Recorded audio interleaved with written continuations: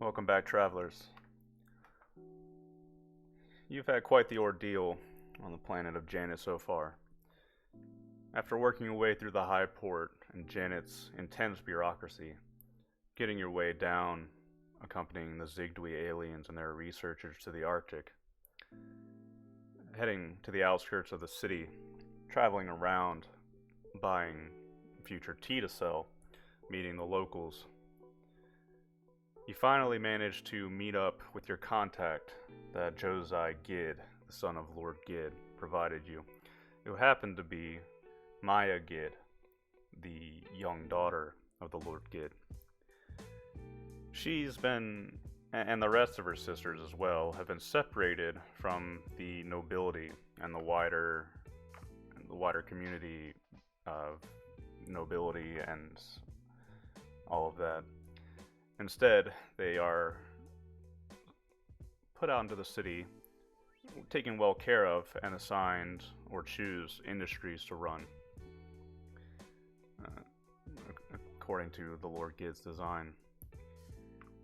She brought you into the city, brought you up into her large condo. Basically, an entire floor of a tall building has been reserved for her, with butlers and chefs and staff to wait on her.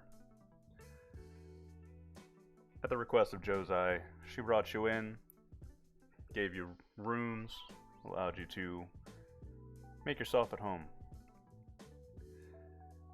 You know that a royal masquerade is happening inside the city, in the nobility district.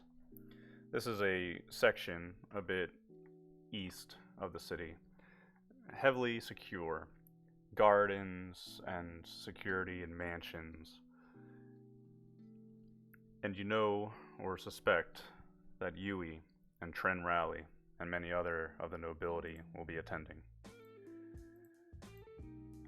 So, what we do now is figure out a way in.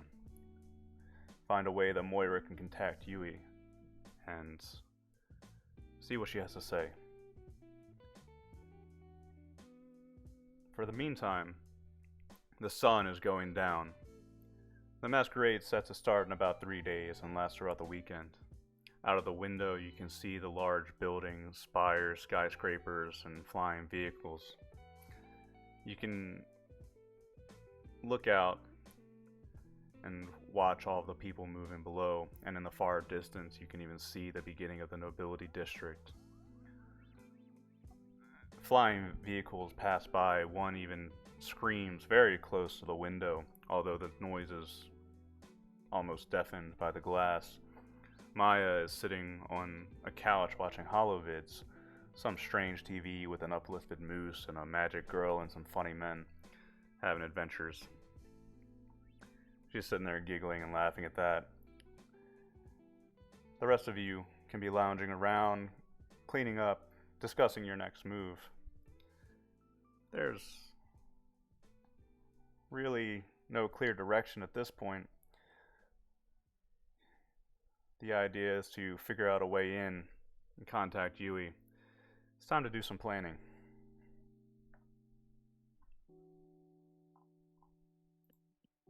Boone is gonna go sit next to the girl and watch whatever she's watching. You can watch it with her. It's some kind of strange holovid show that's it's just one of many, flipping through the channels.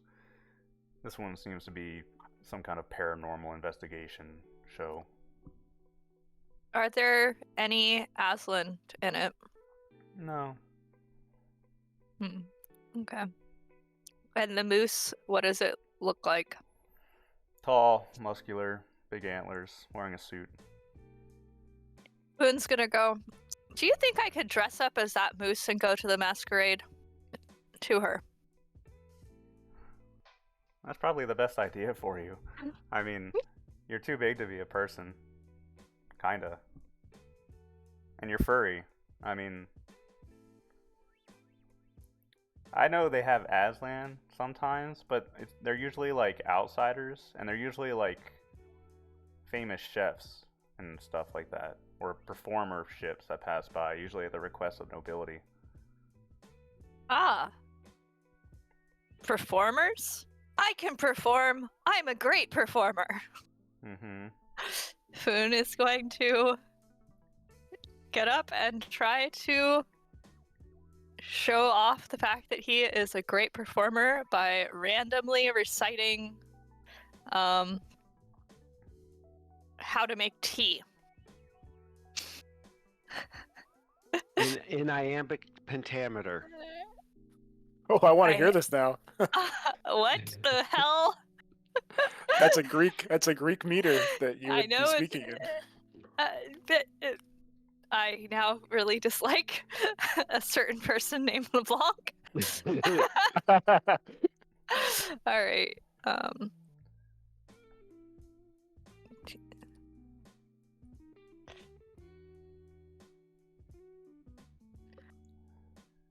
Here, Foon, let me help you. I'll get you started. I like pouring your tea, lifting the heavy pot, and tipping it up so the fragrant liquid streams in your china cup. Or when you're away or at work, I like to think of your cupped hands as you sip of the faint half smile of your lips. Really? You guys are weird.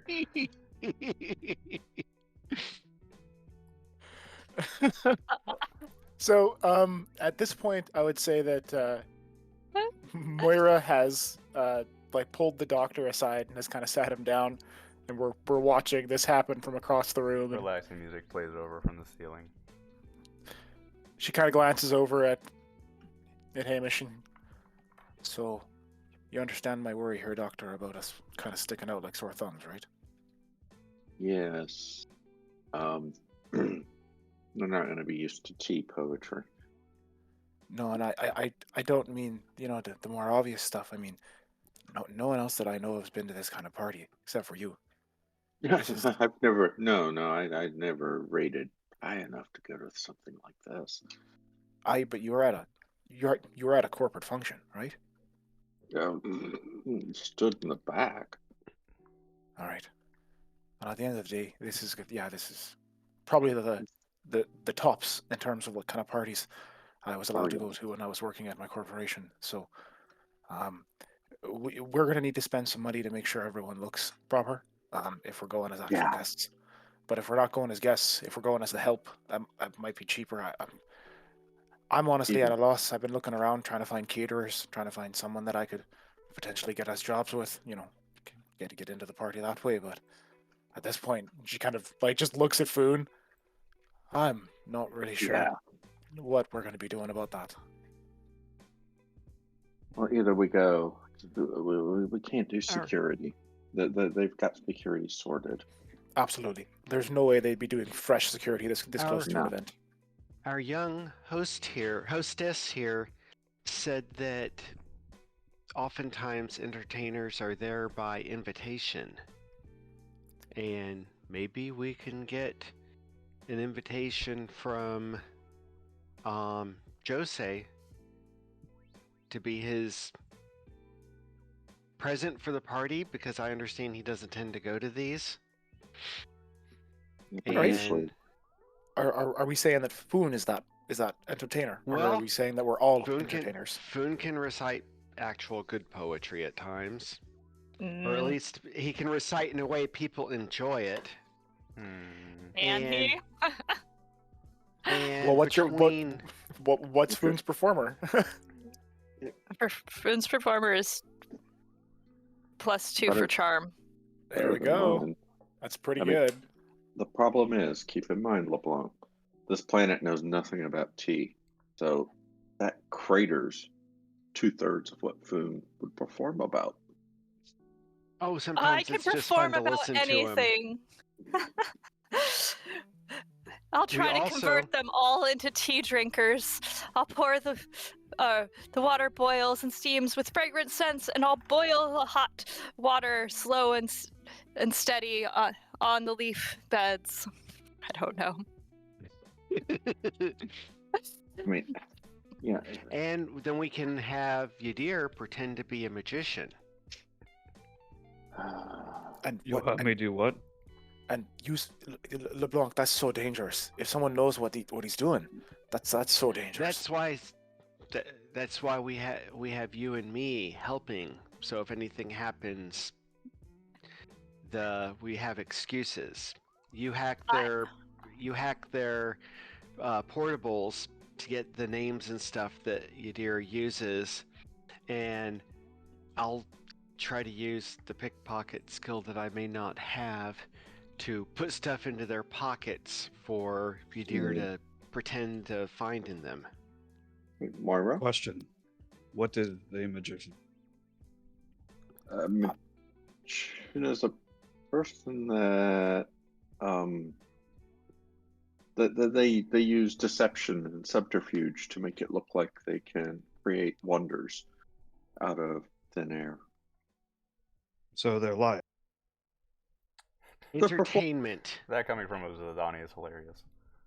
They are pretending that they are powerful, and like you should be honored, because obviously it is the greatest form of emulation, is the greatest form of courtesy. No, that's not correct. The word to describe it, Yadir, is usually magician, but they usually prefer illusionist. Depends on what they do. It depends on what they do. Yes. So they are people that use subterfuge and sleight of hand in order to give off the illusion of power. Sure. Yes. Yeah.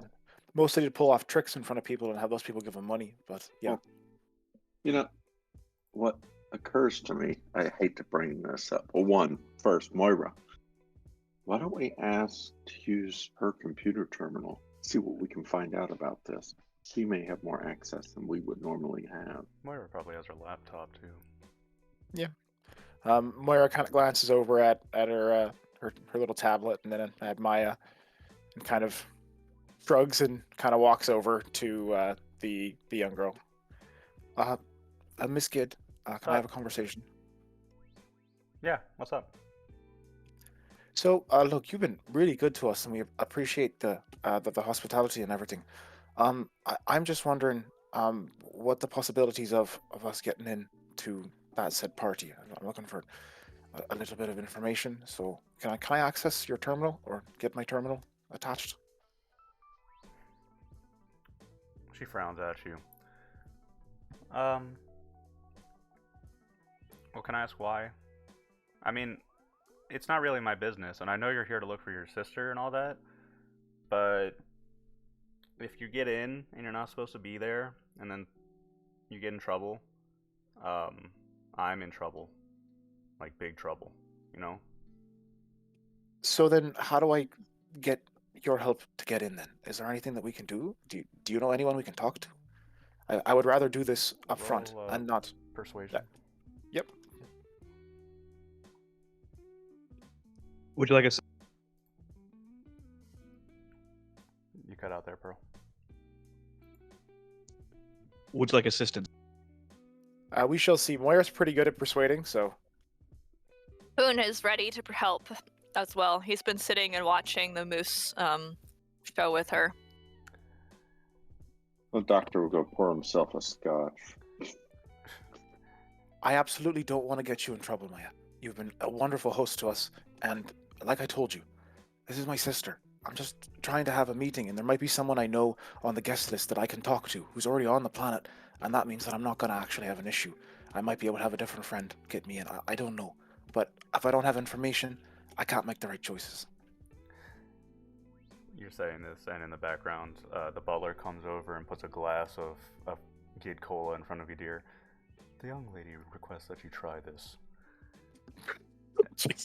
And Maya looks up at you, Moira, and she frowns as you say this. Okay, I get it. Yeah, you can use my console. I mean, I can give you some pointers. I'll take it. I'll take anything you're offering. Orange Glow 5, it's a big restaurant. And she actually points over to one of the tall skyscrapers. It's up there.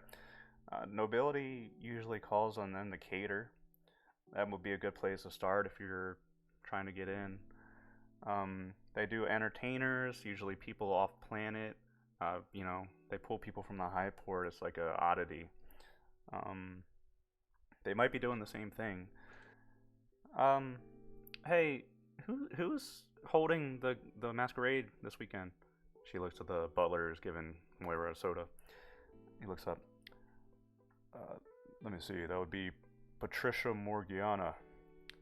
Oh, God, I hate her. Okay. Well, she's kind of like a... And she leans forward. She's kind of a bitch. And they're really kind of worthless people, in my opinion. They spend a lot of money and do a lot of frivolous things. The only reason they're nobles is because they're descendants of the original settlers. They like to fight among each other a lot. She gets into fights with Rolf Max a lot, too. One of the neighbors. I don't know. Maybe you could pose as nobility, but that would be pretty hard. You would have to do a lot of begging to Josiah or someone else to do that. I don't know. I mean, can you promise you're not gonna do anything bad? Like, if you hurt somebody, like that would really come back on me pretty bad. Mara kind of holds her hands up and just kind of gestures to the room around. The only one of us who has anything that can defend themselves on this planet is the Aslan, and well, you know Foon. I don't really think that big kitty cat's gonna do much. Well, Josiah didn't say that I couldn't help you with your things. I imagine he's keeping an eye on you, so I'll help you with whatever you need. You can use my computer if you'd like. It can connect you to that, the wider internet. Like I said, though, I don't have nobility access. That's not something I can do. What? You talked about the restaurant, and that's good enough for me. I'm sure I can get myself a reservation. Maybe a few of us can go down for a quick chat, see if I recognize anyone, or see if anyone pops up. But thank you, Maya. Seriously, this is very helpful. See if they want to serve glowing tea. Obviously, we should have our first expedition into selling it here. It's homeland. They like weird things, so if you give them something weird and entertaining, they might like that. Yadira is looking at this Coke bottle, just like, this is weird. It's fizzy. Looks like Coca-Cola. It's got Lord Skid's face plastered on it. Moira This kind of is a drink sips. that is infused with gas, correct? Moira kind of sips at the bottle and burps slightly. Yeah, that's the one. And it's non-poisonous. Yeah, dear, I just drank it in front of you, so well, actually, no, that's not a good recommendation. I've drunken other things in front of you before. I would say you're drinking firewater in front of me. Dear, it's fine. No, it's not firewater. Don't worry. He smells it and he goes, "It smells very sweet." If you drink it for too long, it'll rot your teeth, but that's about it. So it is a wives' tale. No. Doctor, I've been on some planets where it's like basically what water is to most folks, and I would say the teeth thing is not yeah. Just make sure you brush your teeth after you drink it. He takes a sip of it, and you can see him kind of go he starts kind of smacking his tongue against the roof of his mouth. He's like, It is very interesting. My tongue feels like it's popping, and there is now a film of some sort of substance on my teeth. When you put it like that, it kind of makes me not want to drink it. Was sugar put into this drink that made it this sweet? You're lucky if it was sugar. Or something. While it does not taste deplorable, it is not a sensation that I find appealing. Well, that sucks because you got a lot of bottle left to go. I understand. As Yadira then fucking tips all the way back, swirls the bottle, and then starts chugging it as fast as he can. Don't. He then when he finishes it, he all of a sudden kind of feels he kind of holds his chest a little bit. He goes, "There's and then also he like burps out like a really long burp, and like then he covers his mouth. He goes, "Forgive me, that was very rude." Maya starts clapping on the couch. Mhm. That was impressive. If something is a non-enjoyable task, it is to get it over and done with as quickly as possible. Self-torture is often not what's needed. Wait, are we torturing people? I don't like torturing people. I would rather make No, tea. Foon, we are not torturing people. It was an expression that I've known from training that if you can get something done quickly with the minimum amount of discomfort is generally the best way to do something. Like sticking one's hand in a flame quickly so you do not burn. That's Wise Don't words. try We should that, Foon. we should try this. Let us set a little fire. Okay, wait. There's some alcohol over here. Foon is gonna go No. get Foon, some Oh. no. Oh, fire. No. alcohol and pour it in a little dish. You guys are so weird. And then he's gonna try lighting it on fire. But is there any candles or anything in this room? I think the butler would come and take it from you before you tried that. Thank you.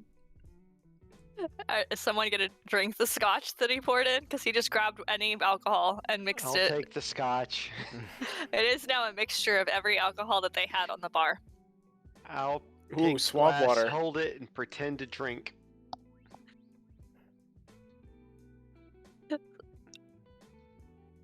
Fine. Moira just kind of laughs to herself while beginning to fake resumes for different cooking positions that we could get in with the caterers. Yeah. Well, I Well- can't cook, but Wouldn't we want to be more servers or entertainers where servers. we're Oh, actually no. getting to see the guests? Yeah, no, that's a better plan. I'm thinking back at the house all the time, and she goes to switch up the contracts to make sure that we're all servers. yeah, servers. Moira, while you're at it, see Foon is if you probably a can weird get- server to have. That's why I thought entertainers for at least some of us. Well, Then, yeah, no, entertainer for some maybe. so then Foon definitely an entertainer, but for everyone else, would they say a server, or do they think there's a different Foon, role? Yadir. Foon can Foon pretend and to be Yadir a is tamed lion. entertainers. Okay. Oh my god.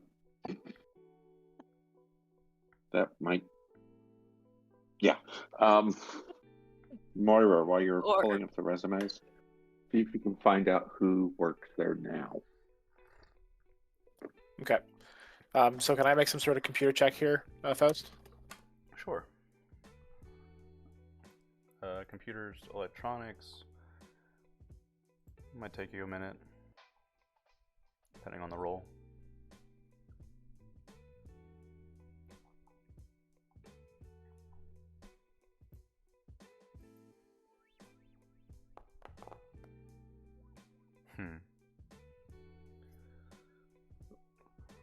Moira, given the name of the restaurant, you can look it up quickly on the free internet, and then it's just a matter of hacking your way into, their employee list.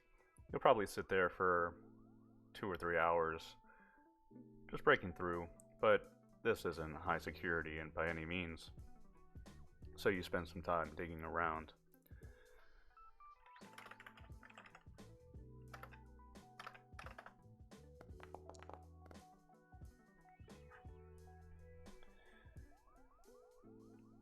You access the employee list, and you can make a note. I mean, they have head chefs, caterers, servers.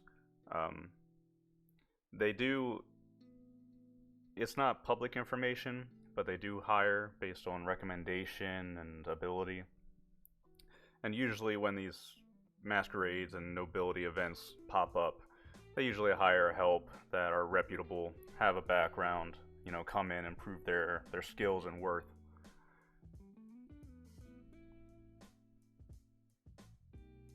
Okay.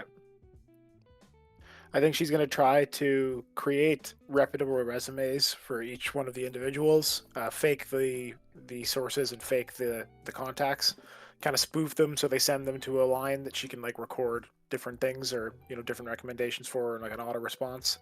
and then just try to build up like a fake profile for the rest of herself, for herself and the rest of the party. Because she has 3 days, she might not be able to finish, and then we might think of something else in the meantime. But this is like her only kind of fake legal way. Sure. That's probably going to be admin education. Okay.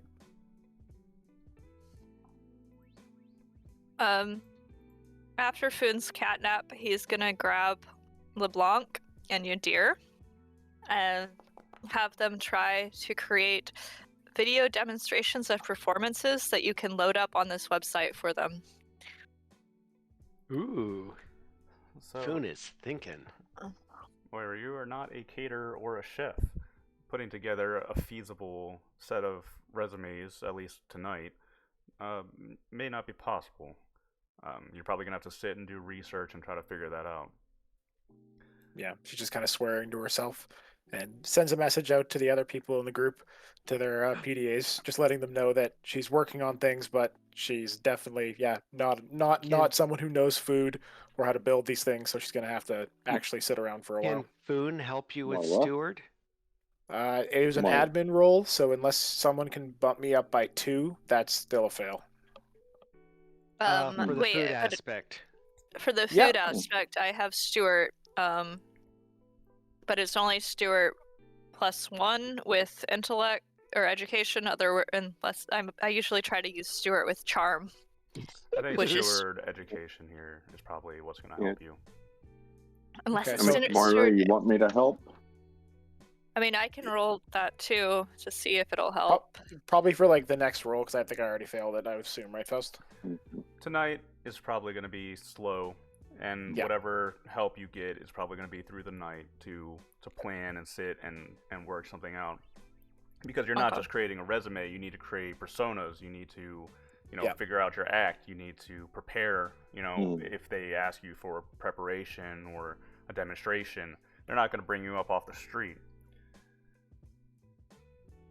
That's one way in, but you're going to need to That's prove your why- skills.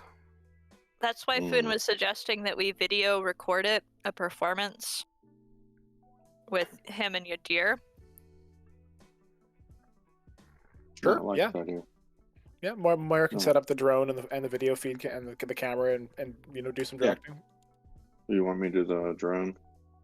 Yeah, While you're absolutely. All right. Well, And we need I to come can- up with an actual performance.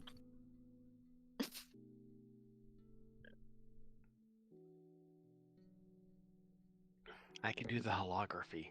That's what I thought. You could do that. And I mean, Foon the was gonna. performance. Why not make the performance part of what we've done thus far? Just make it over the top, almost parody.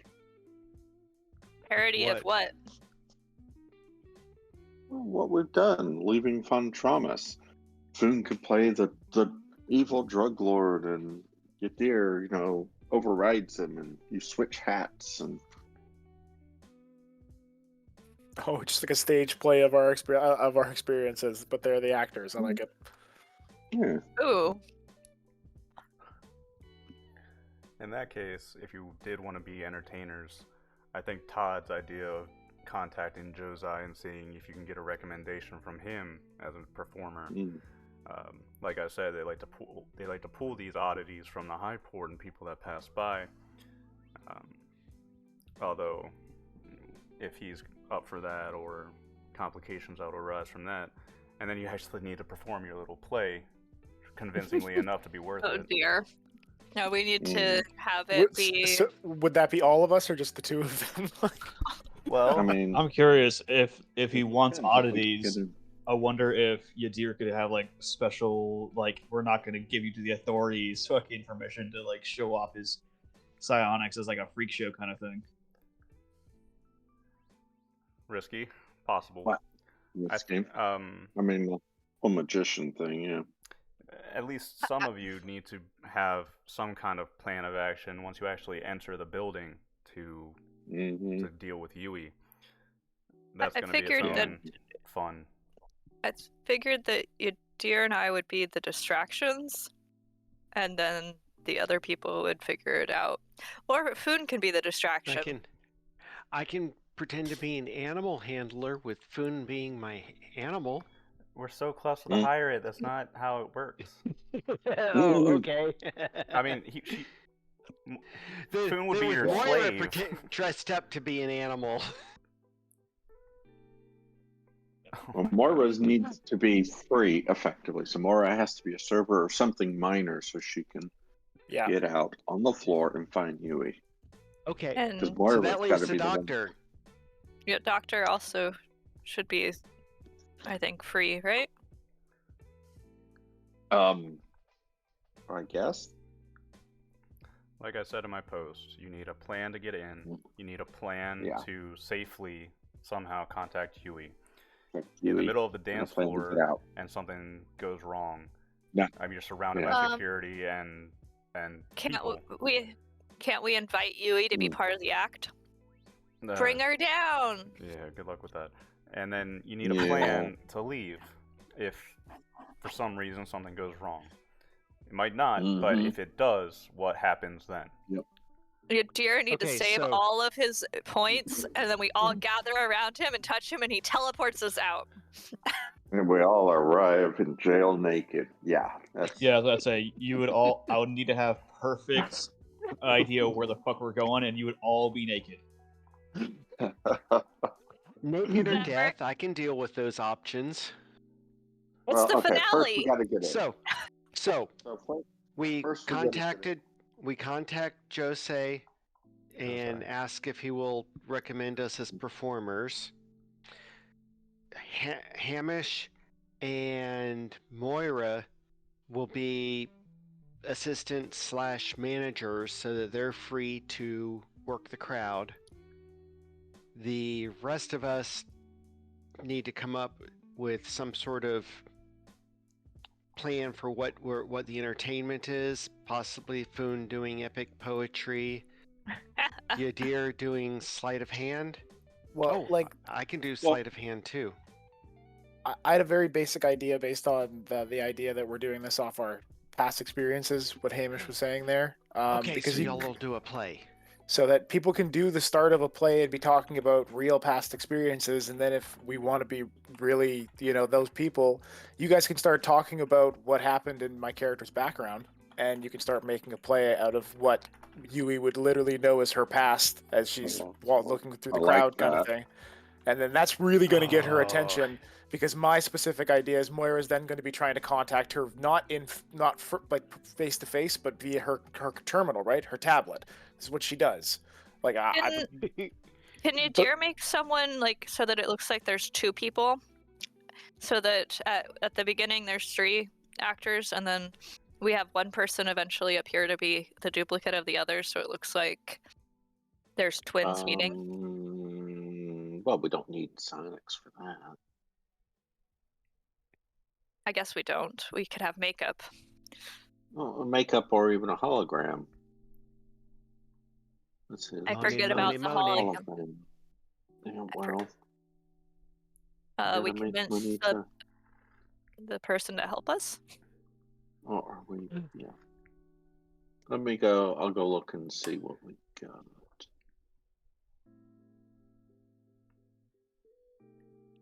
But yeah, that was my angle on the plan. Just to literally there's this little small performance where you would talk about some sort of part of the clone program, probably the end when everyone was released, and it's not going to make any sense to anyone but Yui. She's the only person who's going to know the real context and significance.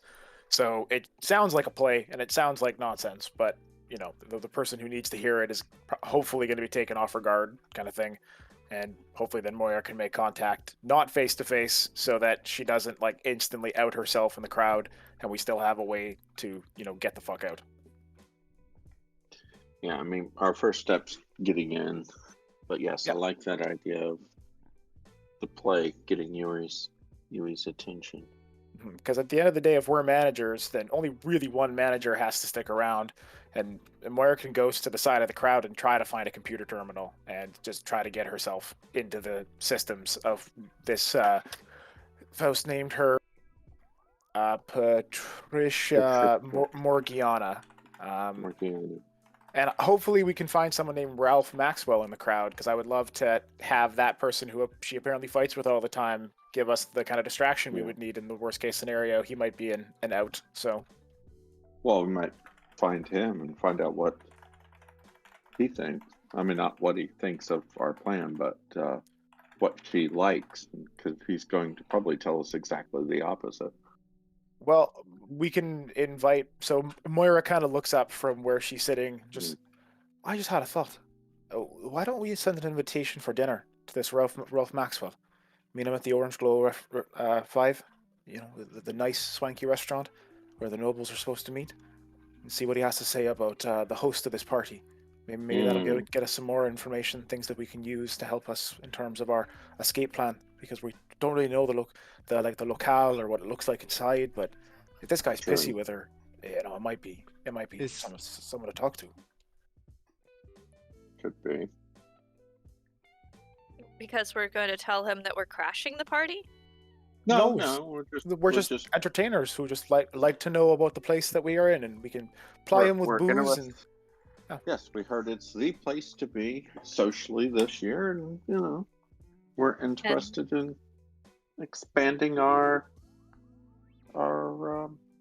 contacts, our reach.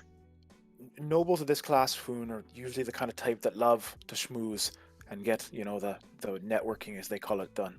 But for us, you know, we're just going to be pretending that we're performers that are really trying hard to get into the program. And who knows, you know, if he has some information that'll help us out, because he doesn't like this woman who's hosting it, you know, let random people who get in, who knows. It's just an angle that we can play, because we got 3 days of time to prepare for this. 3 days to do this, yeah, right. So, like, a lot of ideas can be spit out in that time for us to try to figure out a good way to make this work. I still think contacting Josai is the first plan. We have to see if that's even gonna be possible. Do we want to pre-record our play for him to see? So that we will have practiced it at least once too. Well, Moira can write something as she took art for the right thing last time from when she failed the last session. I think we all took performer. That's why it's like performer. That's awesome.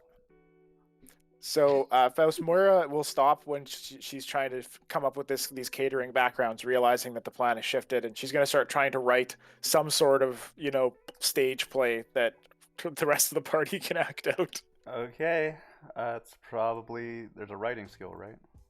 Oh, yes, there is. I think that's probably what we're looking at.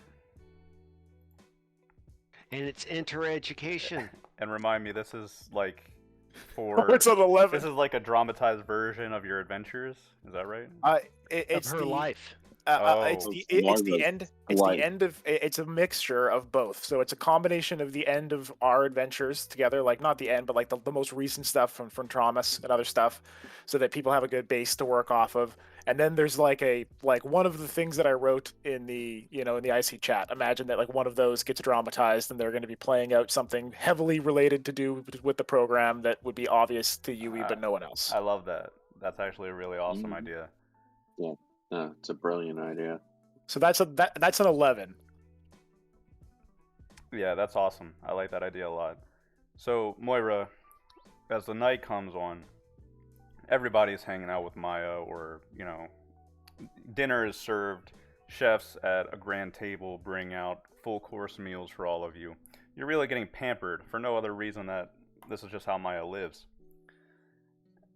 And you spend the time, Moira, brainstorming and writing your story, your play. You know, the creative juices flow for you, and relating your knowledge of the Iskander program and the general knowledge of your sisters and the adventures that you've had since Von Traumas that really don't need that much dramatizing anyway. It all comes together. You spend the night and inspiration hits you. You think you've got something pretty good here. I think we can go ahead and probably roll like a +2 or something when performing this, just because it is quality, I think. And what we've done. Yeah, it's not a bad idea at all. And So I think by 3 o'clock in the morning, you have something that you could show to the others that might be enough to get you, an audience. so as Moira kind of staggers back into where everyone else is either half awake or sleeping on couches or whatever. All right, it's done. You guys can probably read if you want now, or read it in the morning and start working on your parts and stuff. I'm gonna try to get a meeting with that Rolf guy tomorrow at the restaurant. See what he has to say. I'm sleepy though, and she quickly moves into a side room and passes out. Going back in time slightly, can the rest of us be ordering the equipment needed for the play, like the hollow suits? Oh yeah, it's a good whatever, idea. or disguises or whatever that we'll need. Sure, and Maya would even point you towards the butler. This is Mikkel. Hello, Mr. Butler. And he's a grim kind of man. Maya is a very cheerful, carefree person, so it tracks that the person that is most assigned to guard her is this grim, aged man, and he'll speak with you. I see that you really are going through with this idea. I know that Miss Maya has already told you this, but if something were to happen, and it would reflect badly on her, there would be no mercy for you. I hope you understand that. We will make Yep. it clear. It'll be an understand. awesome performance. Everyone will enjoy it. It'll be the best thing ever since tea. Because nothing's better than tea. I am bound to follow her word, so I will do as you ask. And he will point you towards different places in the city that you can travel to. Pick out masks for yourself, pick out clothing. It's all kind of extravagant and funny. Ballroom dresses and big funny masquerade masks and the whole ordeal. And it's not going to be cheap either. Mm-hmm. We're probably looking at, maybe 600 to 1,000 for each person to get fully dressed up. Does the girl want to join us? Shopping? Both in Performing. shopping and in performing. She can't come with you. That's the only No. thing. She is absolutely bound to not participate in any nobility functions. And there's reasons for that, mostly because nobility here is completely worthless. These people are rich, they are secure, they have grand, houses and gardens and can eat at the finest restaurants, but they have absolutely no power. They are just merely descendants of Lord Gid's crew, which buys them a special place in his heart, if you can imagine it. So, no, she cannot come with you to perform or anything in the nobility district. But she can help us get the costumes and get the correct... She would absolutely love to come shopping with you. Right? Sounds like a good time to her. Well, Foon's gonna go suggest it to her. Yeah, absolutely. And, she'll happily agree and then cancel all of her tutoring sessions for the day, which is about an hour long, backroom conversation with the butler that you can hear through the door for yelling at him because you don't want to do tutoring that day. Mm-hmm. But he relents eventually, and she steps out looking like she just defeated a dragon, puffs out her chest. Yeah, let's do it. We can take my car. Wonderful. Where are we going? And like I said, there's multiple different shops that you can visit to buy your equipment. Maybe do some brokering checks to see how all that goes down. So on the heavier side than doing the math you gave us, that's like $3,000 for each of the performers. And then how much would Moira and the doctor getting like nicer manager style suits cost? Around the same, or? $3,000? I thought it was 6 to 1,000 per performer. Right. Okay, but like, which performer is paying what then? Is like Foon paying more because he's got more stuff to cover? Or? Yeah. Do you have a hollow cam and everything else? That'll depend on our broker roll. Okay. Okay. Can I do broker with charm? Or am I gonna need to do broker with something else? Because it does have charm as an option. Yeah, I think talking with the store owners and doing all that might be charm. I think that's acceptable. I'm gonna try doing it. Ah, it didn't roll. I did that wrong. Womp womp.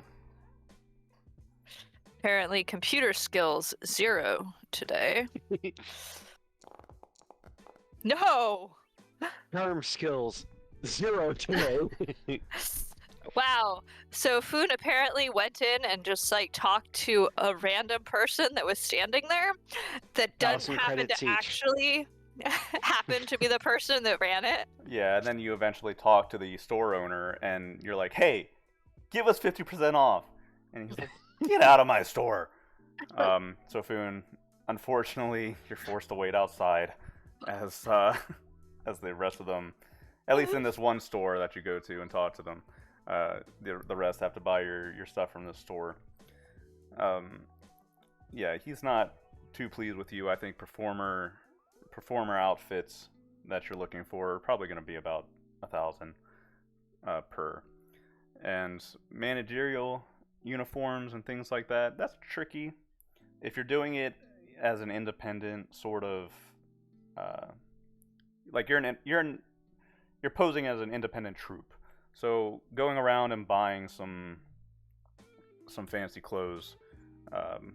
Would somebody else want to try a broker check for that?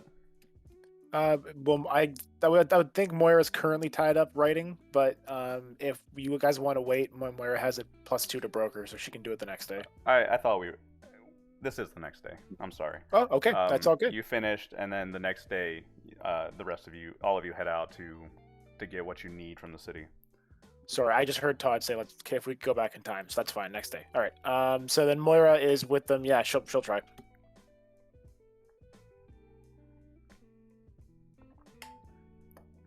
Boone just failed at that. Dun dun dun. Moira didn't. Denard did awesome. Moira, coming into the high-end clothing stores, picking out suits or fancy clothes that would fit the occasion, as well as your masks. You meet a nice man who is shocked by your height and your strange appearance, but after he gets over it, he's like, I would love to tailor your clothes. That sounds like fun. And we're probably looking at about $250 for whoever's going to be wearing these clothes. Okay. And then can I assume the same for the doctor, or everybody? So $250 per person. Okay. Sweet. Custom-made, high-end managerial clothes for your little troupe. That sounds right to me. And the rest of you... Question. Go ahead. If we are playing ourselves, why do I need to dress any different than I dress now? Because it's a masquerade party. You look like a miner. You got overalls.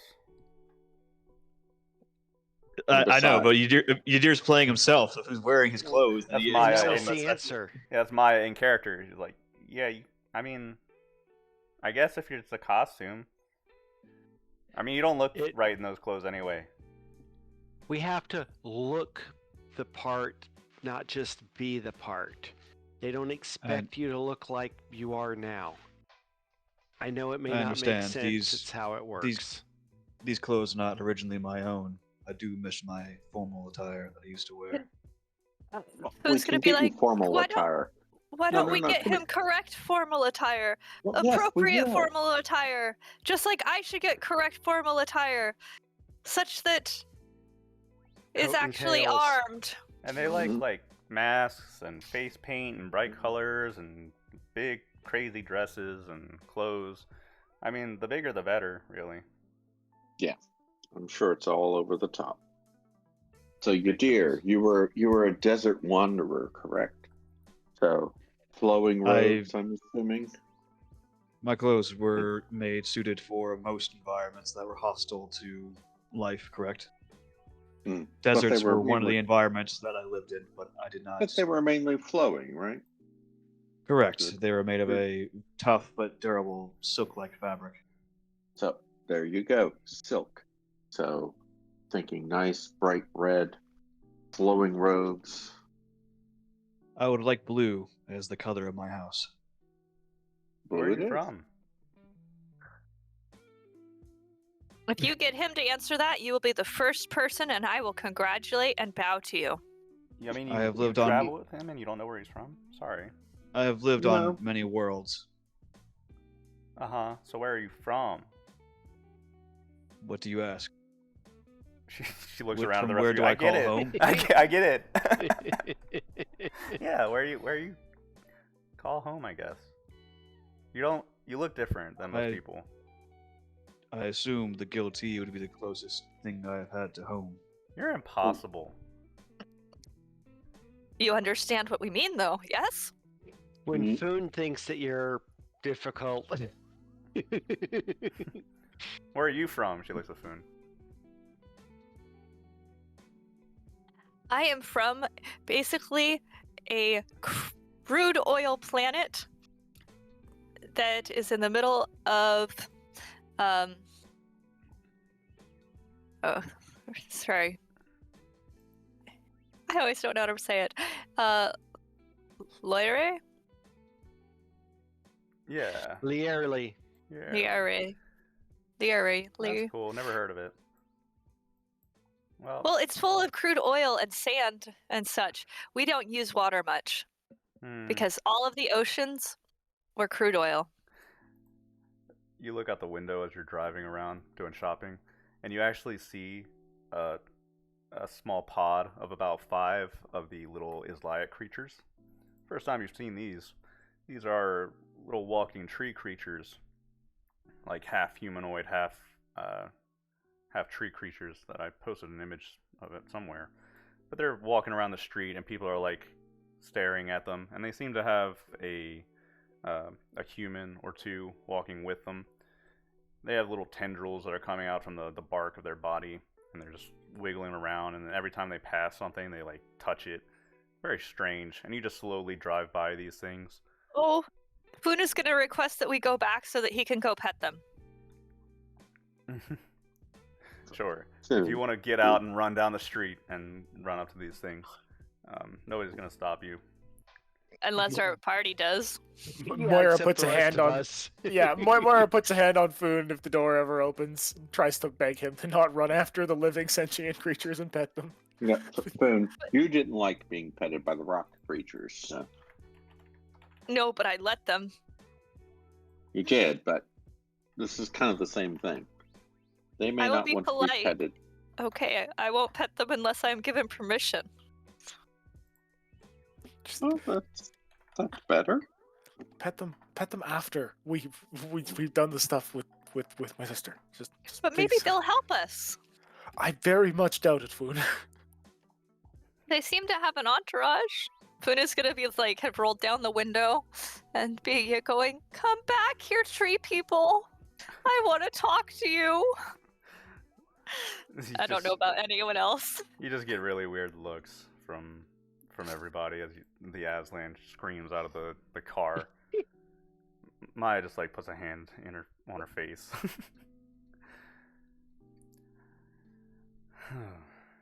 Well, shopping gets taken care of. You pick out the uniforms and masks. Like I said, they're very extravagant, very silly. You're probably going to feel very goofy wearing these. And this brings Boone you is to not. about midday.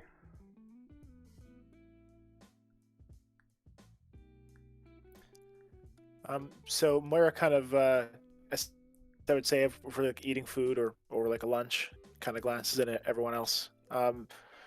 She waits for a moment until like Maya leaves the table to go to the bathroom or something, and then just kind of asks the group, "So, are we gonna try to talk to that neighbor, or is that a no-go for people?" I say we do it. Be good to know what his stance is. Why would we want to talk to the enemy of the person that this- we're trying to entertain? Because if everything goes to hell, he might be our only ally.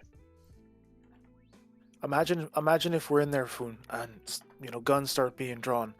There Oh, could be God. someone that there could be someone in there that we sweet talked at a dinner who could stand up for us and say that we're good people. I'd rather have someone, random person in that room, with us and not with Huey. Because, yeah, we don't know how Yui's going to respond. I'm trying to be positive about this, but like I said, last time that Shouldn't we try to find more of her friends? For the person's friends and get them to like us? we don't know who she's friends with. Maya was saying that she's a rotten soul who's just kind of not really nice to that many people. I don't really think she has a fantastic number of friends. I think she's got more enemies. And her neighbor is probably the person who has to deal with her the most, frankly. You'd be surprised how often having someone next to you who's a bad neighbor can really ruin a domestic experience. Oh, yeah. That is why there are clan feuds, and we just destroy them. Well, the high rate is a bit more direct, I suppose, than Humanati society. That is because you are all very strange. I kind of argue with you there. Okay. Foon Yeah, I is say we gonna talk to him. Foon is gonna use his tablet to search up stuff on the tree people. Sure. They're the Islai. If you Google the Islai dominant, it's pretty much exactly what you get. So I think then, Faust, the only thing that I would try to do, or Moira would try to do, is draft an email or some sort of message to Rolf, inviting him to a dinner at the restaurant on us. It's not quite that easy. No, okay. I would say that you would have to get a direct connection or somebody higher up than you, and probably not Maya, to reach him. Okay, so maybe we include in our final, after we produce the video to Josiah, that we would like to have maybe a meeting with. No, that'll let Josiah know. Okay, thank you, Faust. That's good information.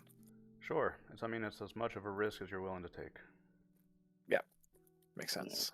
We are willing to risk it all. I say we make friends with the tree people, and they will get us in. Everyone must welcome trees. Yeah, no. I'm gonna ask if they're going to the. No, whatever. They're not going.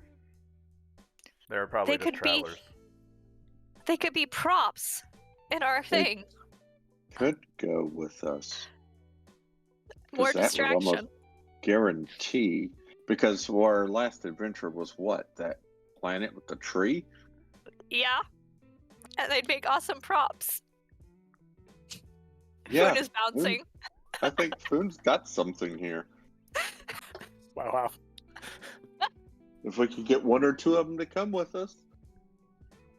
Something new, something exciting. They get to see the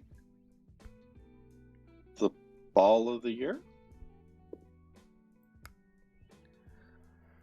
Okay. So I'm thinking about it. If you want to go speak to these Islai, that's your choice. Moira, brainstorming, a couple things that will immediately occur to you.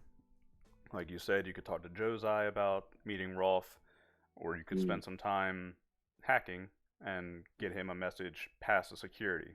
The reason I say that it's not so easy is because information coming in and out of nobility circles is difficult, and without any kind of real purpose of existing. He doesn't run a company, he doesn't do anything worthwhile.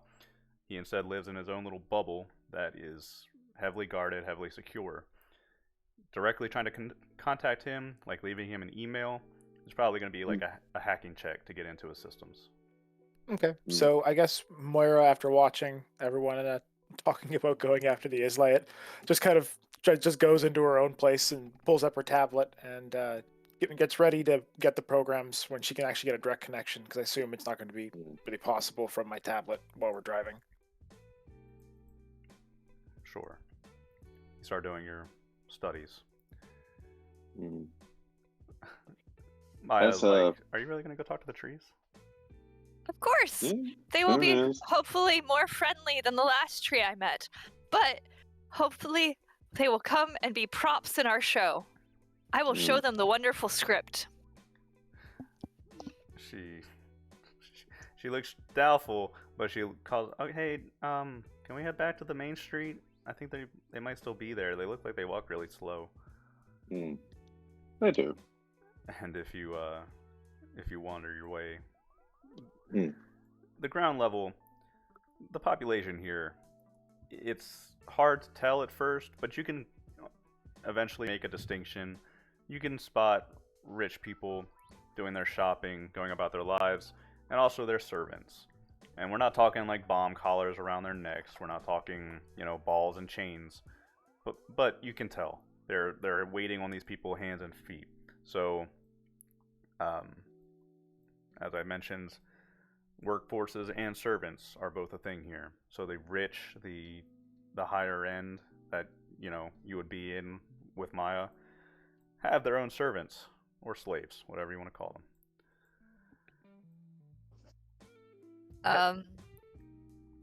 You can find. I'm sorry. Go ahead. Oh, food is going to be vibrating slightly. Okay. You can find. Well, go ahead, Hamish. Well, I was just going to say, I'm going to work on Plan B while they're doing all this. Okay. I'll be looking up resumes and stuff for wait staff. Okay. Right. So. You can go ahead and try an admin roll, Hamish. And Okay. Foon, the car eventually stops at the side of the road in front of a large shopping district. And you can step out and you can see the pod of 5. They're about 3 or 4 feet in height. They kind of look like trees, but they have 4 legs that separate out from the bottom that they walk along with, and they have tendrils coming out of the trunk of their body, you could say, and they are just writhing around, looking kind of uncomfortable. And nearby, there's a human that's he stands out. He seems to be some kind of professional, and he has a tablet that he's just working on as they're like dipping their little tendrils into cups of coffee or soda or something, and just being weird. A lot of people pass by and are like staring at these things just as a strange oddity. Foon is gonna wave at them and then walk up to the person that is with them and ask if it is possible for him to talk to them because he has a business proposition for them. Sure. He looks up at you. Yeah, of course. I can talk to them. It's very difficult, though. You see they have these patches on the sides of their body. Typically, from a distance, they release, pheromones and other kind of chemicals that they can communicate with. However, we've managed to sort of replicate that with the use of electricity and also various technological tools. And he shows you a little, square box that he has. It's a time-consuming process, but we can communicate fairly well, and they're very intelligent creatures. It's just a bit of a barrier to speak with them. Oh, are there other ways to speak to them more directly? No. That is sad. Foon is gonna look at you, dear, but then go back to talking to the guy and be like, so if I have a business proposition, we have a play that we're wanting to give on, and we were hoping that they might be willing to be part of it. At least one of them. A play? Yes, it's about a psychic tree. Well, that's certainly something I didn't expect to hear today. Welcome to OT. I think they might be receptive to hearing that, but we can try to speak with them and see how they fare. I even have you'd have to sign the fact that you wouldn't say anything about the play right now, but I'll give you copies if you sign that. Our person that usually handles our admin is behind me somewhere. Clan female. Sorry. Moira kind of is actively on a computer, trying to type something in. She kind of pops her head up. Sorry, I wasn't paying attention. We need a non-disclosure agreement, please. Oh, sure. And can Moira roll an admin or? A non-disclosure agreement for these trees to not Talk about the play. to not talk about the play to Talk others. about the play before the And play is yourselves. performed. And yourselves. Would Moira have this prepared? Unless you have a chemical kit that, the non-disclosure pheromones, I don't think that's necessary or going to have much effect on these things. And he kind of like looks amused by all this. Should I start the process to maybe communicate this idea to them? Yes, please. Funa's bouncing still. Okay. Moira's just looking back and forth, like stunned that we actually did this. She was just kind of following along behind. Yeah, Moira looks up from her computer. Is like, "There's trees in front of us. Why?" Okay. I don't even know where to start with this roll. I don't know if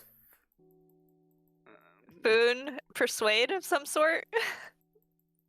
carouse. Carouse. Carouse, and he's assisting you with their process. I guess we can just roll a straight carouse charm. Yes. Carouse charm is at least not something that I have terrible in it. Interesting. Could be better. God. So, you spend a couple of hours, Foon, because he takes a minute to, well, not a couple of hours, like an hour. He sets up these. First, what he does is he removes a little bottle that he sprays into the air. And Foon, with your sensitive nose, you can pick up there's a strange chemical mixture that he blows into the air. And the Islai, they stop. They're wriggling and they're prodding, and instead they turn and face him, as best you can tell. And he waits a moment, and they retract the little tendrils into their body. He then takes his tablet, connects it to the box that he has, and then from there he attaches a pad to the side of one of the Islai. And then he spends, a bit working through his tablet to try to communicate with the Islai. And he's done this plenty of times. He's probably a human that often travels with the Islai, facilitating communication between them and the the wider galaxy whenever they need to expand out from their borders. And at the end of it, you can tell that there's responses coming back and forth from the tablet. And he looks up at you and says, "They seem really amused by that idea. In their own culture, they do love art. They have a terrible fear of scientists and doctors, but they're very expressive creatures and very intelligent. They're very open to new things, and I think they would be willing to accompany you with your little troop. That sounds like an interesting time to them. Although they may not be the best at portraying whatever play that you're trying to put on." Well, they're going to portray psychic trees. Well, they're not psychic, but yes, I think that could work. I mean, they're intelligent and they can react, so they'll be able to pretend to be a psychic tree. You're doing this weekend, right?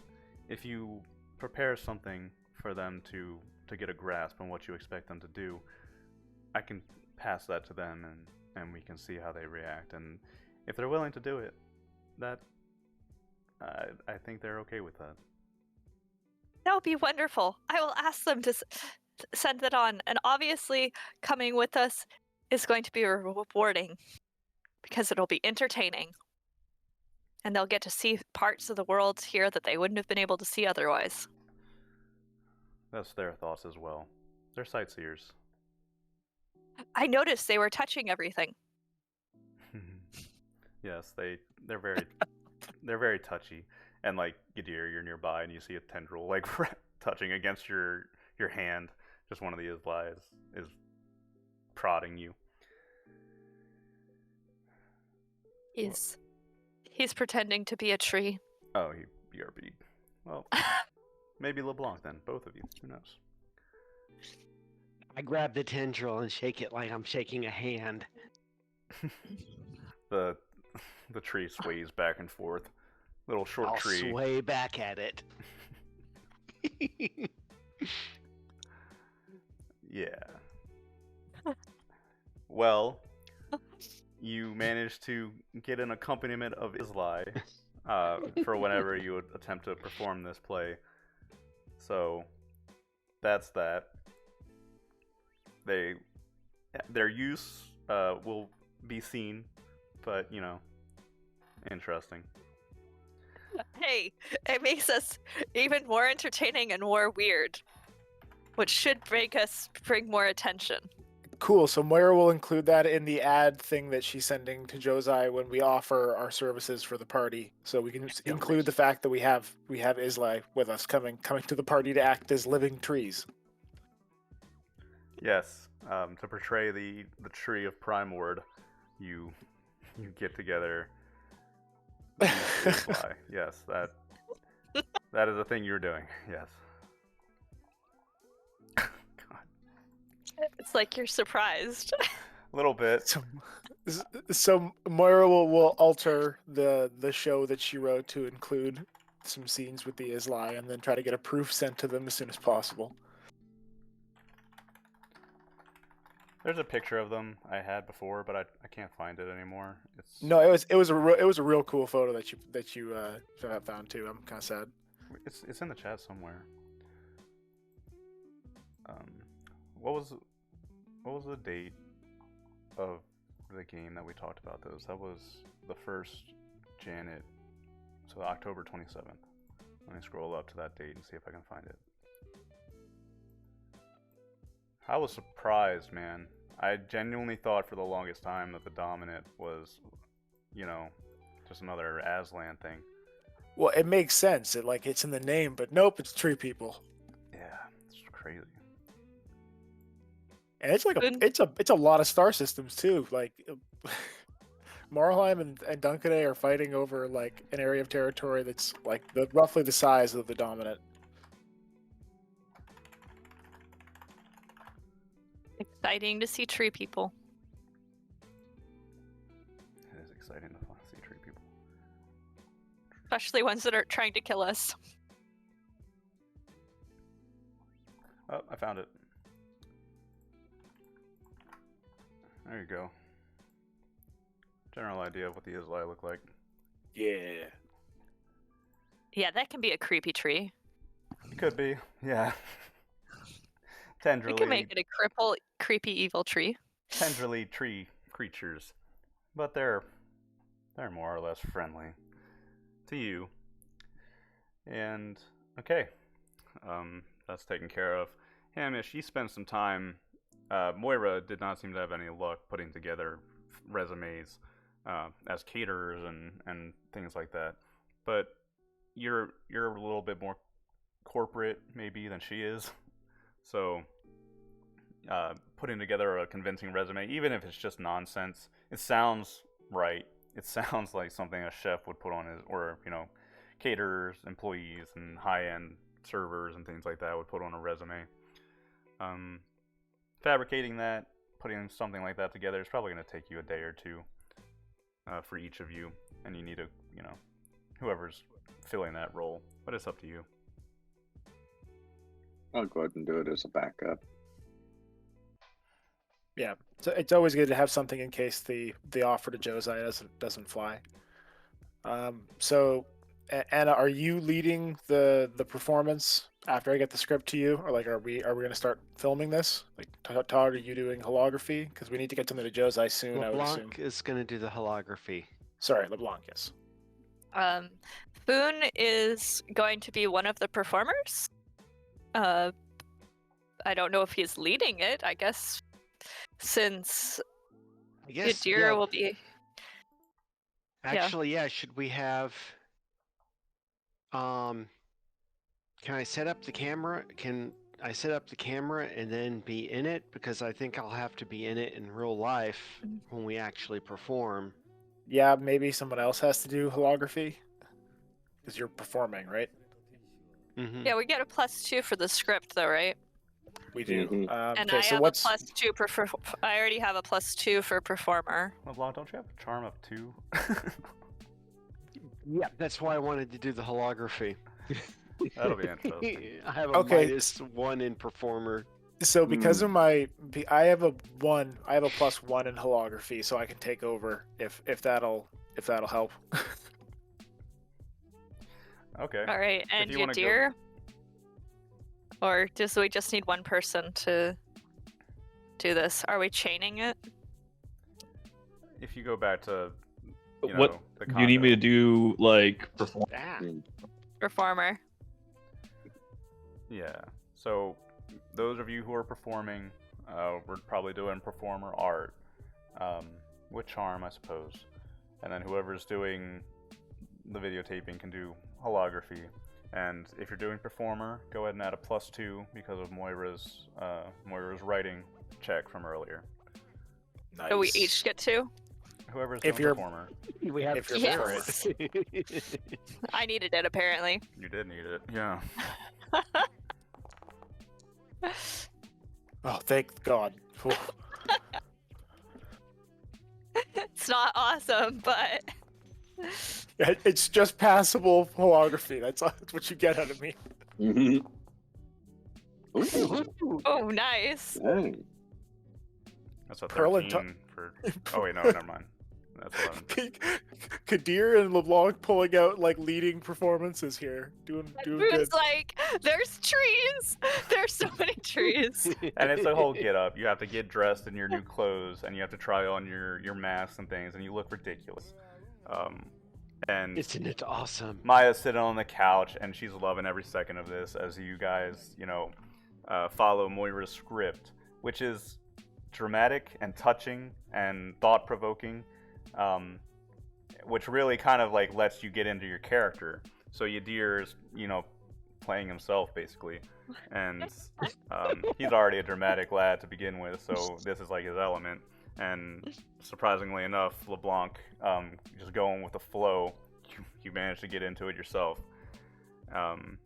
Foon. Yeah. Foon manages, but not as much as he thinks he does. It's passable. And Moira, you're there, doing the holography. And just as a demonstration of your play, it could pass. I think it's got an interesting story at least, and the dramatic touch-ups are good. So you put something together, which now that you've all done it and you get a feel for it, you realize that you're gonna have to perform this in front of people, which will be fun. Oh, good luck, guys. But at the end of it, and probably nearing the end of day 1 here, 2 days left until the masquerade begins, you get this together. And if you're gonna go with this, you're prepared.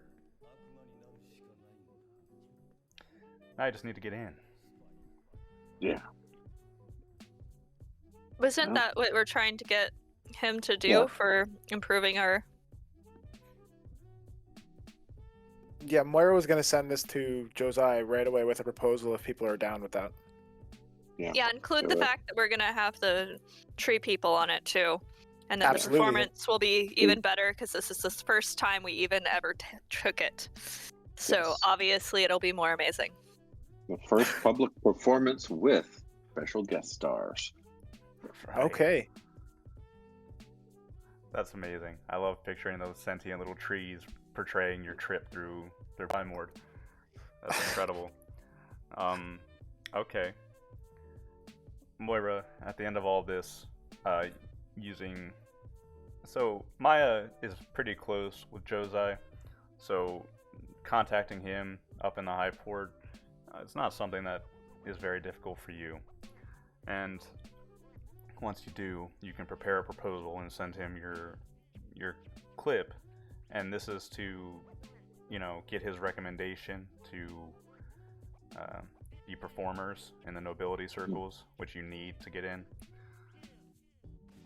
That's an idea. You can go ahead and roll a persuade, and since we put together something that's pretty passable, I think we can go ahead and call that a +2. Sweet, I'm at a +4 then. Go for it. Do you want any help? We'll see how it rolls. Because if it's with charm, I can add a +3 to it. Oh, yeah, someone's got to help. Oh, Foon! All Foon, right, get over here. Moira needs you. Foon is gonna run over there and help assist on the persuading. Ooh.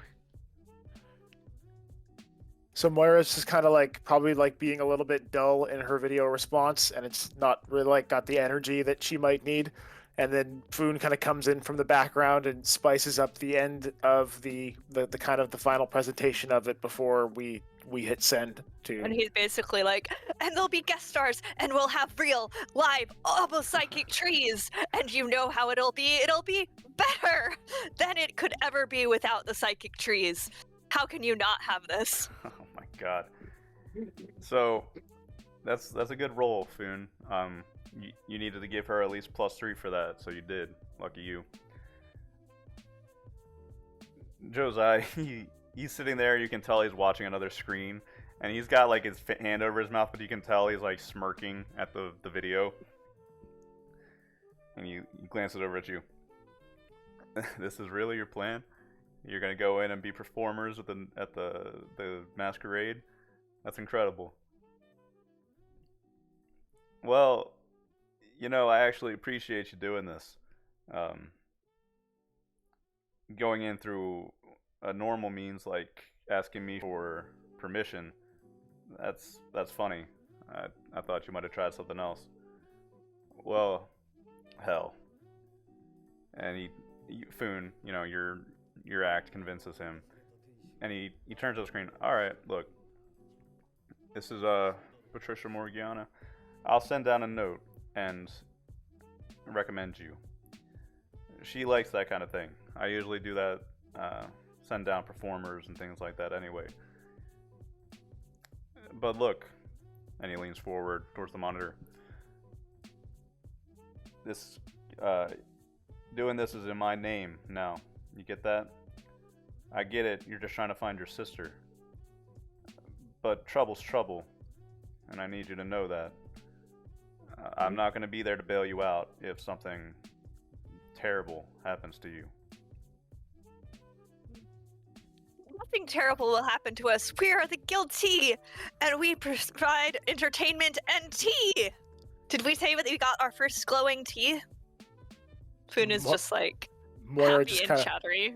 holds up a hand and kind of nods onto the screen and goes, "It's understood, Jose. We're going to do everything in our power to ensure that something like that doesn't happen. We're just here for a conversation and hopefully a nice party." All right. Well, I'll send that paperwork down to you to get you official, and I'll see if old Morgiana is willing to hear me out. If we're official, does that mean that we get badges or something? You'll get an entertainer's permission. You're gonna go in through the employees entrance, and you're gonna be monitored probably by security at least. Will I get it something that's like official and laminated, and I can take with me as proof that has the guild T on it too? It'll be digital. A multi-pass. Foon is like digital. Digital. That's so sad. I wanted something I could hang up on my wall. Maybe we can get Moira to print out a copy for you. Foon goes and sulks in a corner. Moira's already typing it up, just kind of sighing to herself as the calls kind of ended, amicably kind of thing. Sure. Because it's going to be the Guild Tea's first performance. We also want passes, and we should have asked to serve the glowing tea. Or that was what Foon wanted. Is Maya in the room with us still, or? Sure, yeah. Moira goes over and kind of gets her attention and goes, "Thank you so much. And seriously, if you need a favor in the future for any reason, you just have to ask." I don't need anything from you. Don't worry about it. Look, Josai said that I could help you. And if Josai likes you, then I like you. That's all there is to it. It's not like I'm doing anything better. Like school. She gives a dirty look to the butler. He just sighs in the background. So don't worry about it. Moira smiles and kind of looks at the others, and then gets back to her paperwork that she's still working on. This planet is so much paperwork, it's crazy. Getting everything official. And as said, by around, the middle of the night, Josai will send you a message. It includes your electronic paperwork, and he said, I've talked to Morgiana. I showed her a clip of your play, and she seemed to like it. Thinks it's interesting. So, I think you're in. Thank you so much, Josai. That's great to hear. I'll let everyone else know, and I'm sure they'll be overjoyed. Is there an official, is there instructions, as ways to get there? We don't want to show up, in the wrong way. Maya could take you, but she wouldn't be getting you out. No. We completely understand that Maya's position is her position, and she has to stick to it. We don't want to overindulge on the things you've been giving us here. We're still very appreciative of them. Yeah. Well, you might be able to get a personal vehicle in. That would be fantastic. We can put a down payment at least to make sure we're not just, Still have that rental, don't we? I'll talk to the others. I don't want to promise anyone else's money. He looks a little skeptical, but he just nods through the screen. Well, let me know if there's anything else. Of course. You'll be the first one to hear it.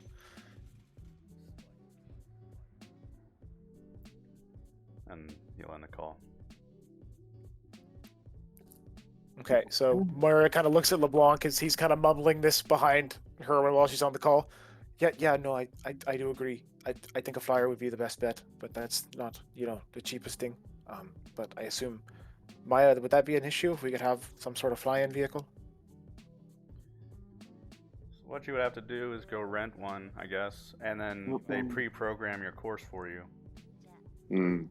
Right. You can't pilot anything here. I forgot. Not the flying vehicle. Oh, That's fine. but I can drive the street one. A sufficiently savvy computer expert would have to program your course. LeBlanc, unfortunately, pilot is not. I think. No, I mean I could. if Moira hand operate a street vehicle. Yes, you can drive a street vehicle. I think if you wanted to that's my pilot vote. a flying vehicle, Moira would have to get you access and set you up with some sort of controls. There's actually flyers, though, right? If he has flyers, shouldn't be They're able to. automated in this planet. world. Oh, Everything's on a system, and you basically just hit buttons and it flies you there, which is much safer than probably most other systems, but still. I can drive. I can deal with that. Yeah. Can drive in theory. Moira's gonna try to not break too many laws in terms of what she hacks on the planet while we're here because of the security levels. So she's trying to stick to stuff just getting us directly in, and would hopefully not want to have to hack into the grid-wide navigational system. Yeah, this is for our exit strategy. I figure being able to hand operate it in case of an emergency on exit is going to be more important than being able to fly away. Okay, very good point. So then, are you saying you want a ground vehicle, sorry, or do you want We us to want still go one for a car. flyer? I'm willing to consider a flyer, but I like to drive. Yeah, and like the one thing that I'm worried about is having Moira trying to do too many things at once and being able to split up the tasks across, because you have a really good drive skill, so we could get a driving vehicle and have let's LeBlanc at get the a ground car. controls. That's Yeah, risky. let's get a ground car. Yeah, okay. Sorry, Faust. Can you elaborate? Well, consider what you've seen so far. You've been through just like 4 checkpoints just to get to this part of the city. Going further into the city, I mean, you're going to pass through security checkpoints and things like that. A ground vehicle is risky if, in the worst case scenario, you're being chased. Yeah. I mean, back out. I mean, Gotcha. LeBlanc Gotcha. could do it. I mean, that's not impossible, but that's the risk you're willing to take. And I mean, it's the same way with the air, but the air offers you a little bit more freedom, I think. Okay, so But then yeah. it's a very good point. I mean, Then with I the think air, they would just override our course and send us where they want us. That's why Moira would have to take manual control illegally. Yeah. in Moira's experience, would she be able to do that with just a tablet and then like be able to give herself or LeBlanc the ability to control it via that, or do we have to go buy a kit that would like put like a steering wheel or something like? I don't see a reason why you couldn't have your laptop. I've got an app on my phone for that. Yeah, tablet. Sure. Okay. So then Moira will work out some sort of program with LeBlanc using some of his expertise for how she'd be able to give him or her controls just from the tablet while getting ready for the eventual job. Can someone else go out and find like the rental that we're going to use? Yeah, I'll go out and deal with the rental. Food will help if you want. He's gonna ask for the biggest one. I just need one person who knows how to use money to go. Like, that's it. Technically, I might know how to use money. I'm getting better. Come on, I have a +2 in broker. I just sometimes suck at it. See, like that's what I'm afraid of. Like, yeah, I don't like bring me the biggest. If there's at least one person who knows, what a deal is, then please, it's fine. Okay. Foon, Yep. you can do it. You can do a broker. Yes. A broker check. And Hamish. I think it's gonna be int this time. Oh, int? Int or education. And, Okay, I'll do it. That's fine. It's okay. Moira, are you still trying to reach out to Rolf Max, the noble neighbor? With us in at this point, I still think I want to. So Moira is going to be trying to hack while they're doing all this, trying to get at least some message through to him. All right. You can go ahead and roll a computer's check. Foon, you stroll into the. Yeah, so it's actually about midway up one of the spires, the tall buildings. You come in and there's actually like an open air section in the middle of the skyscraper with rows upon rows of flying vehicles. And you look around and you're like, I want that one. It's the biggest one. It's like a flying limo. Yeah, no. And Something more reasonable. But it's exactly what we asked for. What's wrong with the limo?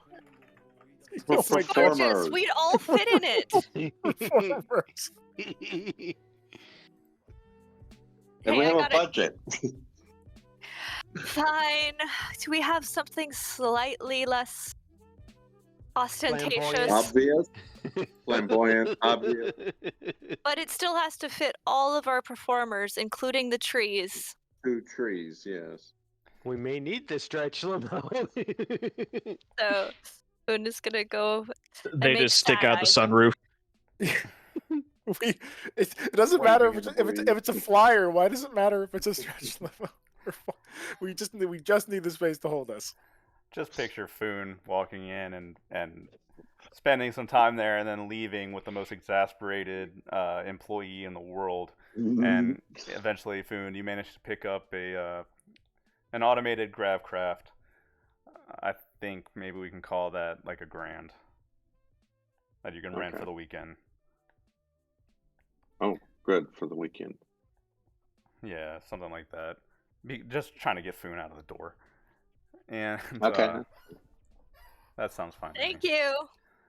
Moira, as night comes on again,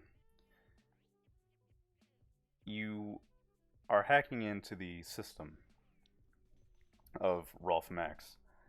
You do some digging. You know, you have to spend some time, locating your route in, breaking through different points, passing your location through different, nodes to obscure in case something goes wrong.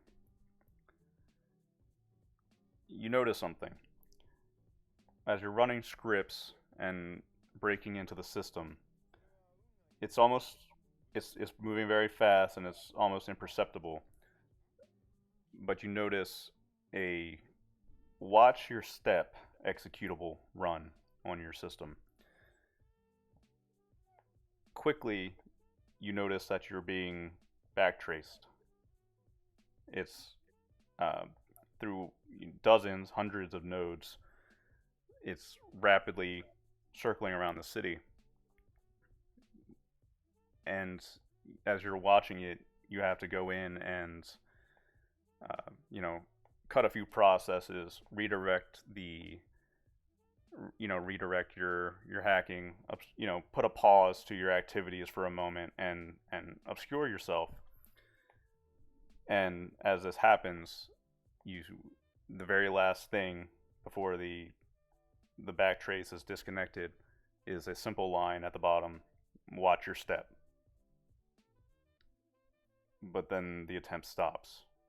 You stayed on top of it, and you can resume your activities. It's unnerving.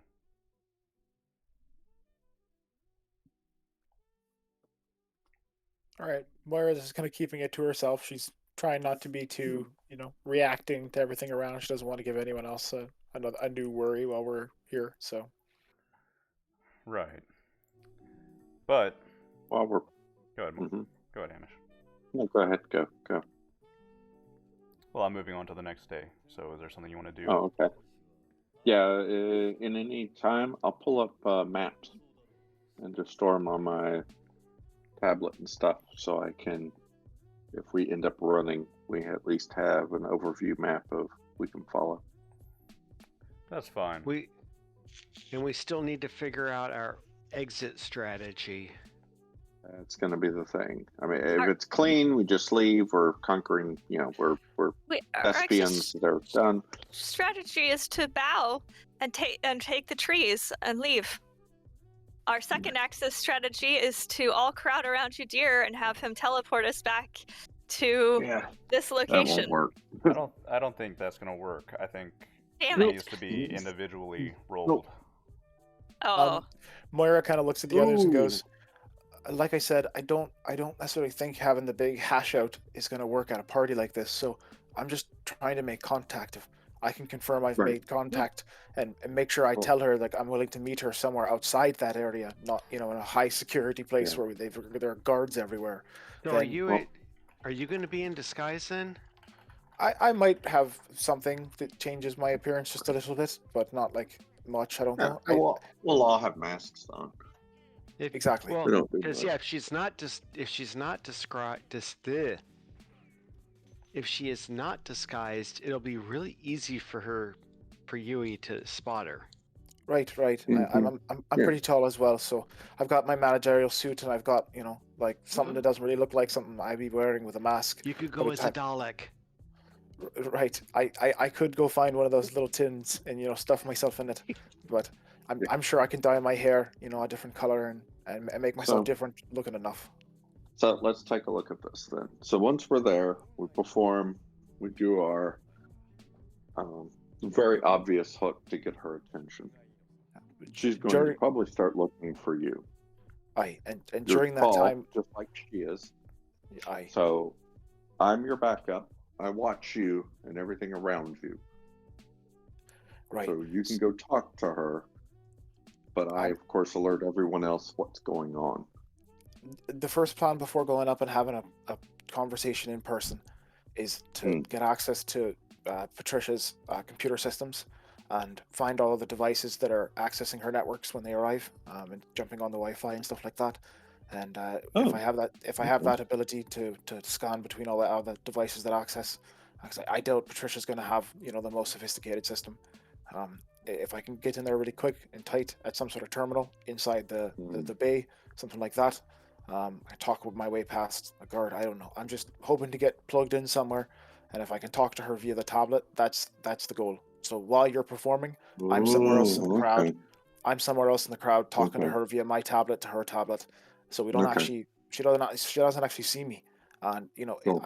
it's last resort that I'm walking up to my sister and having a conversation because Okay. yeah, Well, no Optional problem. But idea, still, planting some sort Still. of device on her, or getting her some sort of device might expedite this process. work. thank you. Yeah. Yeah. So Moira kind of mentions that and goes, I might be able to just like have an extra tablet from one of you guys, and someone who has Yeah. maybe a bit better with the sleight of hand can walk by and deposit that item on her. Okay. Ooh, I got a +2 for that. I want to see LeBlanc dance. This is the ballroom dancing session I want to see. Oh. So I think before the performance starts, LeBlanc, Okay. Moira's asking you to just try to get by her and slip a recorder Right. or device in her pocket so Moira Right. can start the conversation, kind of thing. So we're okay. So fine. We're in the door. We do that. We slip her a device so we can communicate to her directly. I have eyes on you constantly, Moira, in case something goes wrong. And the performance goes off. That should catch her attention. We can ping her at that point. Plan A, she agrees to meet with us. Plan B, she ignores us. Plan C, she goes nuts and starts murdering people. Yeah, no, I'm really, really hoping it's not Plan C. But And C is right out. Yeah, Something out there. So hopefully, of course, we're getting a good reaction. But I'm kind of expecting Plan B. To be honest, I'm expecting that reaction. I really have no idea what's going to happen here, folks. So we just kind of have contingencies and hope for the best. And I think So our we're gonna escape have to- plan is as simple as just get back to our ship and have it fly us back to where it should go. I think our escape Well, plan should our be to escape- make friends. No, our escape plan, and the problem is, fine, if we got to the grab vehicle, if she's really pleased at us and wants us dead, she has the contacts to do it. They won't do it there. They're going to let us get somewhere and then nail us when we try to get back on the Guild T. Why? Why not? She blew a ship in half to try to kill, or sorry. So why the would other she one- not? Why if they're trying to kill us? Why would they wait for us to get somewhere else? They'll just kill us. It's less complicated. Is it? What Foons asked.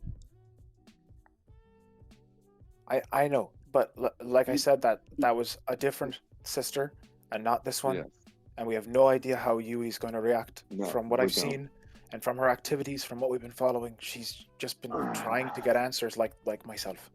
And No, I do agree with what you shared. She does seem to. Yeah. a meeting outside so- this high security area is simply what has to happen. We can't involve other people in my fucking family drama. Clan drama is for the clan. We shall go and Yeah. beat them all up, and then bake tea. I So like this plan. meeting times. Let's talk that. Do we meet? What if she wants to meet immediately? I'm fine with that as long as it's not Okay. in a room filled with other people where there can be other people hurt. Okay. So we'll do it outside or something. Yeah, I'd love to know if Patricia has some sort of balconies so we Okay. could have it So away from balcony. people if Back it- balcony. Yeah. hell again I'm getting in contact with Rolf right now. He lives bloody next door. We could just move it over to a house that's not having any activity. It's safe enough. It's another noble, guarded with their whatever shields they want. As long as it's not, around hundreds of people in masks. Mm-hmm. So, your attempt to communicate with Rolf is probably going to take you about 14 hours to get set. So, the next day, around the morning time, we can call it. Okay, so Moira lets everyone know that despite her best efforts, it's taking a bit longer to crack the egg of getting in contact with the potential backup for Rolf. So she'll be busy with computer stuff for a while, but be available for talking and random questions. All right. Foon, Alright. you can bring your rental craft up to the rooftop of the condo that you're in and have that sitting by. Foon is gonna bring it by and then go, look, everyone, look what I got us! Isn't it amazing? I like to picture you guys are sitting in the condo, and then Foon like pulls up outside of the window and is like, "Wait." Oh yeah, totally. And Moira's stunned and just like, oh, I guess I have to apologize for not believing in him. All right. At the end of day 2, you've got your plan, you've got your costumes, you got your way in. You got the beginnings of the plan, or the workings of the plan to contact Yui. As the third day, morning comes around, Moira, you get in, and you can directly open up a mail communication with Rolf Max's personal mail account, which is surprisingly empty. It has a couple of notes in it, mostly him bitching to his friends about this or that. Not anything of concern, really.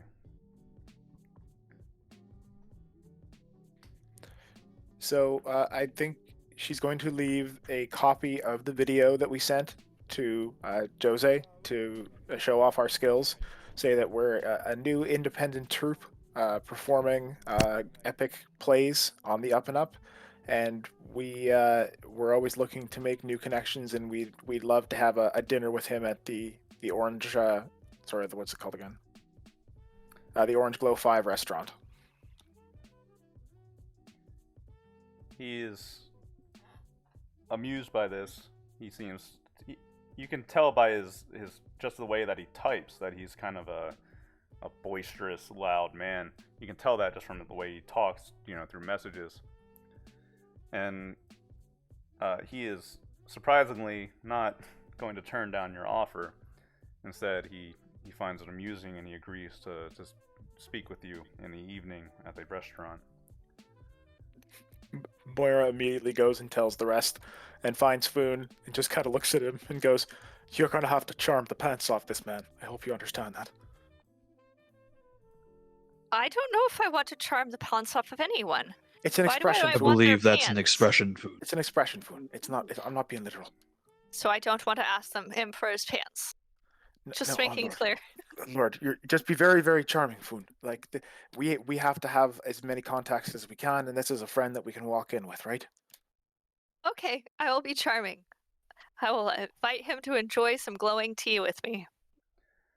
About midday, Maya's sitting watching Holovid, and she's swapping through the channels, but the butler comes over and he takes the remote like, "Hey," and flips to the news. A similar woman's voice comes through the screen. Tragedy at the eastern border this morning, as what appears to be a terrorist attack by separatist members have blown the checkpoint up with explosives, it appears. And there's a live crew at the eastern border checkpoint, and in the background you can spot an old muscle car. There's just debris and destruction, and it seems that some kind of massive explosion has occurred. Fires raging in the background, people panicking and running, and hanging out of the burning muscle car is a hand wrapped in a charred leather jacket. She describes the incident. It's all speculation, of course. And they are talking about how, assumedly, separatists have attacked the border because talks of expanding the separatist land further west has fallen through. They asked Lord Gid for his opinion, but he could not be reached for comment, All that he said was that they're looking deeply into the incident. This seems to be the very first attack or attempt on the kind, so you'll see that this is creating quite an uproar, quite a commotion in the city as all this is happening. They don't have any more information at this time. This seems to be a fairly recent event. However, you can tell that this is causing a massive political issue in Janet. Did we actually help build that guy's... What? That beautiful car. Damn him. Yes, Foon. We were the ones repairing it. Car? But why would you blow up a car? Cars are supposed to be driven. Because he's an What idiot. I've seen from what I've seen in war zones, vehicles can be packed with a large quantity of explosives. It is used as a mobile bomb. I didn't mean to imply that he looks like he did that. If he was the one that caused the explosion, his car would be in pieces. He looked to be some kind of casualty of the event. Okay. A dude we helped happened to end up actually dying in a pretty bad event. That he happened to be there. Right, happened to be there. Okay, we thought we helped like commit a fucking V-bit attack. No. Yeah, sorry if I worded that correctly. No, this is he seems to have been a casualty of the event. Still tragic. It's not as tragic. So hang on a second. So then Moira's kind of watching, and then she kind of glances over. You guys recognize that car? Yes. I was under its hood for a while. Well, so was I. But yeah, you told me where things connected. It was very helpful. I wanted to drive it. Yeah, no, that's real bad. Why would they blow up? That doesn't make any sense. This has never happened before, ever. Are you sure? Yeah. They wouldn't... I mean, the Separatists, they should be grateful. Why should they be grateful? Because they were allowed to live in their own land. I know they're trying to petition for, more land, but there's no reason for this. This is never... She looks horrified by the event, and you can tell she's a smart girl, and she was raised with the Gids, so she's talking and thinking about the repercussions of all this.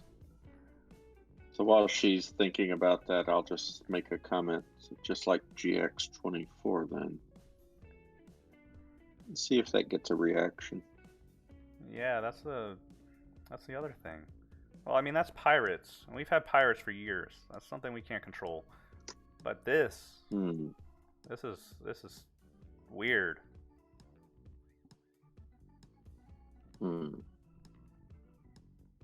Perhaps it was an isolated incident done by some radicals, seeing that freedom just breeds more contempt. I hope Father doesn't do anything drastic. Like what? Retaliate. Well, yeah, but there's... If you are feuding, then there are casualties. If the other clan is attacking, then all you're supposed to do is wipe them out. But that doesn't work in human worlds. It works very well for the Aslan. Yeah, well, in human worlds, it creates a cycle where both sides respond with increasing levels of violence. That's because you don't complete the process. Yes, I understand that. But it's not the human way.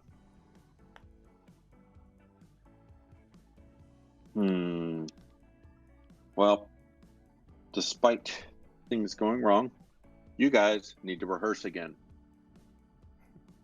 Should we Should we contact the trees to see if they will rehearse with us?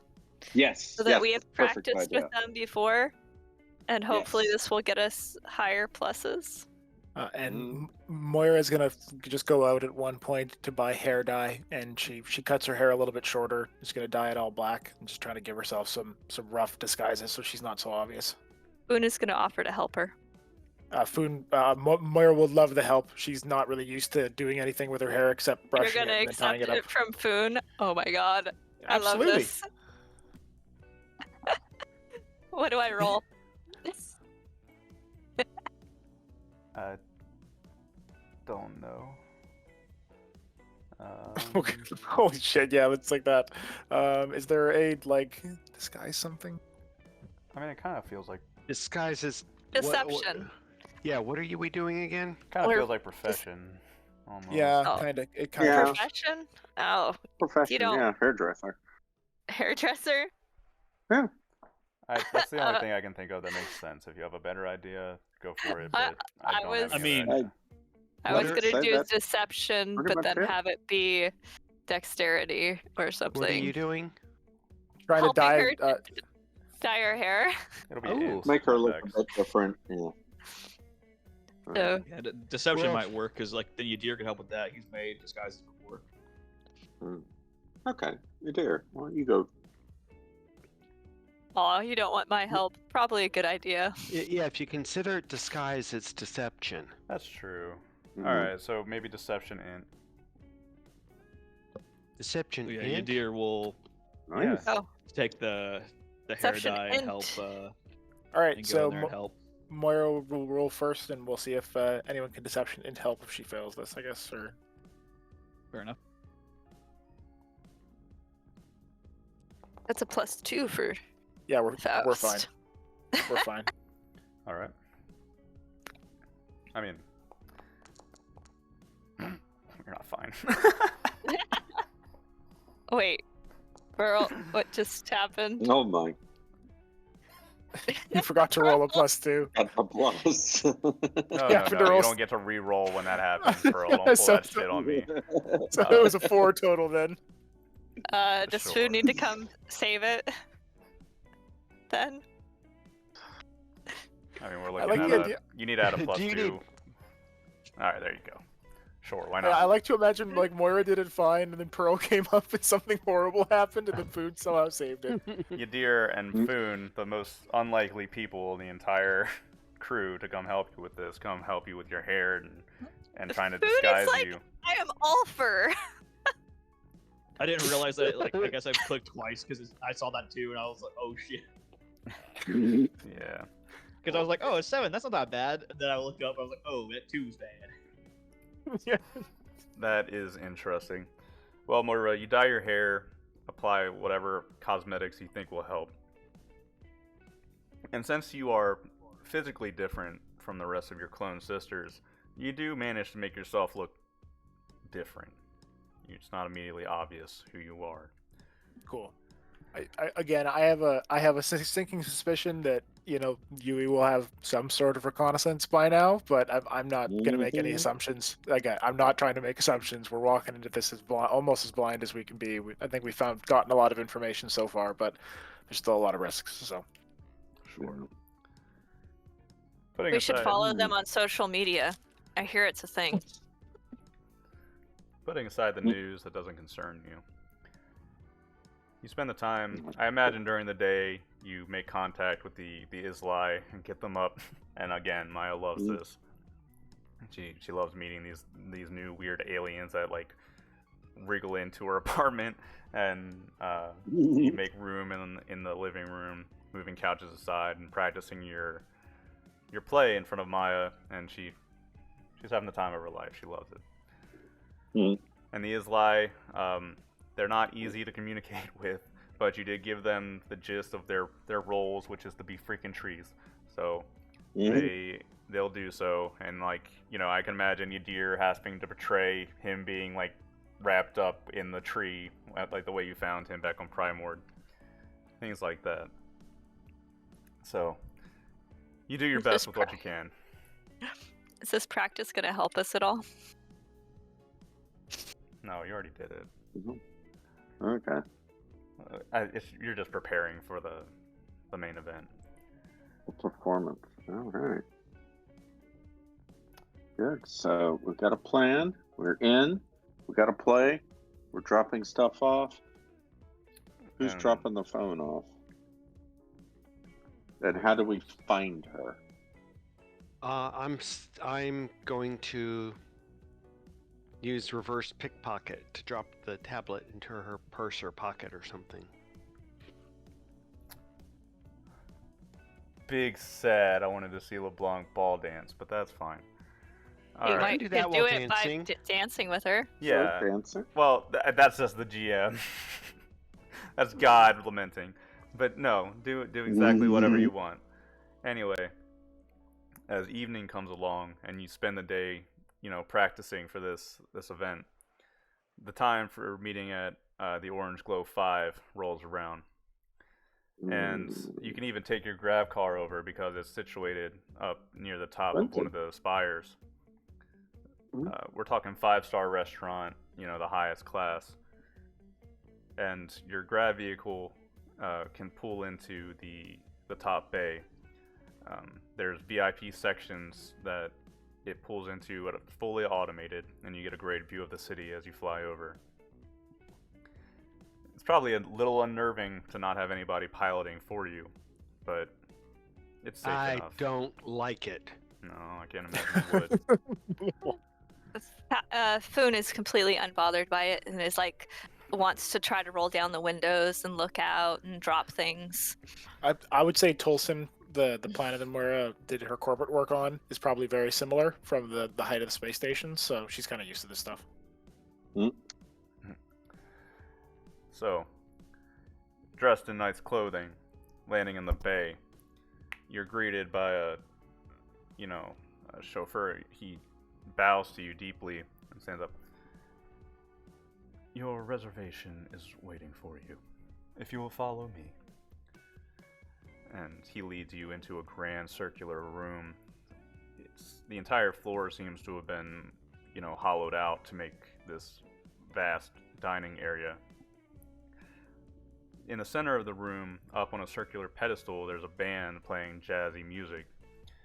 The tables are, white linen cloth, wine glasses, and there's small drones that hover towards the top of the ceiling. However, when an order is ready, they drop down, fly over and grab the food, and then come over and place it on your table via programming. Boone, that is so cool. We need that on board ship. You think they'll let us take it? No, I think get around. maybe we can get Moira to buy us one. Moira! I'm sure they make a kit. Yeah, I'm sure they make something that we can try to pick up as we're Fine. leaving. We can get her to make program D-Dot to do it. D-Dot's Ooh. He's just small. He could bring a Tic Tac. Bring me That's my still gum. something. Individual pieces one of gum tea- and Tic Tacs. One tea leaf at a time. It could probably carry. It could probably carry a tea bag. There we go. And just as long as it can make tea, we're good. Well, it can't carry tea. I don't think. It can probably carry a tea bag. So you have to make the tea. We'll have to work on this. We need more D-dots. Sitting Yeah, at a table we near do. the wall with 2 security guards behind him that are, pressed with their back up against the wall. You spot a fat man. He's got a walrus-type mustache. He's balding, and he is in a suit and tie. And the person leading you leads you to the table, and he looks up. Well, you must be the entertainers then. Come on, sit. I loved your video. Amused me greatly. Aren't you glad? It should have been awesome, right? It'll even be better with psychic trees. Well, semi-psychic trees. Pretend psychic trees? It was amazing. It touched me deeply, really. Now sit. Let's go ahead and order food. Hamish will pull the chair out for Moira. And Moira will nod at him and take a seat. Boone is gonna recon the restaurant to make sure that there's no one watching us. Go ahead and make a recon check. Recon. Oh, I don't get 2 plus 2s. Here we go. And I apparently get distracted by the food and start to go And the walk drones. over and the drones and start to go try to swat at them. Mhm. Foon, also like come to here do- and Wait, sit wait. down. I'll hold Foon, Foon's chair Hey. out for him. Boone goes and plops in the chair and makes sad sounds. Pet the kitty. Can I do? Anybody who wants to do a recon, go ahead. Just surveying the restaurant that you're in, taking a look around. Don't chase Moira's the just kind of drones. Moira's just kind of focusing on him, trying not to look skittish. He's a jovial fat man, and he likes to talk, so he does so. You scan the restaurant, and to the best of your knowledge, there's nobody watching you or trailing you. One thing that you notice is that there is a security camera. There's multiple around the area, but the one is pointed in your direction, stays situated there. So Moira waits for a good break in the conversation, one where it just seems kind of natural. Tries to glad hand with him for a bit, and then kind of brings up the idea. She's like, "So, look, my lord, we're new to the area, to the city, and we're trying to make a bit of a bang, as it were. We're hoping your expertise on these kind of events, these sorts of gatherings, will help us be in the right place at the right time to make sure the right eyes are seeing what we're here to perform. Is that something that we could ask for?" Well, you've come to the right man. I'm a connoisseur of entertainments. I hold parties myself much better than Morgiana's. Ugh. She has no taste. She doesn't understand the arts like I do. I'm glad to hear it. I'm glad to hear that I sent the right message to the right man. From your position, if we're to be speaking to people, who would you recommend? Who are we supposed to have the best graces to perform our masterpiece in front of?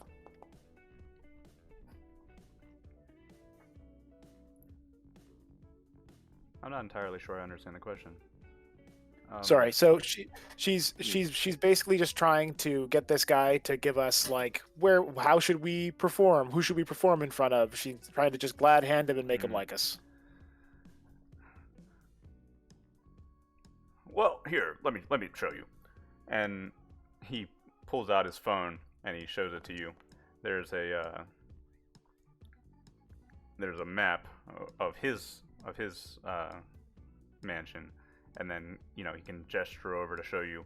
And for the first time, you get a bird's eye view of the estate of Patricia Morgiana.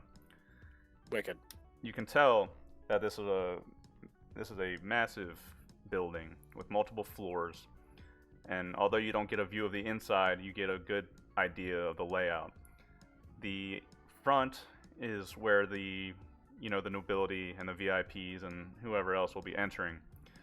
To the front right, kind of around the corner, secluded by hedge mazes, is a staff and guests entrance. The sides and the back are covered in layers of hedge mazes and gardens.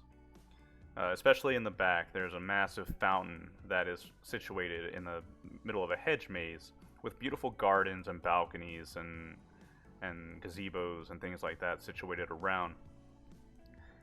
To the left side of the building, there's a very beautiful situated balcony that, with stairs, can lead you down from the left side of the building down into the hedge maze. And it catches your eye that this part actually does lead out, if you navigate through the maze, into a gate that heads off into his property, but he keeps it shut. Okay, Moira. To answer your question, he is basically like, you're going to be in the main ballroom. we have a stage situated there, so you'll be performing in front of everyone. Oh, wonderful. I thought we'd be competing with other troops walking around, grabbing people's attention up on little pulpits. That's even better. Well, there's different stages, but it's in the same room. You have to imagine this room is massive. She puts so much time into impressing others. No, and I had heard your parties are also held in a similar, even bigger sized ballroom, right? So I just wanted to make sure that we were covering our grounds. You know, being at the right stage at the right time could mean a contract. It could mean we get to perform this for much longer. I understand. It's a great honor to be invited once. If you can be invited again, it could be a lucrative living. I don't blame you. That's the goal, my lord. Thank you. Please, of course, everything is on the house for us. For you today. We're paying for it all. Yeah, we're looking at like 3,000 credits.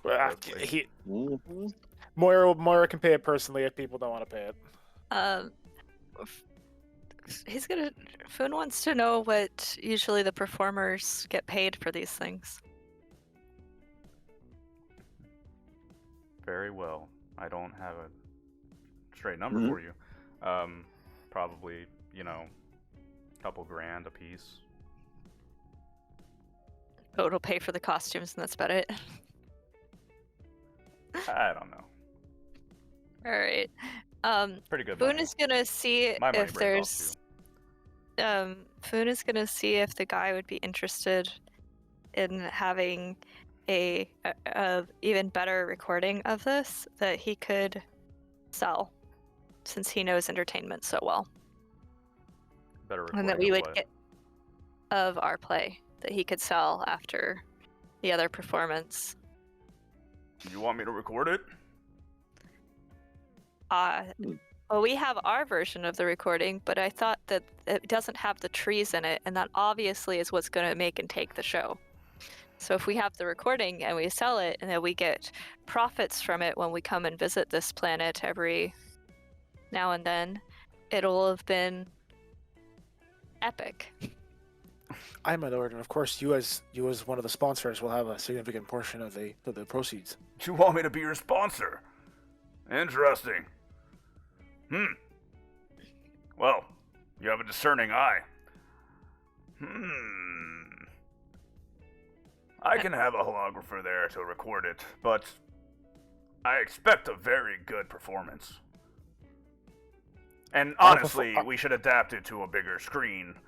Stage plays don't go well on the wider masses. They're uncouth. Absolutely. Well, perhaps we could make an entertainment of it. Although, not if you can't impress at the show itself. Of course, but the performers are ready and they're excited to put on, as I said it, a masterpiece. Yes, and you brought Isli with you. Incredible. Very well. Isn't it incredible to get them to act as well? Yeah, it's quite a feat, I hear. They communicate through smells or something. Yes. They're definitely an experience to work with. Well, then, tell me about yourselves. Blah, blah, blah. He talks your ear off. He's a loud, boisterous man, and he'll go into complaining about Patricia. It's all minor, petty things, like children. Her hedges grow and spread vines onto his property, or she managed to, stiff him on a deal for entertainers one time. It's all pointless, and these people live in miserable little bubbles. But hey, he's happy. You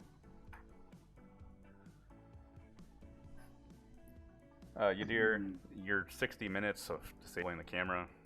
I don't know if that's going to matter or not, but you do it. So that is that. Is there anything else anybody would like to talk to this guy about?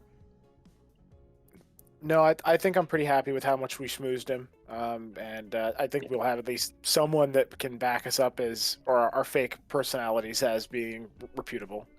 Right, and you're given at least a mental image of the layout of the land.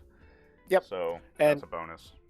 Yeah, and I think as we're leaving, I try to tell anyone else to that if we have to, we do have a on-foot bug-out position through that little side passage and a frickin' hedge maze.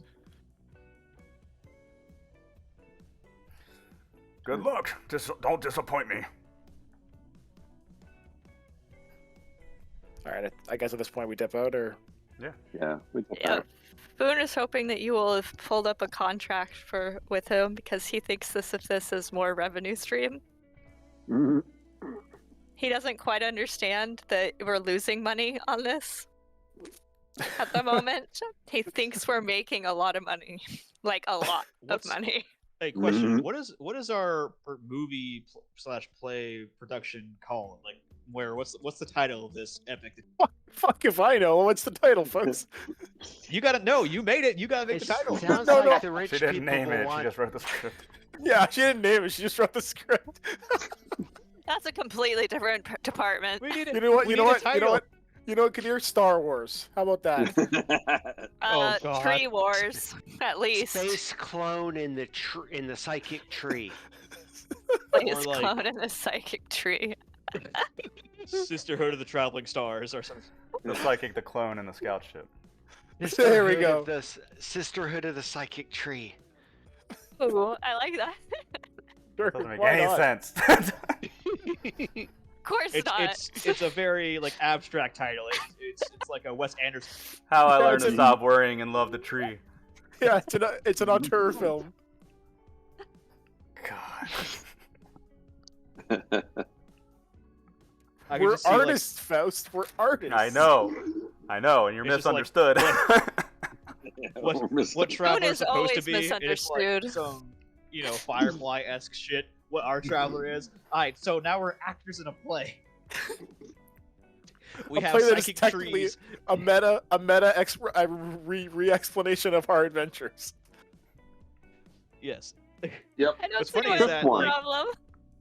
And what's funny is that technically, because Udir told the Zuigdui about our exploits, like, it's not wrong. Like, No. So based on a true story. Yeah. Yeah, that's just based on a true story beneath every one of the Well, captions. At the very end. Oh. Things are true. Yadir's Wow. gonna be acting at. So hold on, is Yadir gonna be acting as a psyker while doing psyker shit? It's You're gonna be very acting- meta. It's You're very gonna meta. be. Well, but you never did any psyker things on the planet per se. I mean, none of it was Well, not on the- visible. So. Not on the planet, but I did a shit ton of Von Traumas. How far Oh back no, we go? but we're not doing fun traumas. We're just doing the psychic world. We're psychic doing this- planet world. The psychic doing tree tree. world. Yeah, we're doing the Yeah. tree, and then the one scene where you guys are basically reenacting that moment from Moira's past. We'll say the one where she finds out she's getting sent out into the world, kind of thing. That is seemingly not on script, but is just Yeah. included in the play. So- We I can will have be it be One from of the breaking out of psychers the that, tree. like, yeah, I was saying, like, I could be like one of the psychers that Moira met while in her like captivity or some shit. I don't know. Yeah, it's literally just a scene that's out of place. That's Mhm. specifically because Yui's supposed to be like, the fuck is, Yep. and then that's when the contact starts. Yeah, it's her dreams. Yeah. So you dear, since we have to impress, assuming things go horribly wrong, can you make someone think they really, really enjoyed our performance? Out of game, are we like outside of earshot of people where I can talk about this? Yeah, Oh, let's- yeah. we can say No, you're in this your car or is- something, or back in the car. Yeah, this is totally out of the way. Yeah, Deer is gonna be like, of course, I can always alter the perception of the weak-minded. Wait, How does can that you mean make think- for them to detect?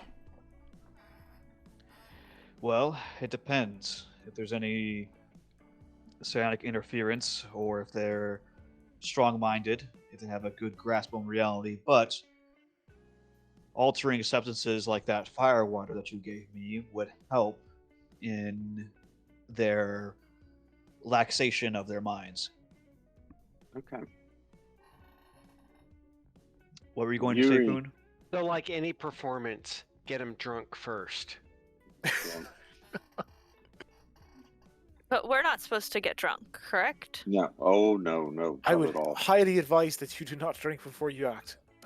I don't want to drink The fire water is evil, and it is a poison. The fact that you Yes. all I do drink not it believe is that water has a wrong. morality, but yes, it is a poison. Is there an intoxicant? An intoxicant for Aslan? I can't remember. Oh, they don't not handle alcohol well, from Okay. what I read. Okay. It's just catnip.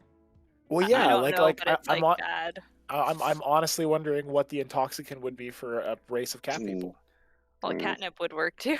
I I'm really sure. do think it's some sort of plant. Yeah, it's got to be. Yeah, it makes sense. Foon is truly just searching for that tea. Oh God, Yeah. that's it. That's what Foon's all about. Yeah, Tracing is that moment? He's chasing the purple dragon.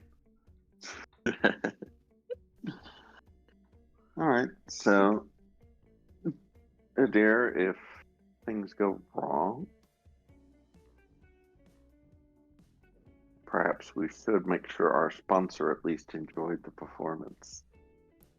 Yes, it would be easier for me to suggest one mind, while I Yes, could no, do a just mass. one. No, just I one. could try to do a mass suggestion, but that would be an incredible strain on my person. No. I'd From say from just from having him talk at us for the last 2 hours. He's only worried about his own thought. I also don't really believe that he's ever not intoxicated in some way. So the whole he needs to be lowered on the brain waves. I think it's going to be easy for you, Kadir. So Now, like, how did we find Yui? well, she looks like me, just a bit less stretched out. He has black She hair would now. have Seen the her in the same brain commercial. if she has the same Right. body and mind as Moira. There will have similar brain patterns, at least further back in their mind. I could use that to search for her.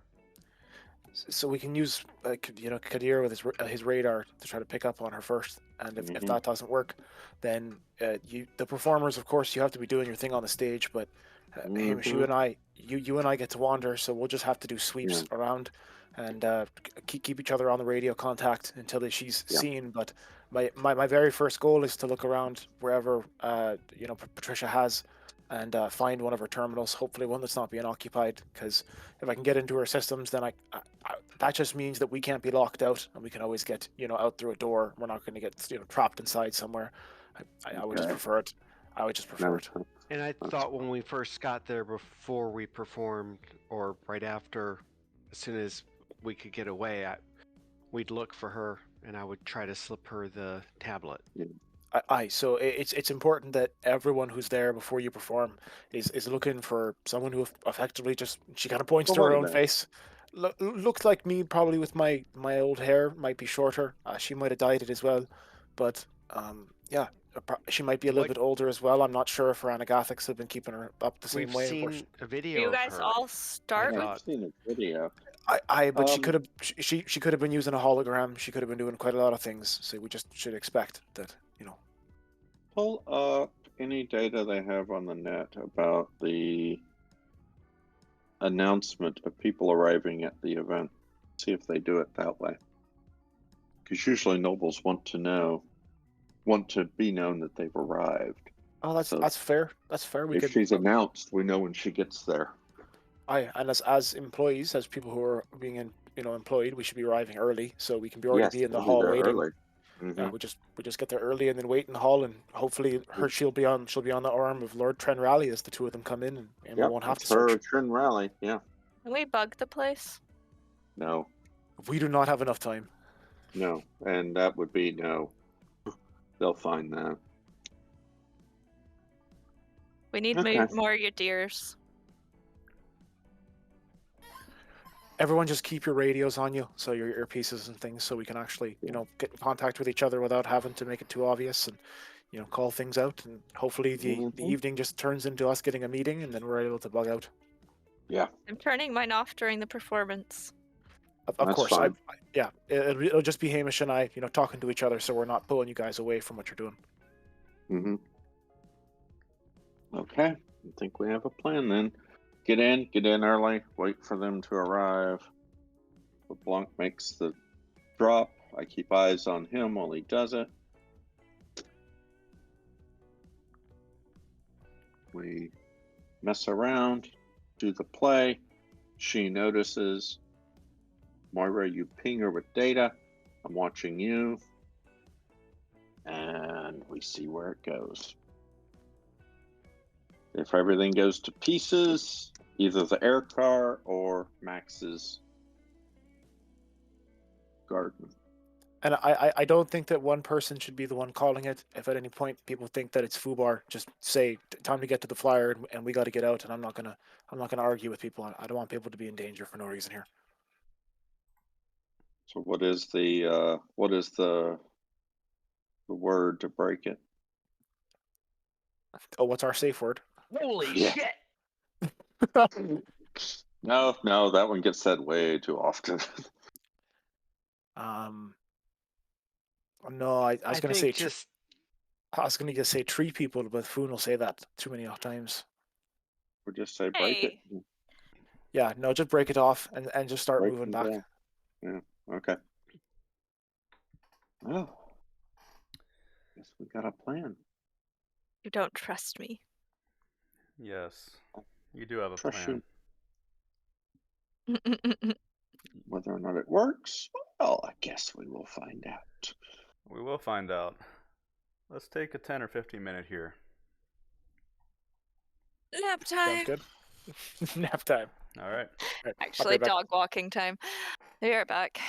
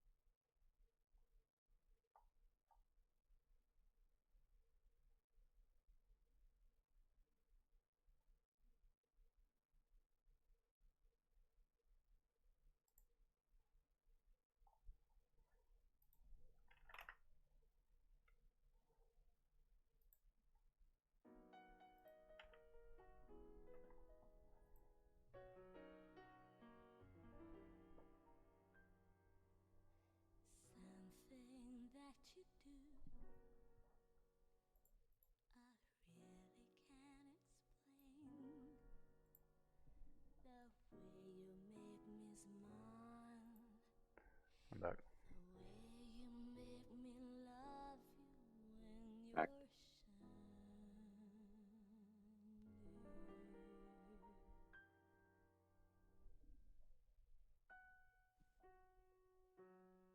Diamonds don't make promises worth deceiving me.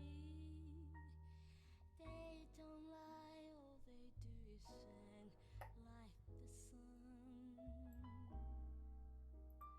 Stars up in the sky, I see them in your eyes. Can I see them now? Yes, I see them now. Little diamonds, please don't go away. Let me love you. Can I keep you near? Let me hold you dear evermore. Don't know what it is. Your magic sparkle kiss. Little diamonds are yours.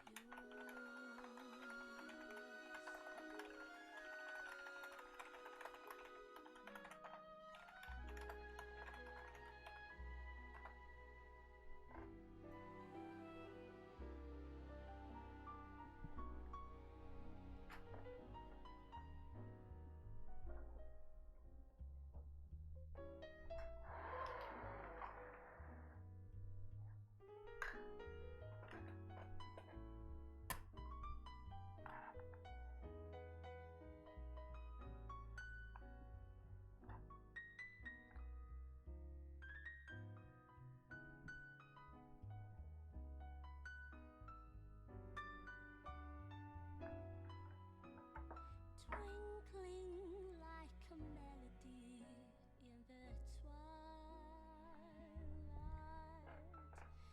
Ever clear maiden heaven, some are cold, and some are perfect clouds, while some are in the road. Oh, so beautiful. You're so beautiful. Little diamonds, don't you go away. Let me love you. Can I keep you near? Let me hold you dear for all time. Don't know Hello. what it is. Wobble gobble wobble. Your special Gobble gobble. Wobble wobble.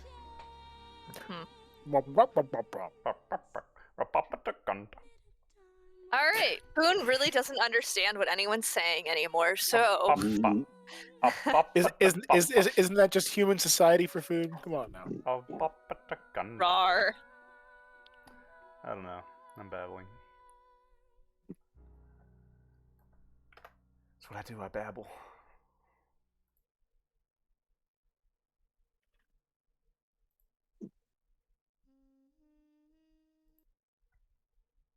But why? Why?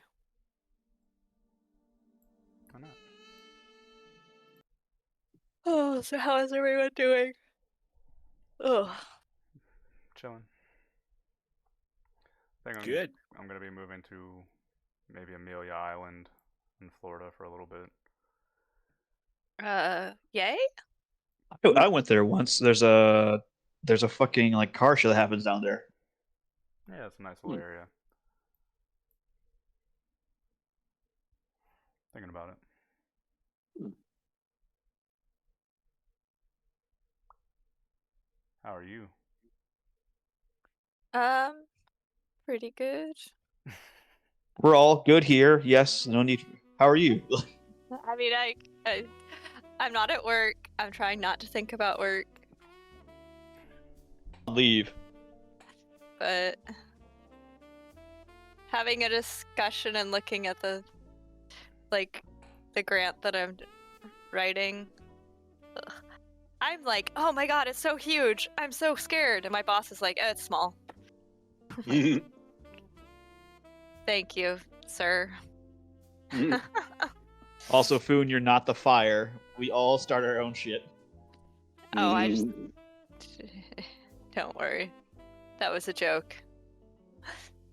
But yeah. I don't know. I feel like it should be considered a large... I don't know. How much is it? 3 million. Okay. Decent size. That feels pretty large. Yeah.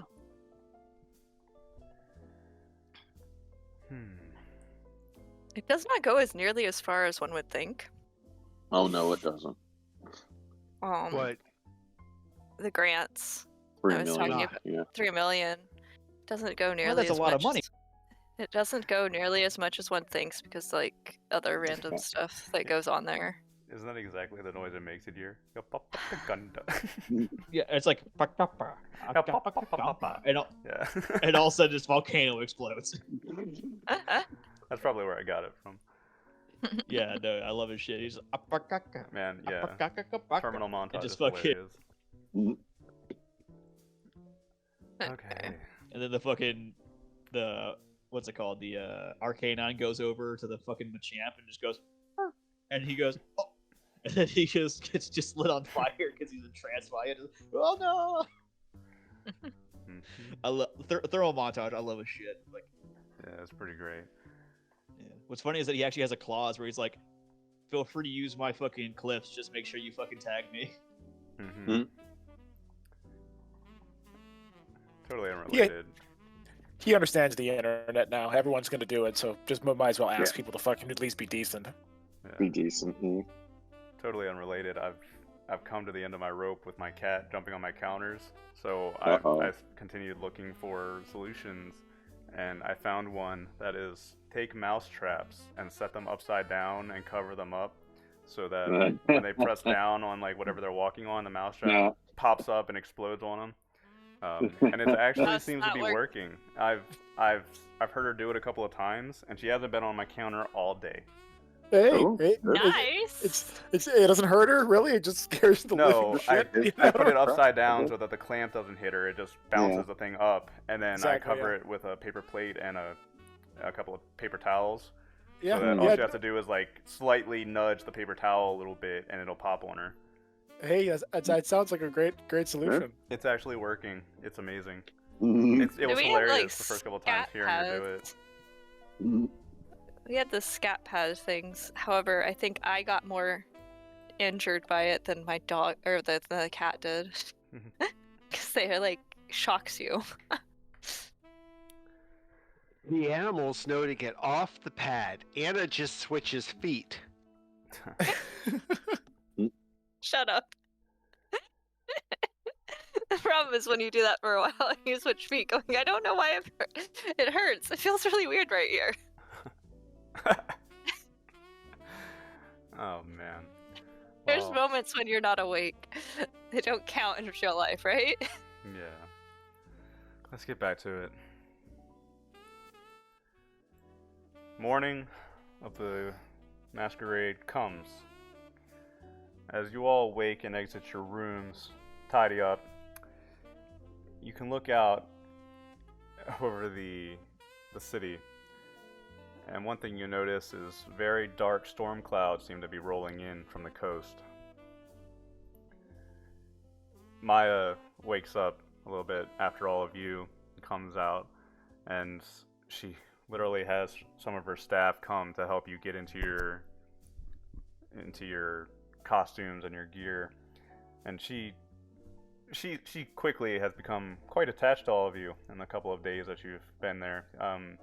She doesn't seem to have many friends, so hanging out with all of you and getting up into your antics with you has been good for her. So she treats you very well. She has the staff, help you out, give you assistance. And she, tells you, you'll have to send me a video of your play That's gonna be awesome. Of course. We might be having a professional holographer taking a video of it, so hopefully it'll come out very well. Awesome.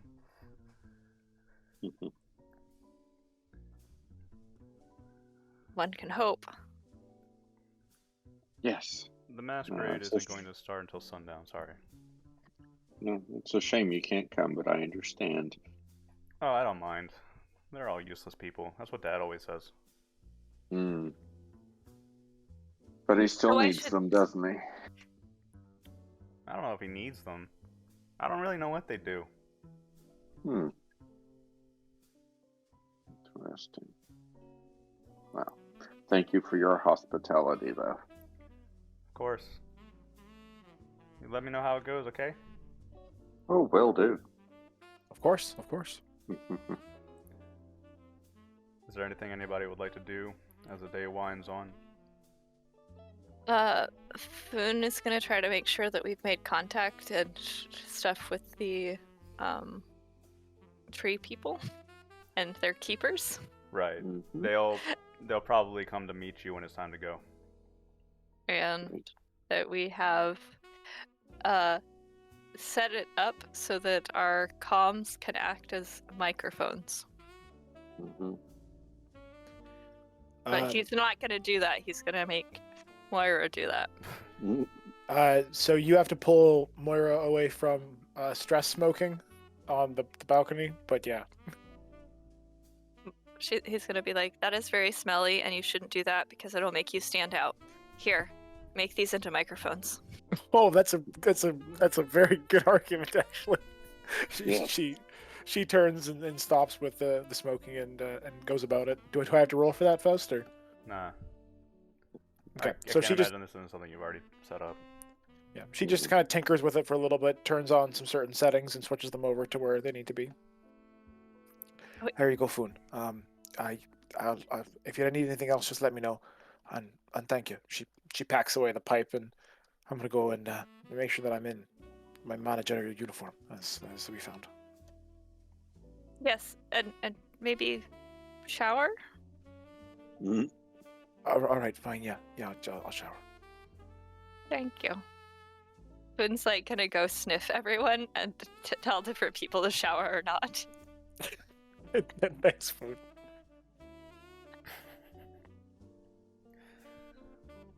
You stank. Pretty much. And he's gonna go try to find some place that has sand so he can take a real shower. Oh, sand bath. Yeah, I forgot you're like a I don't know what to call it, a mole. A shrew. That's interesting. I don't really know about that one, Foon.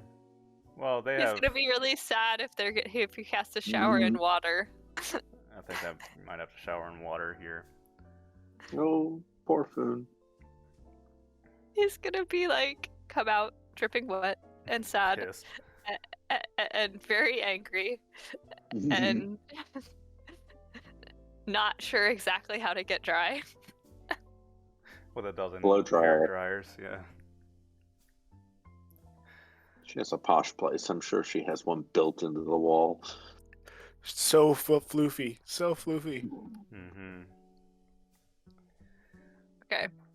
Well, as the evening comes on, it's about time for you to make your exit. The Islai, along with their, I don't want to call them a handler, their escort, appear. Wiggly tree creatures that you can't talk to.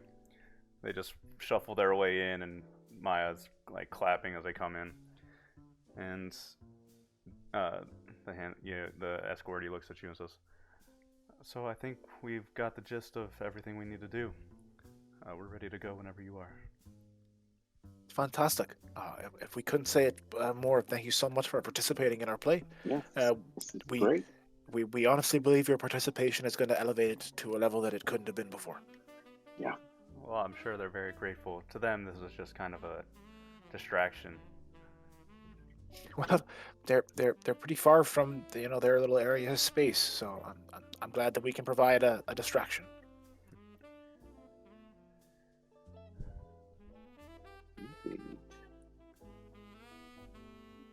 Anything Can else? we? No, I think just gather up and set off. Does anyone else have anything they want to do? Boone's gonna want to pack some of the glowing tea as a backup plan, Okay. Okay. and then ask the doctor if he has packed sedatives. Actually, I have not. You have to. If he would.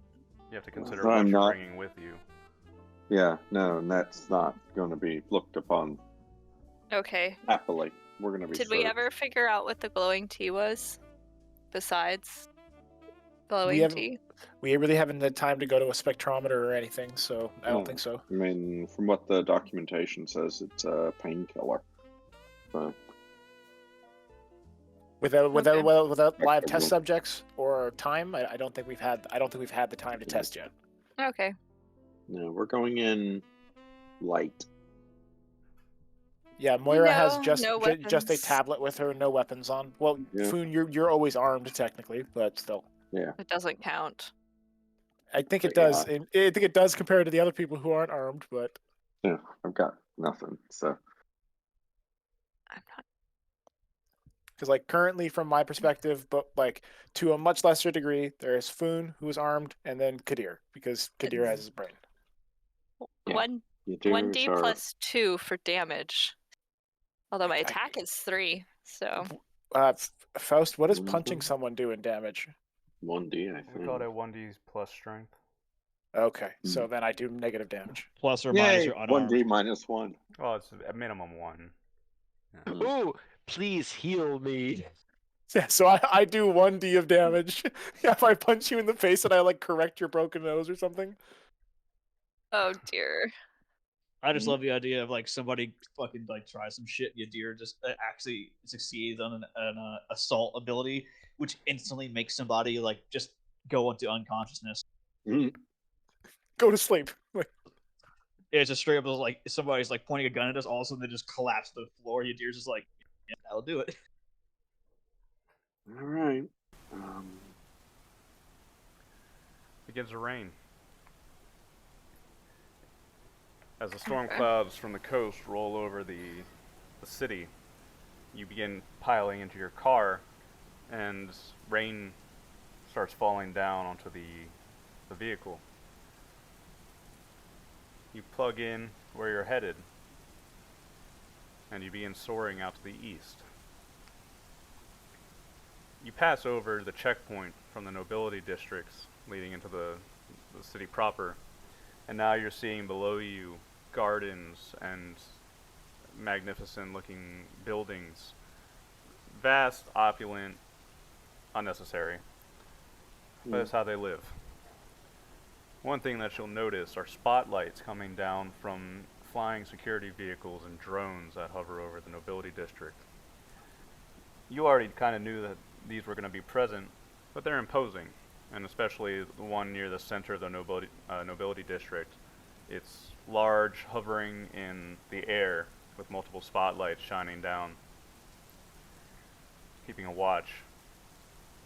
Your vehicle is pinged as soon as you cross over into the nobility districts, and you're requested to submit the invitation that you received.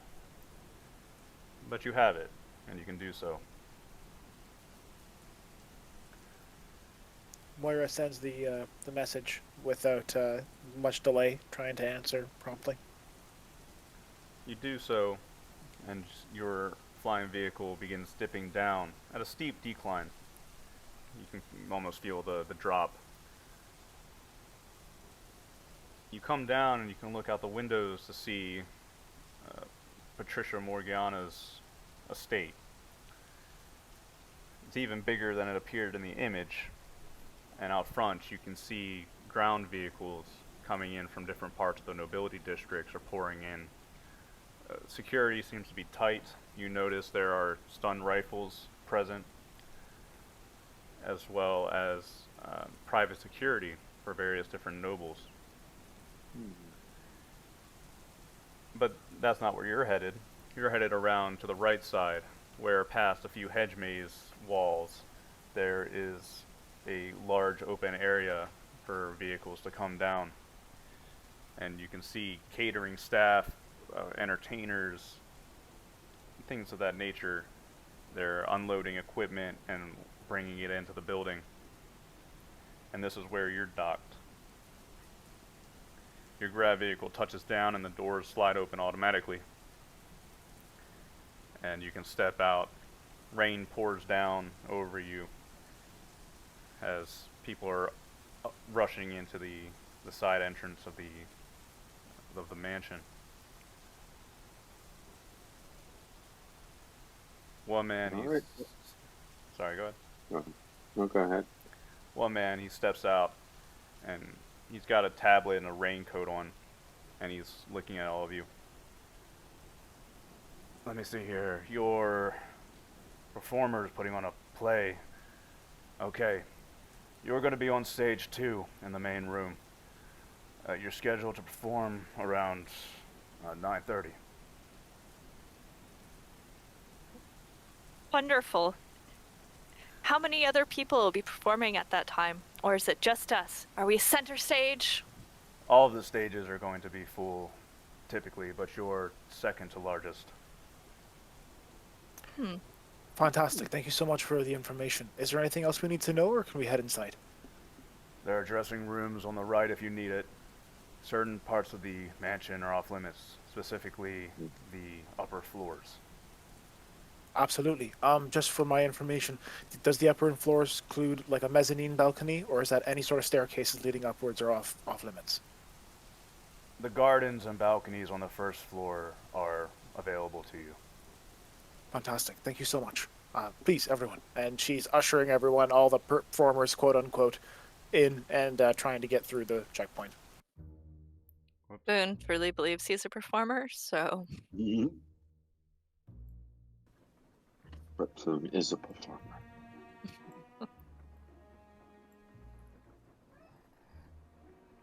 You step in, and pushing through the crowd, you can hear the sound of the music being played. It's slow, solemn, pretentious. And you can hear the rain clattering against the ceiling and the roof outside. Almost as soon as you come in, you can hear a screeching woman's voice. How dare this rain interfere with my masquerade? Horrible to listen to. And there's a woman in her mid-60s, thin, gaunt-faced, wearing an extravagant vest with like peacock feathers sticking out the back of it. She looks ridiculous, and a masquerade mask on her face. And she's complaining to staff, even people that, like, it's not even their fault, you know. She just wants to yell at someone for the weather. You look around as you push your way in and are eventually escorted towards the ballroom. A general idea of what you see here: multiple pillars lining the room, and it is extremely large.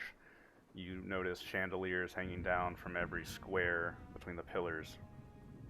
People dressed in some more sane than others. However, the masks are very colorful, very bright. Some look like stars, some look like different beasts.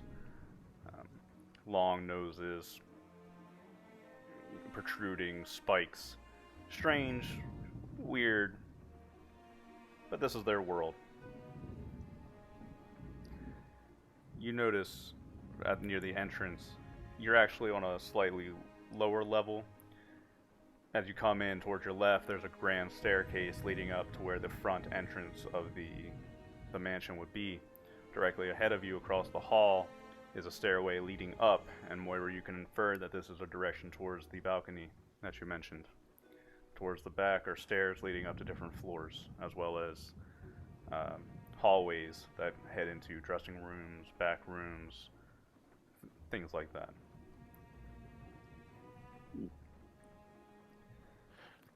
Moira doesn't really say anything to anyone, just kind of gives everybody a nod and begins kind of making her way into the larger room. She's specifically obviously keeping an eye out for her sister, but she's also looking for any sort of terminals, any sort of stations that look like hidden computer terminals, things that are meant to, blend into the environment and not be big, obvious, computers just sitting out, breaking up the aesthetic. anything that she can use to get into the system. Make a recon check, I suppose. Well, it might not be necessary, honestly. Good, because I rolled garbage. You don't notice anything like that. That would break the aesthetic, as you mentioned. It seems to be an old time, callback to the balls of old. Soleimani, somewhat, like Okay. a Soleimani romance novel. So Moira transmits that information to everyone's radio, just lets them know that she's not seeing any computer terminals. So she specifically gives LeBlanc we really, really need to get that device on her. Okay. Foon Hamish will is... go up and We really got to find her. Yeah, I know, Hamish- exactly. Hamish will go up and find someone that looks like they work there. There are many waitstaff sitting around, typically in white vests. Just walk up and say, I'm desperate right now. We're performing tonight, but we've had a slight change in our performance, and I need to print it off because one of my performers won't touch a computer. I know he's actors, but I need access to a printer. Roll deception. Okay. If you fail this, Moira can try to jump in on the back for a help with deception. This is int. Sure, and if that all else fails, maybe a stealth roll to sneak your way back into the back rooms. If that's something you really want to do.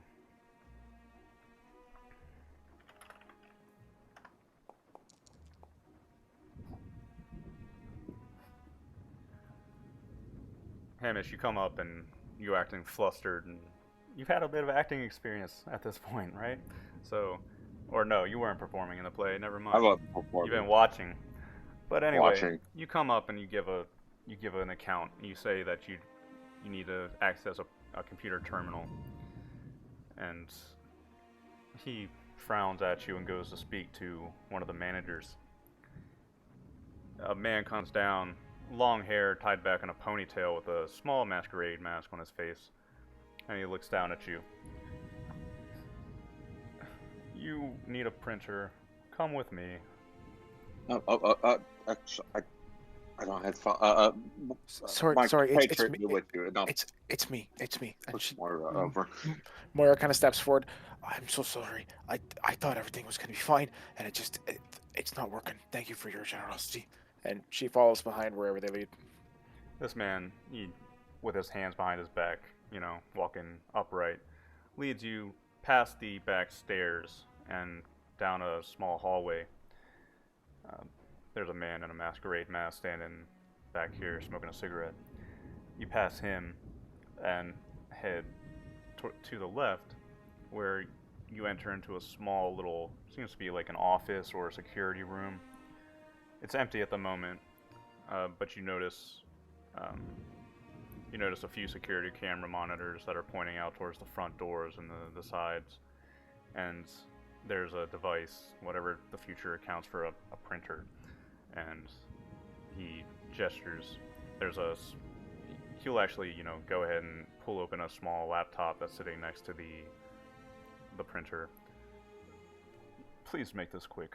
And he stands in the room with you with his hands behind his back.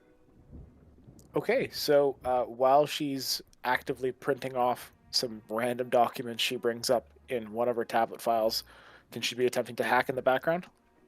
It could be the play. I'll go print the play. The play's very long, sure. Yeah, you're printing the play.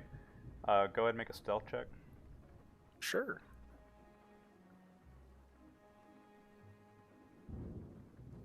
That's at least a +1.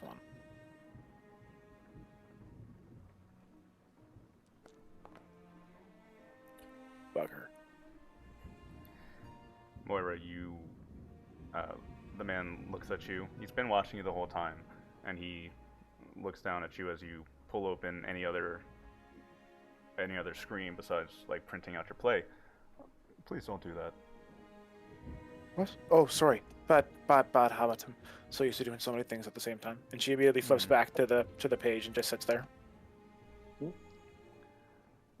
So unfortunately, with this man staring at you, trying to perform a hack of any sort is not tenable.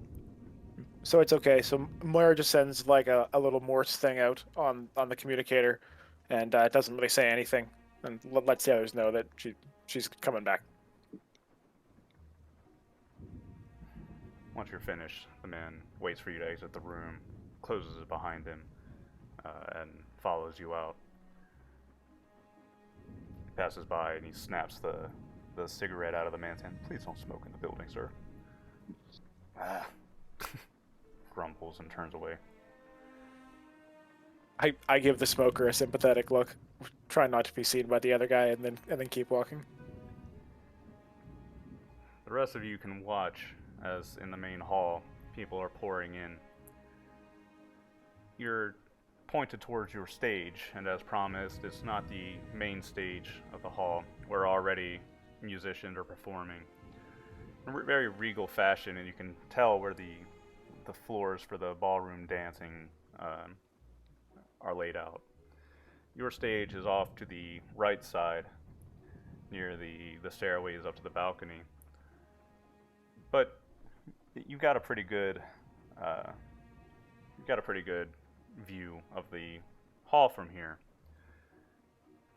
So you can go ahead and make whatever preparations you need. And the Islay, they're a spectacle. People are coming in and people are talking under their breaths. You know, like talking loudly but have their hands over their mouths. You know, talking about the tree creatures, and even a few of them have some nasty things to say about Foon. But nothing that matters. Foon is off preparing for this stuff, but he is also trying to see if he can find out if any of the performers know anything about Yui. Make a carouse check. Yes. Carouse. What is my carouse? Not as bad as it could be.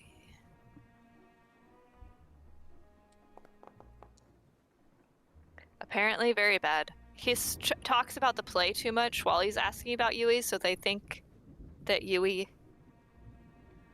is the tree in the play. They don't want to associate you with you very much anyway, Foon. So you come up and start talking about your play, and they'll humor you for about 20 seconds, and then turn away or walk away from you. Fairly rude, but nobody wants to associate with the performers, seems. Yeah, it's the way actors used to get treated. Unless you were completely good. And then they only wanted you for certain spots. Okay. One man, he stands at the base of the stairs, and every, 15, 20 minutes, he puts his hands behind his back and loudly announces, "Now presenting Rolf Max."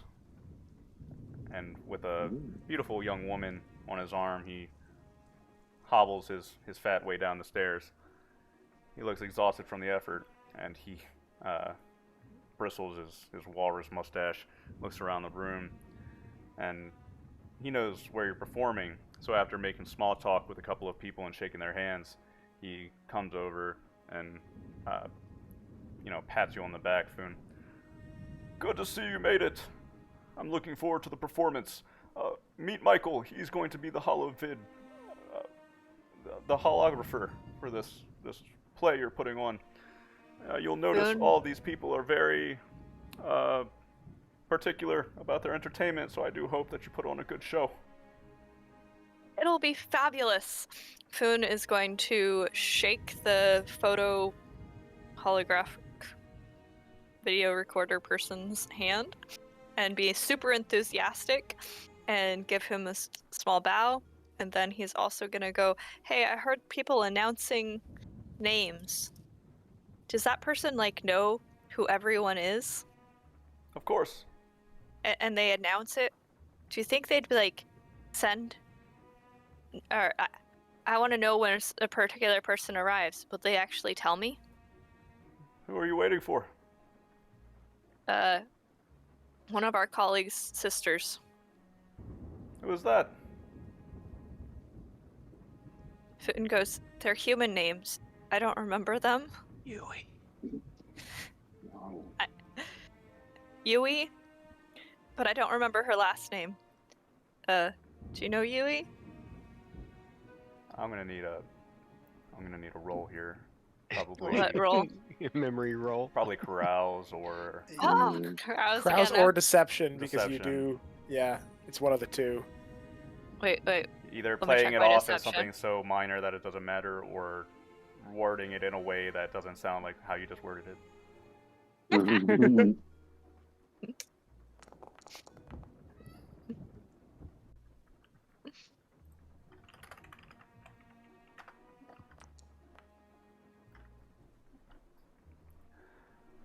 So Foon, you put it to her, or you put it to him in a different way, and oh, yes, well they do announce everyone that comes down the stairs.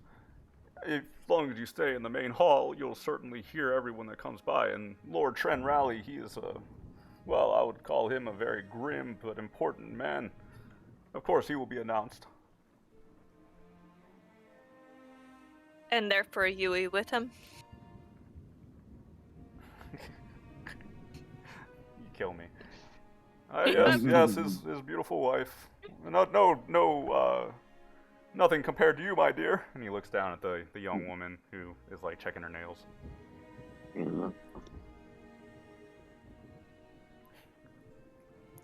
Moira's just standing in the back, kind of staring now up at the stairs, waiting for her to appear. Okay. Yeah. Finn's gonna be like, thank you, and I'll show the video recorder where we are gonna be positioned, and so they can figure out where the best things are. And we printed out the play for them. And he's gonna go grab that from Moira. Yeah, Like it was planned. who hands it over with no issue, looking only a little bit confused before she cues in. So you can know exactly where the play is, and who's gonna move where. I think we sent you an electronic version, but paper's always better. And then he's gonna just chatter to the person.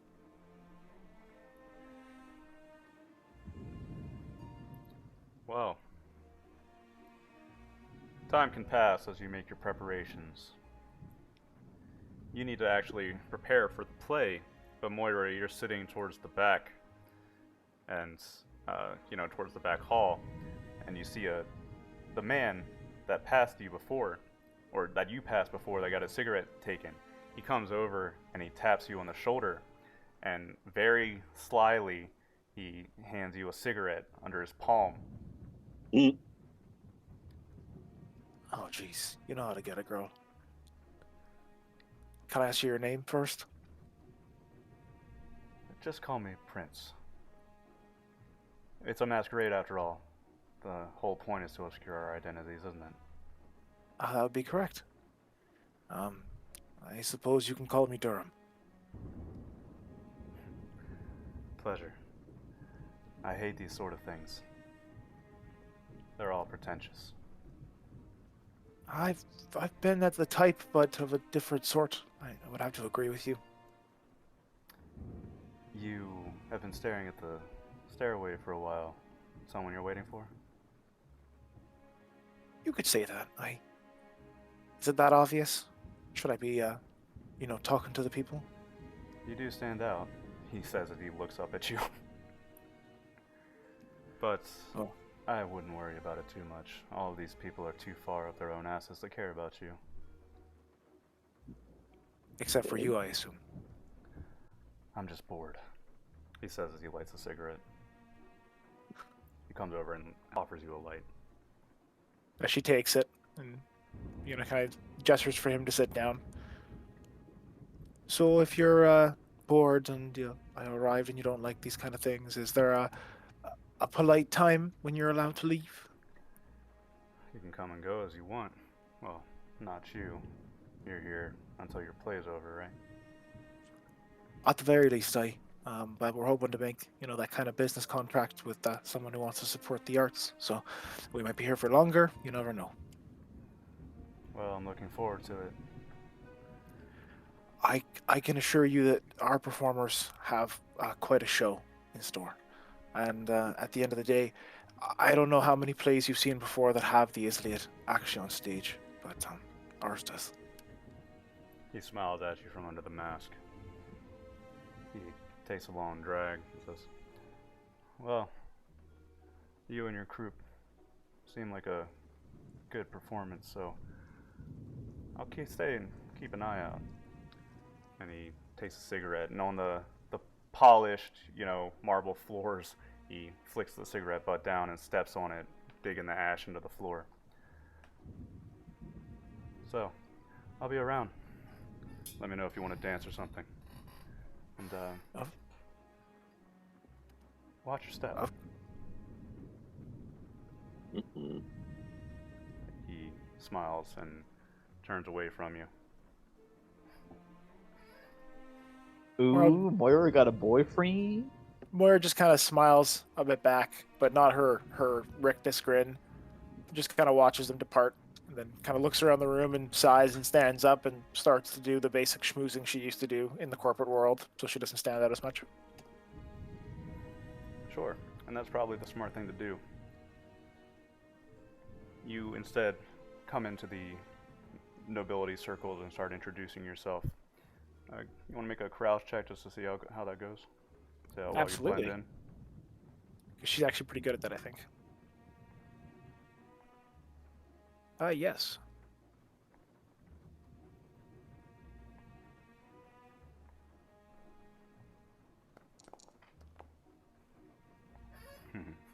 I just keep saying that I'm good at things. I should stop doing that. Mm-hmm.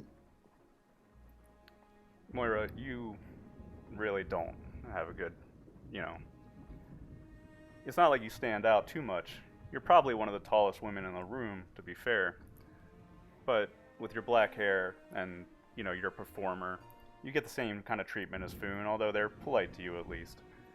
And you make small talk with people here and there, but eventually you just find yourself alone, without much of a circle. Okay.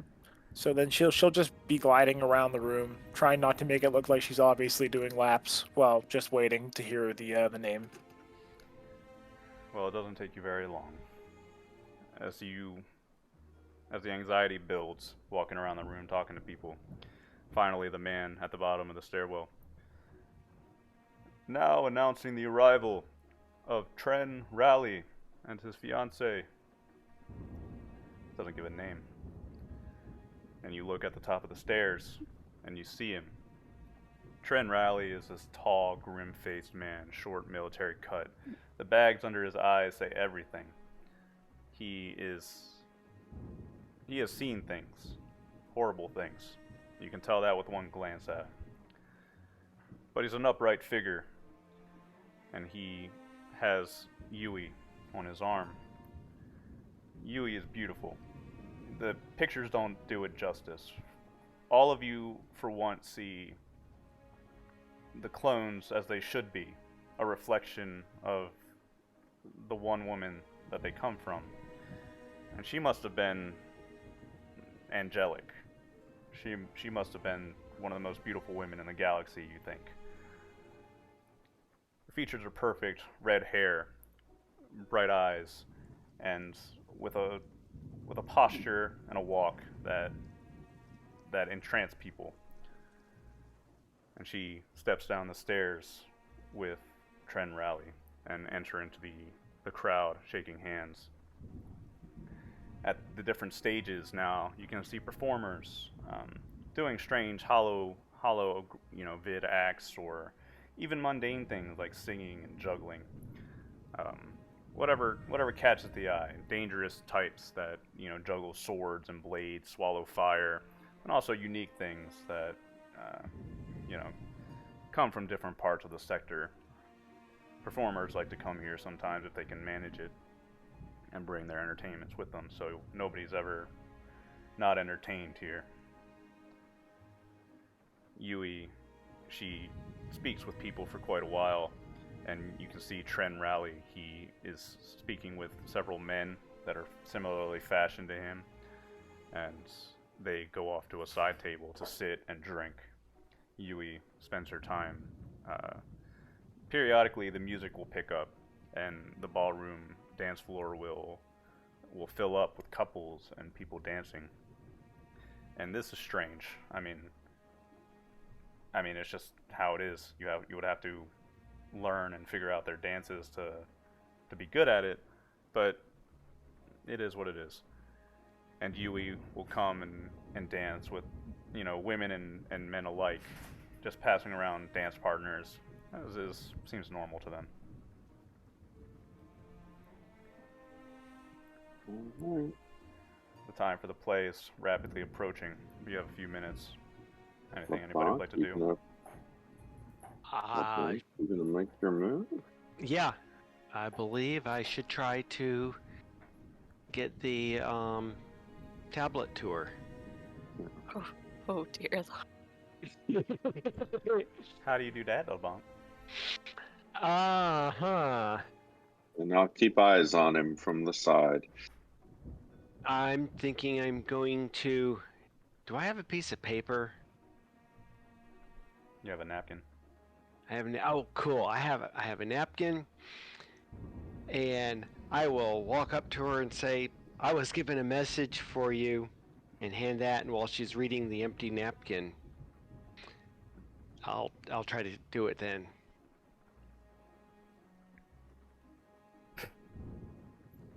Or I guess I could just walk up and hand it to her. Any votes? That is your choice, man. That's hilarious if that's what you're gonna do. Well, okay. You approach her across the dance floor. Once one of her dances is finished, she looks up at you, and you hear her voice. Sounds a lot like Moira if Moira didn't smoke so much. And she says, Hey, I'm walking here. She says, "Oh, I'm sorry. Who are you?" Mhm.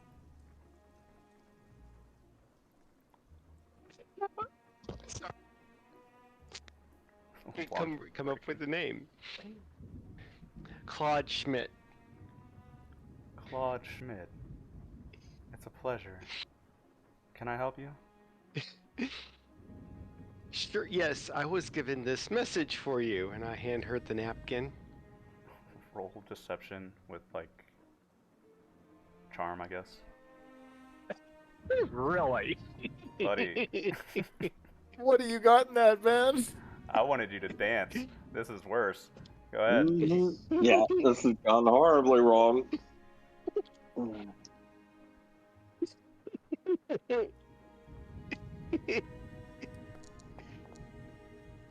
Oh, Oh Lord, dude. I didn't ask her to dance because I figured nobody was gonna dance with the help, let alone the ugly help. It's fine, dude. It's fine.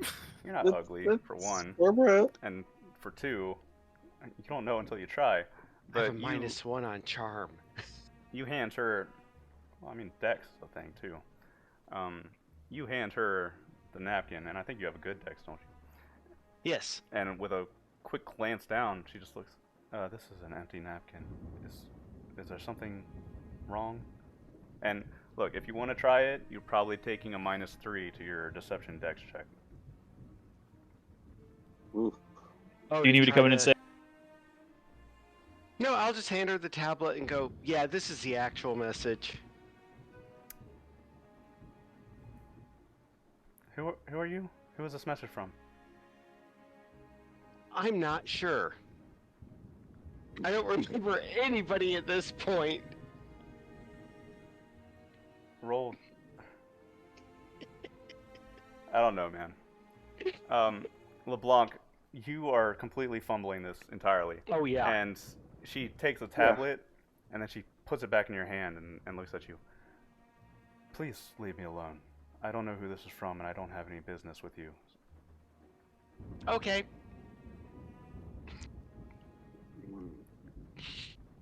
And she hands you the tablet and steps back. And I guess I'll go wander off. Hamish, you've been watching, and Mhm. she turns to one of the staff and whispers something to him, but then resumes I'll the, her business. I'll intercept LeBlanc and just walk right past him and see if I can snap the tablet out of his hand. It's up to him, I guess. Sure.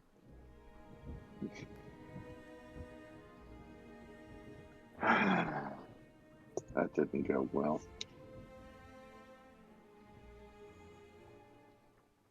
I'll while he heads back to perform, I'll ping Moira. The tablet was not delivered. He just gets a message back. No, yeah, I saw. I'll deal with it. Well, no, I'll deal with it while you're performing. Okay. Well, the time to perform is quickly approaching. Is there anything anybody would like to do before that happens? All right, Food? guys. Break a Food leg, is- tail, anything. I don't think that is safe. I'm going to be turning off all of my communication devices so that I can become one with the play.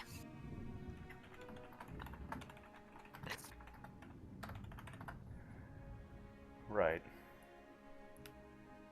So, after this little spectacle, Boone, you're over by the stage getting the slide ready. Everybody who is performing in this play can approach, and you see Rolf Max down with his holographer getting set up. God, I hope this works. So, are we all rolling performer +2 plus our performer with charm? Is that how it's working? It's going to be performer with charm, yes. And I No, but the +2 for each person too? yes, I'll allow that. Yes. Because of the thing. Moira's writing. Okay. It's just a good play. She wrote it in a way that it's almost hard for you to mess up. Heck yeah. Good job. All right. Are we starting off with that? I would love Or do to we need start to off wait? with that. Yeah. So Alright. basically, at any point, Faust, during the play, when you think it's appropriate, Moira will be trying to approach her in the crowd, kind of thing. Okay. Let's get our rolls out first. Absolutely. Everybody performing in this play, go ahead and... Damn, Pearl. Wow, Pearl. Pearl Pearl- is stealing the show He's a by born... playing himself. Look, Yadir is naturally kind of dramatic in real life. So when he So gets the chance to perform, which I don't... Maybe he's probably never had the chance to do this before. He's killing it. It's those natural Zodania skills, man. He's just coming. It's like he's just getting into his character of his role. You're John gonna- Smith, fucking like he's went full like mimic mode. Yeah, you're gonna be like approached by recruiters after this, man. This is Boone is over the top and he's perfect. This is the time and place to be making these 14 rolls. Oh, Oh, LeBlanc, a little bit, shaken by his speech with Yui, comes back to the podium and is distracted. But with Foon and Yadir, it doesn't even matter. And the Islai around, they take their places on the stage, and people are marveling and spectacling at them. It's quite the show. Do they have to roll too? Nah, you really want me to? Why not? no. Sure, they're fine. They're good. They don't have much of a role besides wrapping a deer in the tree and being a forest for some reason. Yes. So, they're really just here to add to the spectacle of it. You are right next to Islai, but these are sheltered nobles, so this is a fun little thing for them to watch. And Yadir steals center stage anyway. He's basically just being the lead drive of this play and really driving it forward to the point that you actually develop quite a crowd. You pull out quite a number of people from stage one, and people are marveling and watching this show. And Moira, you've been watching Yui this entire time, and this, the crowd and the spectacles draw her eye, and she joins the crowd on the side, standing by a table watching, and it goes all well at first. She's enjoying it. Everybody's enjoying it, and then we get to the point, and Moira, whenever you feel like it, we get to the point where, seemingly somewhat unrelated to the rest of the plot, there's an outline of the release program of the Iskendir project. Something about clones being released out into the wider galaxy, and dropping hints, and you have similar, brain waves, so you can sneak in as many hints as you like. She is watching this, and the smile very slowly fades from her face. And she, after LeBlanc's issue, she looks around the room, kind of confused, with narrow eyes and a frown on her face. And she takes a few steps back, as if to get a wider angle of the entire room to look at. It seemed to unnerved her, and instead she's on her guard. I would say that Moira would have been not too far back from her, probably only like a couple tables. And as she's starting to look around the room, Moira will have kind of approached from her blind side and just kind of waiting for her to turn back around, not really making any movement, but not trying to hide her presence. You approach from the other side of the table, and most of the nobles and VIPs around you are facing towards a stage, so the area that you're standing in is somewhat devoid of people. She notices your presence behind her fairly quickly and slowly turns and looks at you. You're tall, your hair's dyed, you're wearing a mask. It's not something that she would pick up on immediately. She looks up at you and, yes, you're looking at me. Yeah, I could say the same for you as you were scanning the crowd there, but apologies for an awkward associate. I will prefer to have this conversation through text. It's good to see you, sister.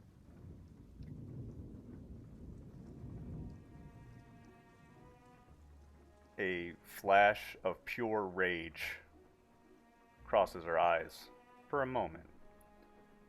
It's a brief image. Make a persuasion check.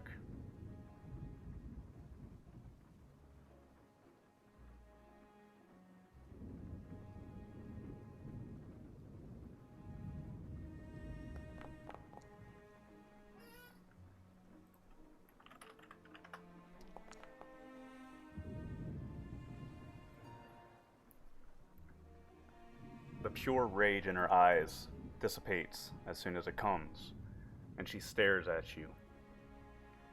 She looks back around the room and then towards you again. And you can tell, Moira, from her body language that she's barely restraining herself. But she looks up at you and says, "Come with me." And she turns towards the balcony on the left side of the hall. "Walk ahead of me, please." Absolutely. And Moira exposes her back and starts to take a few steps ahead and make sure that the woman's following her. With the sound of applause and cheering behind you, you climb the steps, and Hamish, you've been watching this whole time as they disappear out of view. I'll follow at a discreet distance, Make a stealth but I will check. not go out on the balcony. Yeah, I thought so. I will not go on the balcony. Stealth.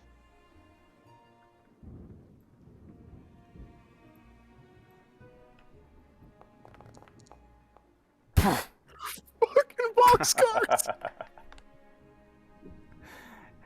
Hamish, Very discreetly.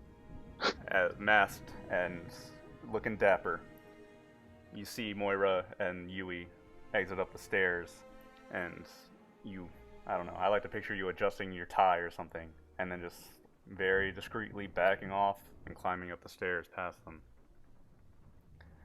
or climbing up the stairs towards the balcony. A bit of ways ahead, you watch them disappear out of sight.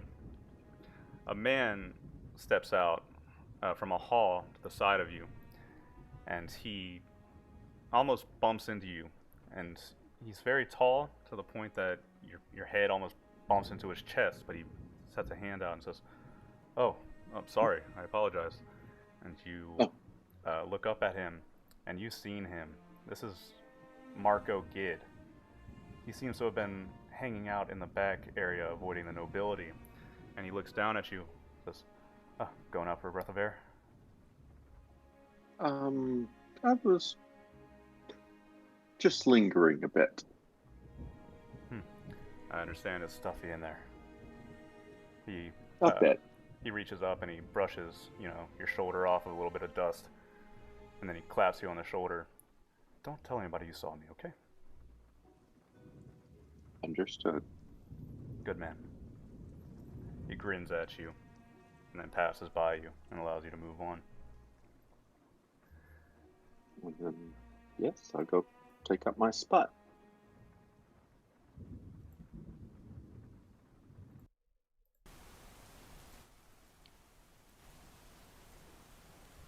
Moira, you step out onto the balcony.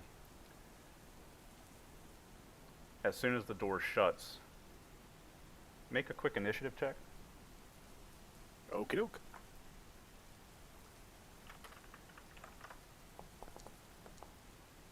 It's +1. Okay.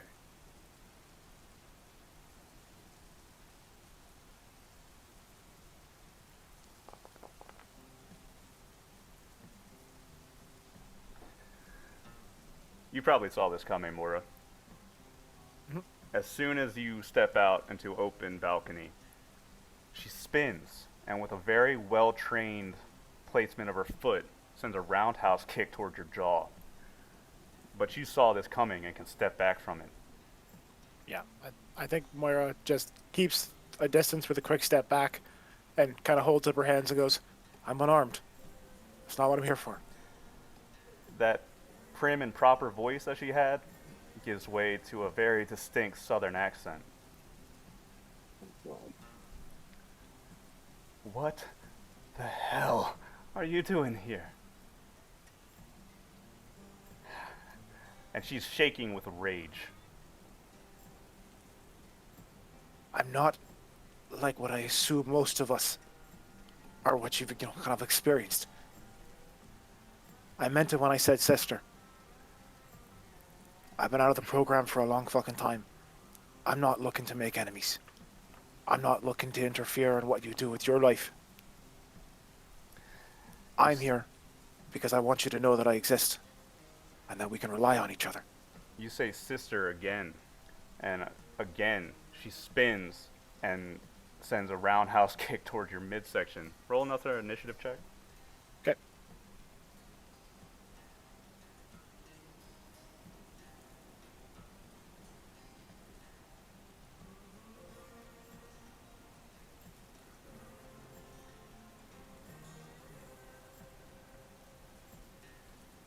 Oh, hang on a second. 2d6 plus 1. Yeah, it's just ordered. Oh, I got hit that time.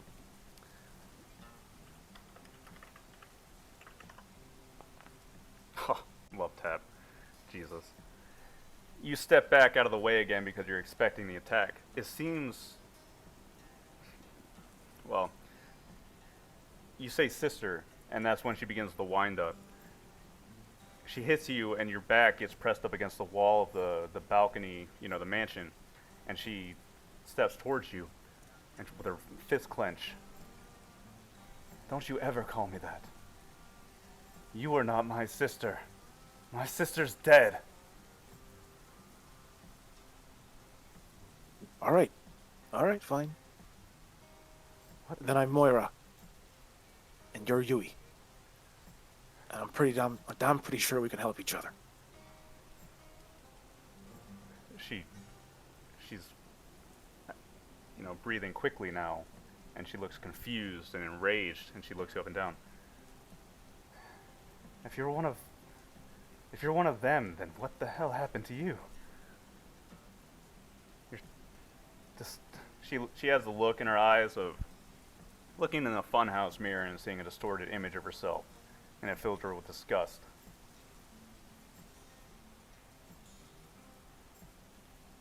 You don't know what it's like to necessarily be in my shoes, just like I don't know what it's like to be in yours. I did what I did to have to survive, to live the life that I thought was good. But they spit me out at 18, girl. I don't know when you got booted out. So I've been out for a real fucking long time. Booted? I have no idea what the hell you're talking about. Where is she? Where's who? Trinity. Do you know where she is? I have no idea who you're fucking talking about now. I was kicked out of the program when I was 18 years old. When did you leave? How old were you? Program. I don't know what the hell you're talking about. I woke up on a scout ship. Far out in space. Oh, good God. They didn't even give you a past. Where is she? Trinity? I have no idea. But I can give you something that you don't have. I can give you a past. She shakes her head and turns away from you. I can't have you here. You have no idea how far I've come and how hard I've worked to get here. I can't have you ruining it. I can't have you blowing my cover. I don't fucking plan to stay. You're misunderstanding my intent. I'm not here to bust your day up. I'm here to make sure you know who I am. I'm in the deep, and I'm going to be in the deep for a while. So if you need something, or if I need something, I'm hoping to be able to tap on that button. And free of charge. I'll let you see what we're all about. You can understand what I'm talking about when I say program. Maybe for once someone will actually give you the truth about what we are. The only thing that matters is I find that woman. That's the only thing I care about. Well, then I think you'll like what I have to tell. And I'm hoping for cooperation. I'm sending this free of charge because you deserve it. Everyone deserves to understand who they were.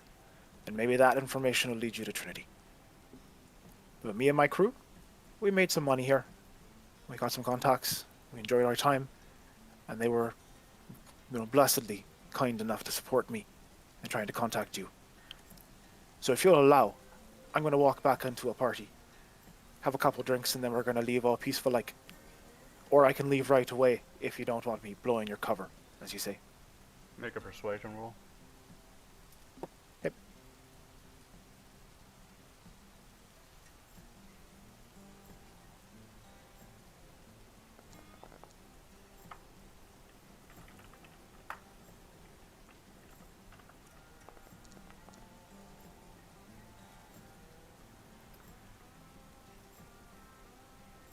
Moira, you're saying this, trying to calm her down. You can see the gears turning in her head. She very desperately wants to take care of you here and now. You can tell just by her body language. Something about you disturbs her, enrages her. But she's smart. You know that. So she contains herself, circles around you slightly, looks at you. Alright then. Go ahead. And she'll reach into her ear, and you didn't notice this before. It's almost imperceptible. A very high TL communication device, something that could come and go from security checkpoints, likely without being seen. And she taps on it once or twice before you can probably make a connection somehow with your own comm. Moira encrypts the channel immediately and designates it so she knows what it is. You can either request a conversation, a live one, if we're in the right kind of place for parsecs, I'm or you can not leave a message. interested. No. Just send me what you have. All right. I hope to hear from you in the future, Yui. And Moira gives a bit of a nod, and then walks off the balcony and back inside. Stop. She kind of stops at the entryway and puts the tablet away and kind of looks back. I want you to get everyone that you have with you and get the hell off this planet tonight.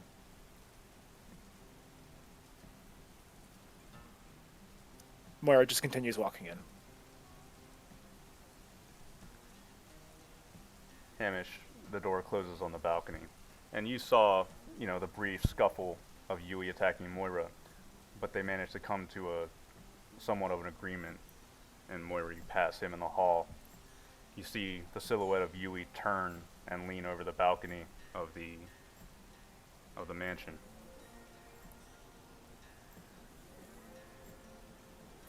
I kind of signal with a hand to Hamish and then click into the comms channel for everyone. All right, it's best that we leave. Gather up anything we need, including the holography, if we can get a copy of it right now. But we need to be off the planet right away. Let's go. Hamish will follow.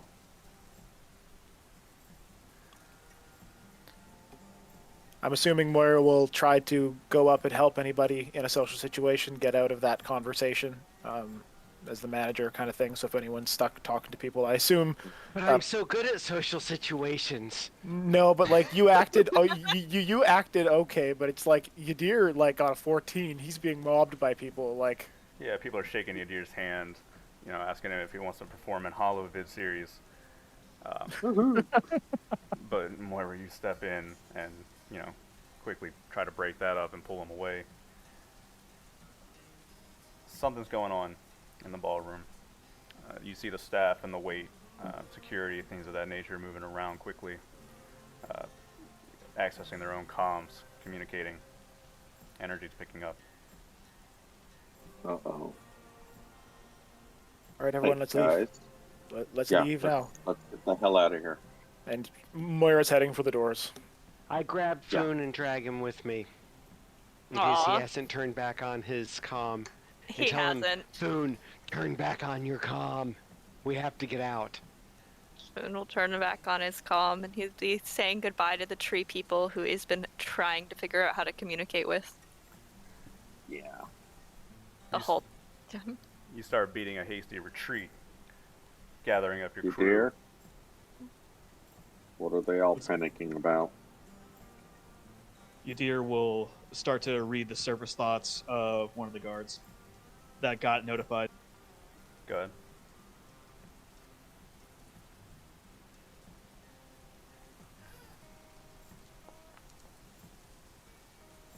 Oh, +5. Your mind is not safe around Yadir. Says the +4 pilot. Yeah, telepathic fucking psionics is fucking Yadir's highest rated shit. Check your DMs.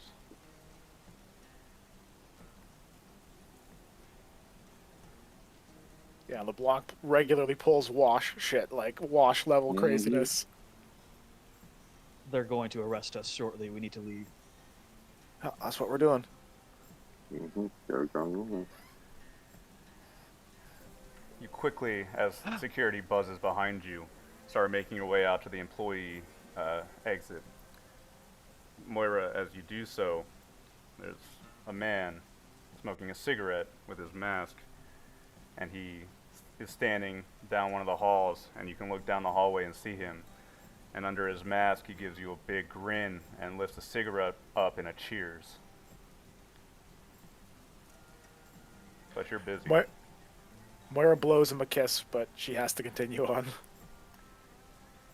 Hey, DM, when we go, is there a door that we pass through that has a lock on it? Yes, I would say so. As you exit Could I use my kinesis to activate the lock on that door to buy us some time? Sure. Go ahead and roll it. You're probably passing out of the employee exit out into the lot.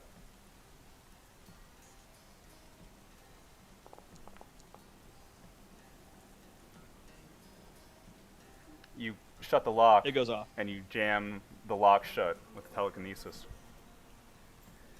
Standing out by your car are, you see them. They're inspecting your vehicle. Already gotten word to check on you and your crew.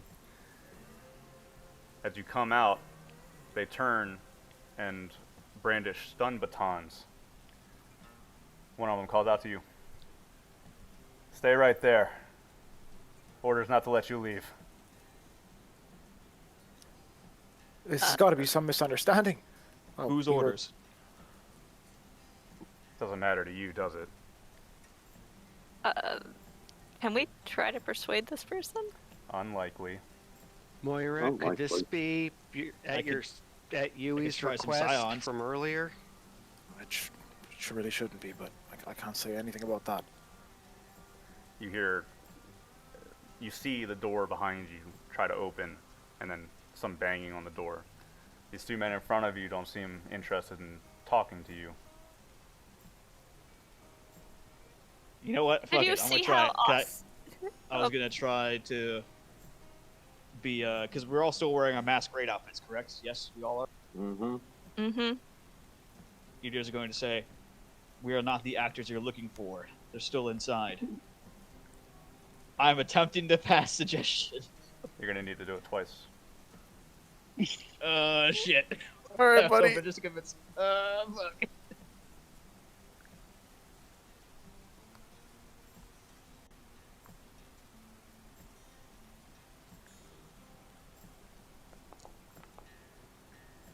One pass.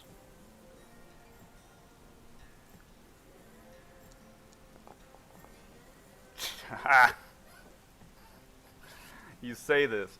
These are not the actors you're looking for. And all of you can tell the dramatic change in their demeanor from the suggestions affecting their mind. One of them passes a hand over his brow, and he looks up at you and says, "Oh, I'm sorry. Please, go on ahead." That's perfectly fine. Thank you for your time. And I LeBlanc, get I need everybody you in to- the car. LeBlanc, drive like that. You can't. No, Moira gets in and Inside. immediately Go, gets go. access to the car to ensure that if they try to hack us, she can counter hack, kind of thing. Can I get control of the car? Make a computers check.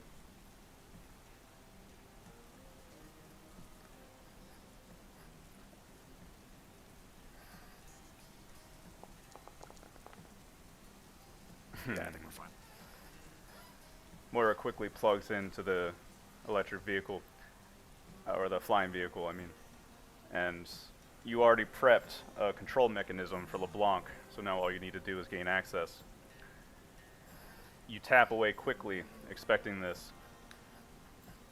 And just as the door bursts open, and you can see the men standing idly, confused, in front of you, a group of security officers, a few of them wielding stun rifles, burst open the door, aim the rifle up at you, but LeBlanc, as soon as the door opens, you gain access to the flyer. Going up. Here Full we go. speed. You blast off from the employee port and fly over the nobility district. You can tell security is alight now. Communication is passing very quickly, and for a brief moment, the flying vehicle above you shines a spotlight down on your vehicle. You're going as fast as you can, LeBlanc, and quickly drones are coming up from the side of you. This vehicle is not armed in any way. Let's see a pilot flyer check. Thank you.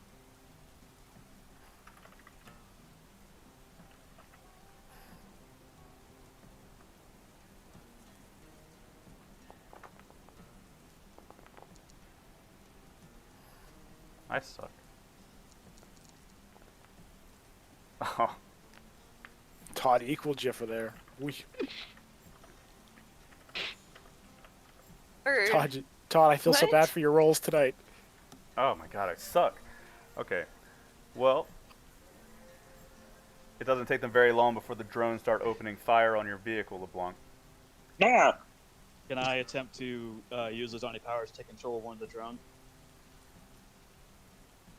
The one that rolled a 7. Is that a...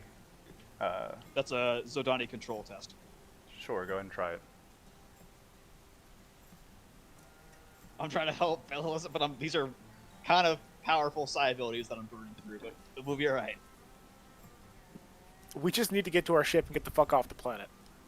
Well, that's the problem. There's a flea issue with that one. LeBlanc, a bullet clips into the side of the wing of your vehicle. It's a very grazing hit, though. It only leaves pretty much cosmetic damage on the wing. Yadir, your control power doesn't seem to work. Things are too chaotic. While this is happening, Faust, Moira begins transferring the beginning of the information she's accumulated about the Iskander program. Sure. And I'll Ask pull her up if the she's map. the one that set the security on us. You know, the awkward guy that tried to give her the tablet, and see if she can call him off. Yeah, I guess at the end of the first transfer, Moira sends a message that is essentially that, like, can you get the security off us? You're not going to receive any reply.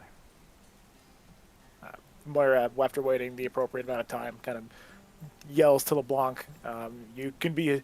Sorry, there are pilots, you can be assured that this is most likely her doing. Can I attempt telekinetic punch to fucking, like, hit the drone? I doubt that's going to be any effective. To try to, Yeah. like, push it into, like, say if there's a building coming up, like, try to push it into the buildings. The telekinetic punch only pushes for meters. I really don't think it's going to matter here. Okay. Maybe like something more like Yeah. telekinesis or something like that, or taking control and breaking it is something more likely. And I tried to lose them, evading them. Yes, as you pass into the city of Gid, you find yourself among the spires and tall buildings, or if you want to, drop down to a lower level. Depending on how risky you want to get, LeBlanc, you can pass into the tight streets below, flying over ground vehicles. Depends on you. Oh, let's do the dangerous one. Yeah, let's do the dangerous one. Let's see a pilot flyer check. Dun, All dun, right, buddy. dun. Oh, There we yes. go. Roll them bones. oh man. Just needed a warm-up one. You pass through, bridge pillars, flying over ground vehicles. People are screaming and looking up as this flying vehicle passes overhead. One of the drones, with its limited programming, tries to keep up with you, but you see it crash into one of the bridge pillars and explode, and people are screaming in the streets below. One of them manages to keep pace with you. This one now strikes into the back towards where your thruster is, and LeBlanc, you feel a very heavy jolt, and you're so far above, you're so close to the ground that all of you for a brief moment get a good look at the pavement as you spiral straight downward before LeBlanc can get a handle on it again. You manage to pull up Faust. and pass under a bridge. Go ahead. I was saying if we're low to the ground, could you then use telekinesis to try to, like, shove the drone to the ground? Yeah, go ahead.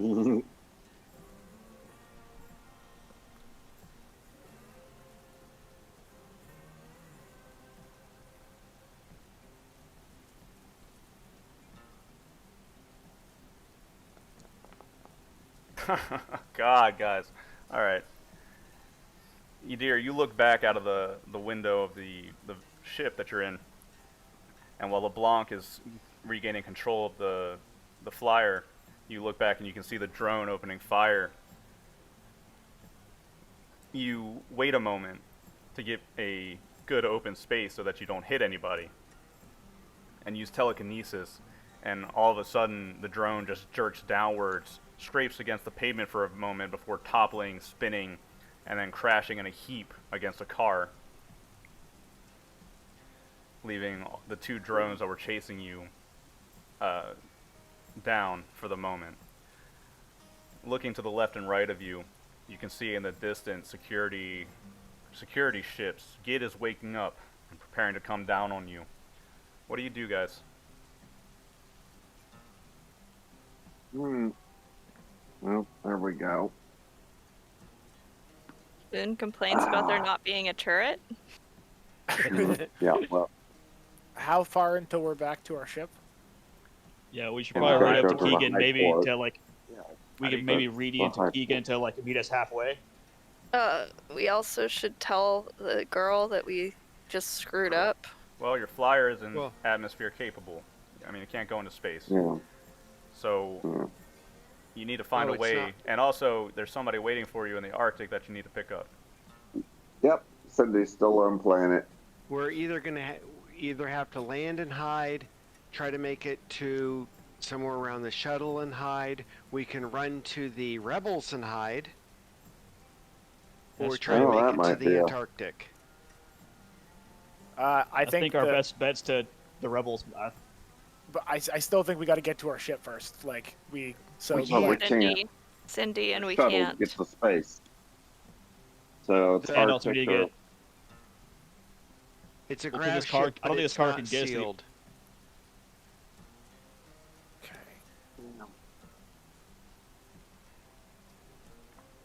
Should we I think if message? we head towards the rebel lines and then use them as cover, while we then try to formulate a plan to get to Cynthia, or like to warn her to like not leave the research base. So that way we can go get her. So that way we can then get Keegan to come get her. Well, we've lost the. We lost the drones. We could land and try to hide. And escape. Yeah, I'm actually okay with that, but like, yeah, no, I'm fine with that. I think it's probably the best opportunity if we're going to avoid some of the heavier heat. Find a place to, buckle down and hope that we can get off planet, or do we want to try to race to the? Oh, stay in the hangar. flyer. We'll never get through any sort of security checkpoint. we Okay. won't. So stay in. Let's get out of the city. Okay, head to the rebel lines. Yeah, it seems like the right God. idea. God, I hate going that way. Well, we got to make sure Keegan knows as well, so anyone at the ship can get to the Yeah. ship and get the hell out. Okay, so Moira starts drafting the message and starts to send it out to Keegan on the secure channels, letting him know what's happening, to gather everyone that he can, and to make sure that he gets himself out of any of the ports, and to meet us at. And I'll give him like a rough No, coordinate. if he tries to land, they will shoot him out of the sky. Oh yeah. He's got to stay in place. No, our best bet is once we get up to the starport, we actually have a chance of maybe getting out. Because the nobles don't have the reach up there that they do down here. Okay. To head for the rebels or the I'd- shuttle to the Arctic. Right, there's a shuttle Say dock. Arctic. That's probably Shuttle your best dock. bet to getting back to the Arctic. Or the Yeah. Shuttle Shuttle dock. dock. just- they're not rebels or separatists. The But separatists, you don't but know what there's kind of already been a resources they terror- have, but yeah. you don't know. There's already been a terrorist attack. There's going to be an increased military buildup on the border. It's up to you.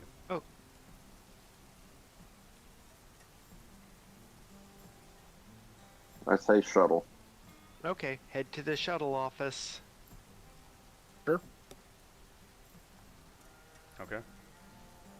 If we went back into the system, I mean, would they know that? Would they be able, with what we know of how, the security stuff works, if we hooked back into the transport setup, perhaps with a modified transponder, would we be able to just fly there all legal-like as somebody else? Depends on how much you're trying to push your luck. You're talking about coming back Hey. a second time? No, getting No. out that way. Oh. Because while they're not following us now, I figure first time, flying on manual is a good way to get more attention. If we have Moira hook us back into the system and pretend to be a different ship, Yeah, but just fly there on automatic. I don't think that's going to work. Well, it hardly matters getting out of the city. You're not supposed to be out there in this kind of craft. But turning your transponder off is a good start. LeBlanc, make one more flyer pilot check as you make your way out of the city. Okay.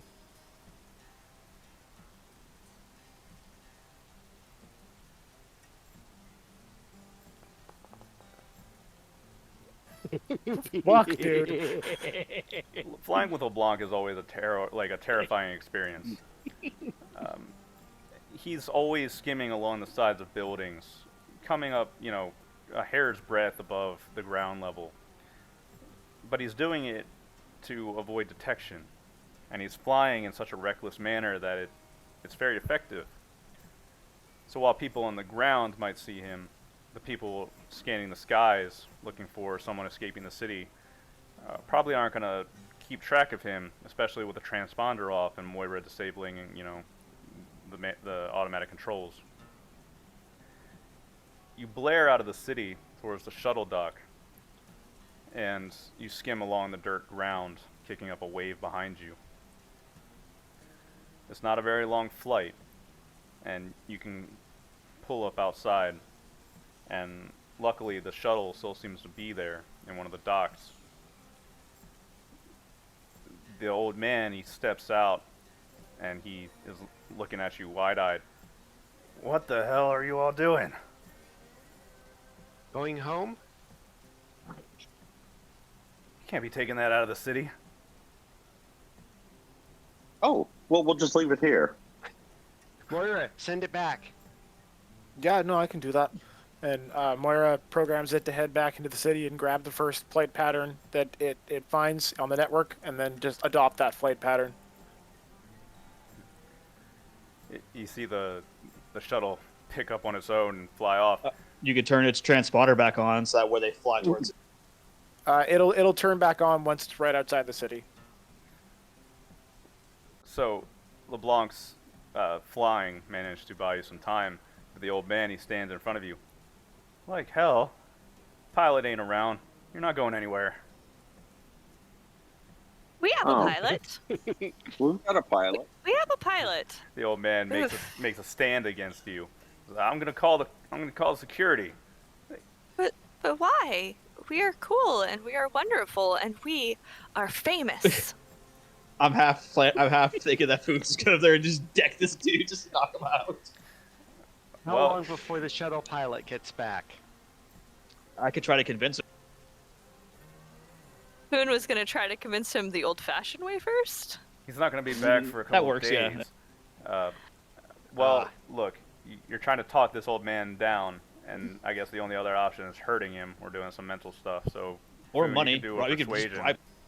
Yeah, Finn's gonna try to persuade him, talking about how wonderful we are, and that by helping us, he's truly helping himself because of how wonderful it is. Oh my god. Yadir will also help if needed. Oh, dear God. This guy gets... Foon, you are speaking in such a nice and polite way, but you're smiling, and you walk up to the old man and look down at him, and you're talking with your appearance scares the hell out of the old man. He stumbles backwards. He stumbles backwards and falls onto his ass and looks up at you. Ah. So we can take the ship, yes, right? They're You just want to... They're gonna catch you. Oh, no. We're not running from anyone. We're friends with everyone. Everyone loves us.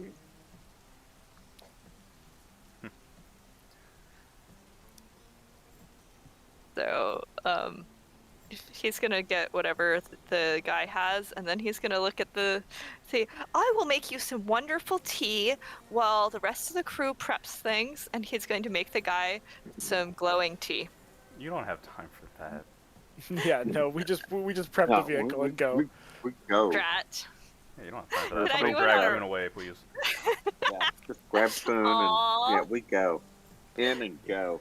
Yeah, no, I think like Fufun's like setting down setting down his table, and Moira like takes him underneath the armpits and starts to pull backwards. Like, So he's going I to. also love that like we're still dressed in high society and we're really getting pissed on right now as we're just like trying to convince this old man to let us use us out like the fucking shuttle.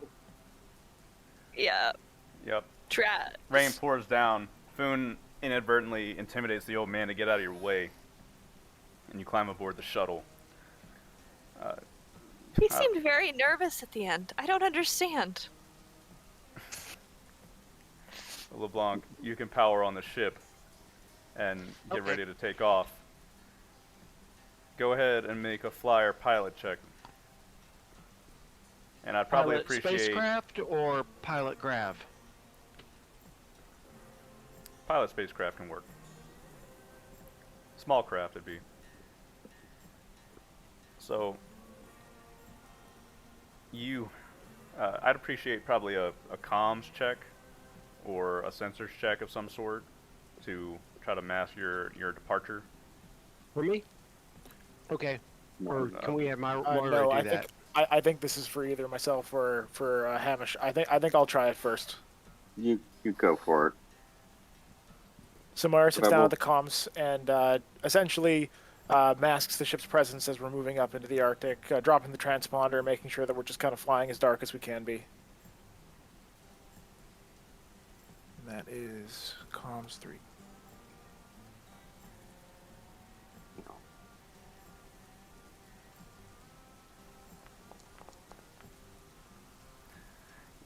You get a comm from Keegan up in the high port. God damn it, is all he says. And then Moira. It's not our fault this time, Keegan. You spend a minute shutting down the transponder, trying to mask your presence. And with LeBlanc's flying, you take a wide angle out, passing over the farmlands until you head back south. The city is lit up. You can see spotlights and security ships, things like that. Something even is breaching down from the atmosphere over the coast, but you're headed the opposite direction. Oh yeah, you kick the hive. So you book it back to the Arctic, and after you pass a certain threshold, you'll notice that all of your electronic instruments, communication devices, comms, sensors, everything seems to dull or go dead the closer you get to the south. The ship has already got the course to the Zigdui research stations. So, after a little bit of flying, and luckily for you, nobody is on your trail. You find the cocoon-shaped buildings out in the Arctic and pull in.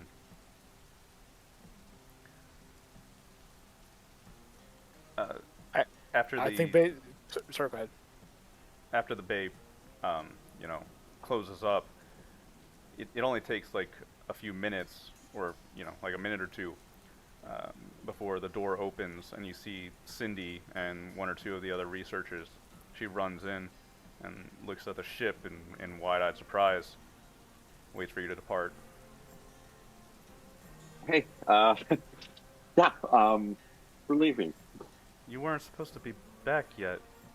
What Yeah, happened? things have gotten a lot more complicated than we wanted. Oh God. And she looks back at the researchers. Sorry, we have to go. And there's like, now. where's the pilot? But she ignores that and runs up to the Waves. shuttle and climbs in. Not you, LeBlanc. But very quickly, and before anybody has time to react, Moira, you can hit the switch and open the Arctic doors again. Yep. Cindy just straps herself and is like, oh God. And you can take off again, LeBlanc. And this Hey, time, LeBlanc. Yadira looks over at Cindy and goes, I hope your time was eventful. I'm sorry for the quick interruption. It was informative. Yes. Something really weird's going on this planet. Yes, You're very. telling Oh? us. What's so weird that's going on? We can talk about it later. Yeah. Hey, LeBlanc. We made a No tea problem. deal, but I don't think it's Going going to up? help us out very much. Actually, I'm thinking, okay, if we go straight up, we're over the Zigwee's territory. So that might get us to orbit. Either that or the Rebels. What do Separatists. you think? Whatever. Moira, can you get on the comms and get permission for us to get back to the station? Or shall we just head up there and hope they don't blow us up? I can attempt to do it, but I feel like us getting in contact is going to basically give them our position. Really screw it all, yeah. Let's head up. They seem mad at us. I don't know if we Okay. can get the official permission. Well, that's the people on the planet, not the station. That's run by somebody else. That's very true. As LeBlanc points this out, Moira drafts the kind of a letter of permission for like leaving the high port with our ship. Well, Mm-hmm. you do know the person who rules the high port. Yep. I really don't want to ping him directly, though. We don't want to taint him. Makes sense. I think we've sort of already tainted them because didn't both of them back us up? They backed us up vaguely, but now that everything's gone to pieces, we can't have a True. social contact. That makes sense. Because that way they can disown us. Moira, make a admin check just for laughs. Remember all the good times. Filling out paperwork. Life.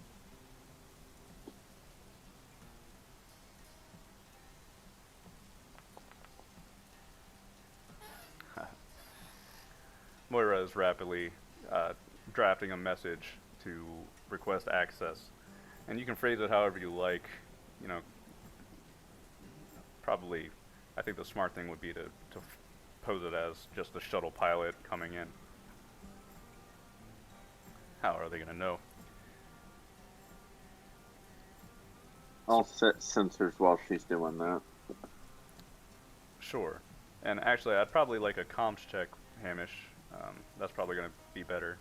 So if you're, manning the sensors and comms, just keeping an eye out for things.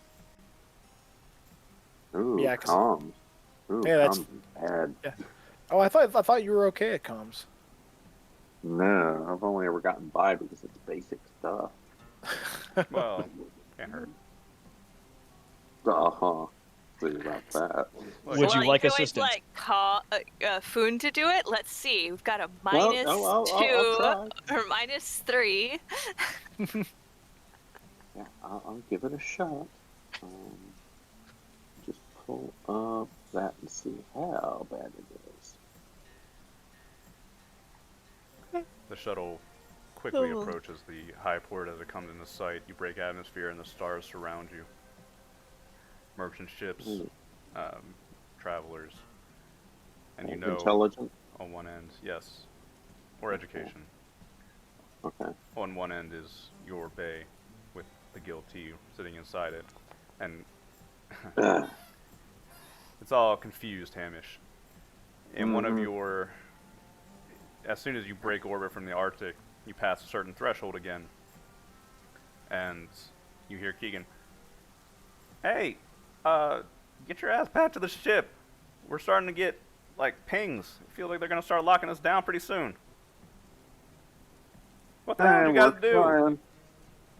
Burn it, LeBlanc, fucking pedal to the metal. Don't make me turn this thing around. Fly faster. LeBlanc, you can scream into the shuttle bay dock and lurch forward. As soon as you do, automatic clamps latch down on the shuttle and the bay begins to pressurize quickly. Again, advertisements are blasted into the cockpit of your little shuttle. I love it. But once the bay pressurizes, Cindy, unlatches the seatbelt. Okay, back to the ship. Let's go. Okay, yeah, but Yeah, Yes. Moira's running. She's not making this like a walk thing. Security seems to be alerted on the high port. You can see men walking around with rifles and stun rifles.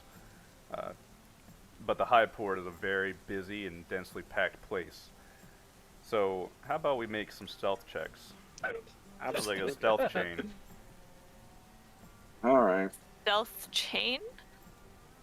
We did Is this this once with- on Fontramas. Yeah. I know. Is this with Dex? Mhm. Yeah. Yes. Fuck yeah. Boxcars. Oh, wow. Okay, thank goodness, because I will need it. So Moira and Hamish take point. Yeah. So Moira and Hamish get 10 effect. We got a minus from. Oh, very very nice. Oh my god. Then someone rolls fucking snake eyes. Wait, what? But it's still a 6. It is. It is. So Yeah, but, collectively, Food helps at LeBlanc. The world is ending! collectively, you make your way through the high port, and without giving a step-by-step encounter, picture yourselves running through the high port, and you'll round a corner and you'll Stealthily. see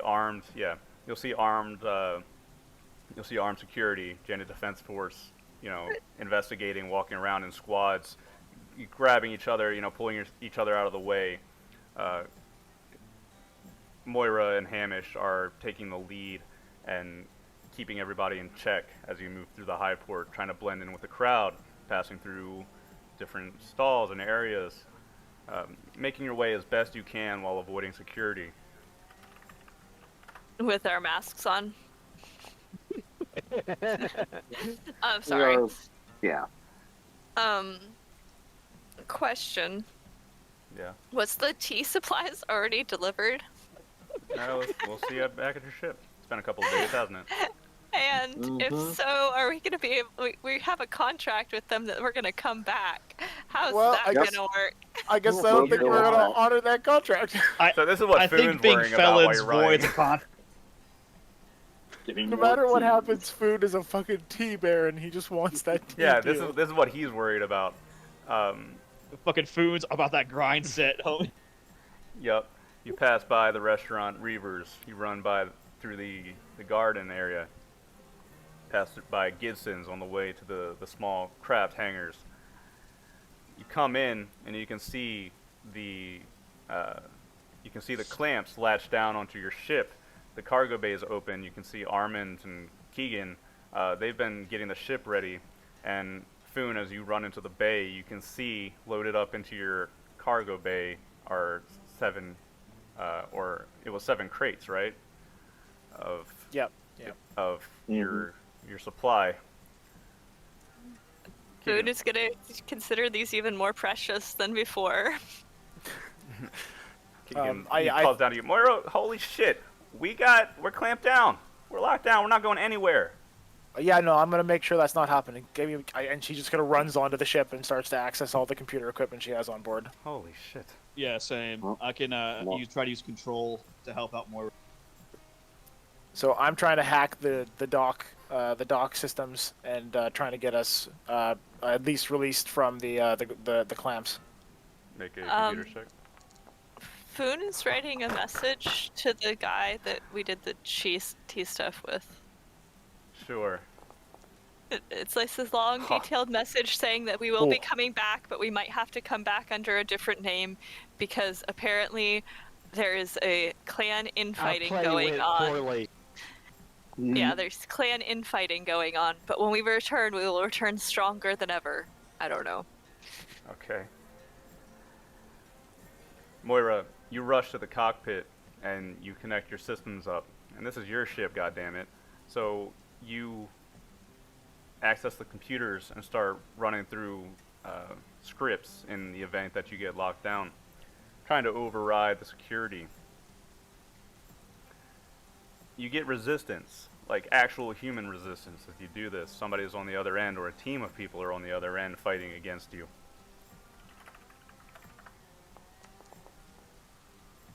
God damn it. Dude, what? Oh. So, Moira, you are locked in a battle for a brief moment against a team of specialized engineers running the high port. But you're too much. You overpower them, and you quickly begin accessing the control for the lockdowns in the hangar. And you gain control, defeating the enemy technicians. All of you feel a very rough release from the hangar, and you can open up the bay. It screeches open behind you, and with a good last look at Lord Gid's face advertising some goods blasted into your cockpit, LeBlanc, it's time to go. As you lift off, you see the viewing port of the hangar, and there's Josiah Gid up there, and he looks into your hangar and puts 2 fingers to his forehead and gives you a small little salute that way. Salute back. The guilty pulls out of the Janet Highport. Not out of the woods just yet. Nope. Yeah, but not being locked down is a good start. Okay, about a minute after we're out, turn the damn transponder off. Right. You see the bright orange lights of shuttle or of craft leaving the high port to come after you. We've got to go. So, LeBlanc, how about we make let's make a pilot check, and whoever wants to run sensors, probably a good idea to get on that. Moira? Jesus, yeah, I got sensors. Gonna go to the turret. Yeah, Foon turret. I'll get the scientists all strapped down. I hope we have them. I hope they're alive still. Oh, They're there. Sure they are. Alright, not bad. Well, not fucking 15, but fuck. I will not have. Moira, let's do it again. Yep.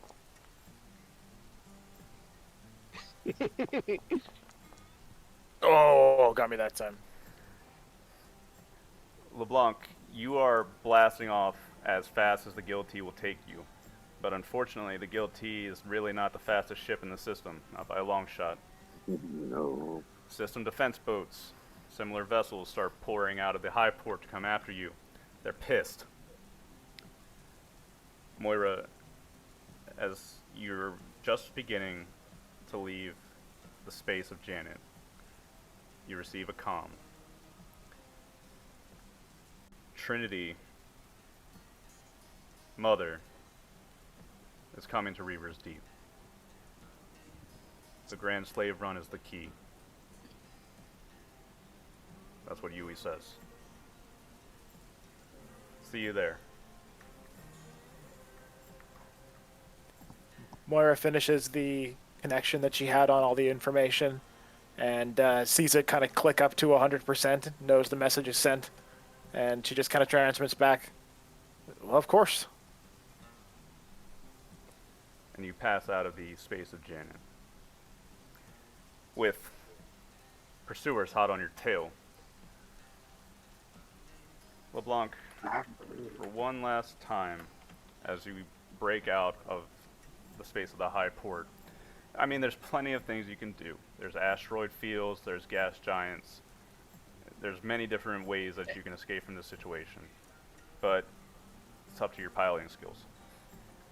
Yes, giant. He We've gets been back there. I'm just gonna go, like, beyond full burn. That's cool with all of you, right?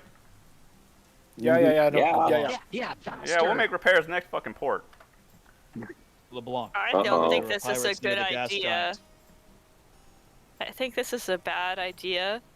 It is, but that's where we're at. Well, instead of belly aching about it, how about we start fucking getting the astrogation charts going? I think we're all. I'm the one with Astrogate. Yeah.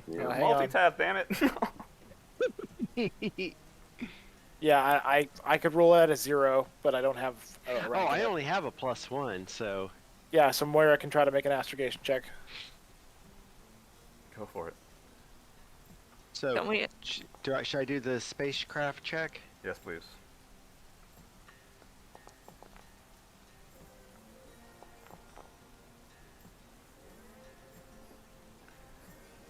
Moira, you quickly begin plotting the astrogation course. LeBlanc, you duck into some asteroids to try to break line of sight, break sensors checks. You're doing your best. However, as you do so, it's probably the same bastard that flew into the gas giant after those pirates before. He plummets straight in recklessly into the asteroid field coming behind you, and he's closing distance very fast. His ship is much faster than yours. Shoot him, boom. Can I attempt to expend like almost all of my side points to move an asteroid like Oh, in his God. path? No, man. Jesus, that's insane. Well, Damn it. telekinesis.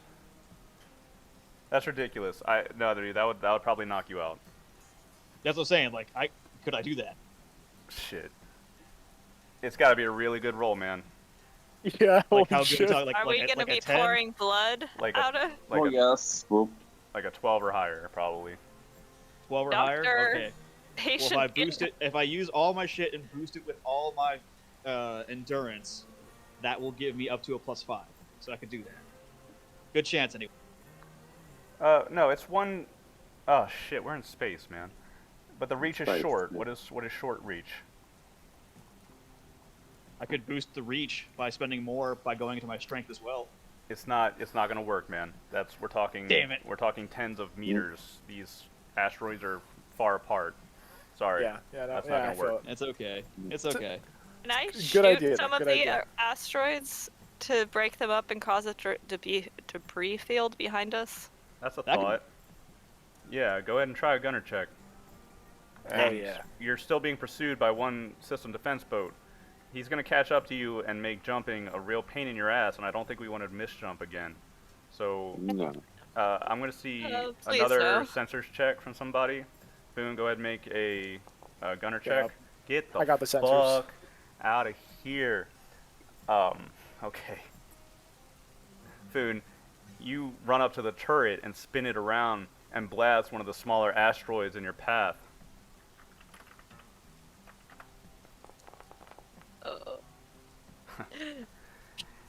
You see the smaller rocks crash into the system defense boat, sending it wobbling and veering off course.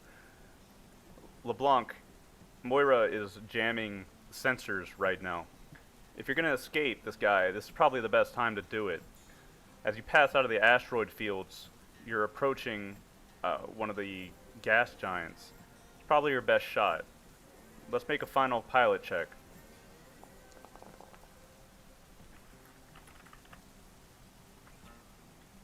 Only an 11. Well, as the asteroid collides into the system defense boat and Moira jams the sensors with your transponders off, as you fly out of the asteroid field, you dip down into the gas giant. You're relying on instruments now as you pass by. Out of the front window, Armin's like standing behind you, like gripping onto the seat. You see just nothing but purple and brown swirling gases in front of you. Moira, you're keeping a tabs on the system defense boat, trying to give chase, and he does eventually plummet down into the gas giant after you, but he doesn't know where you are anymore. LeBlanc, you lose him as you screech, going as fast as you possibly can. I say screech, scream, whatever you want to call it.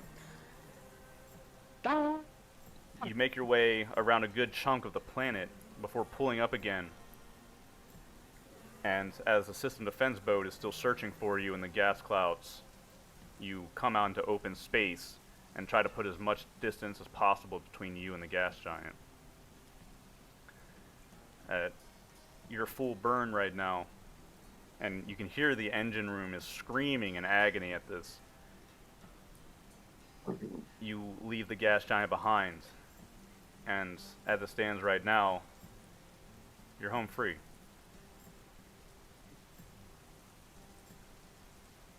A little while will pass before Keegan calls out, "Alright, I think we're good. We ready to jump?" Let's Yeah, do let's it. fucking Kawa, let's fucking do it. you Alright, down for Kawa, guys? here we fucking go. Wish me luck.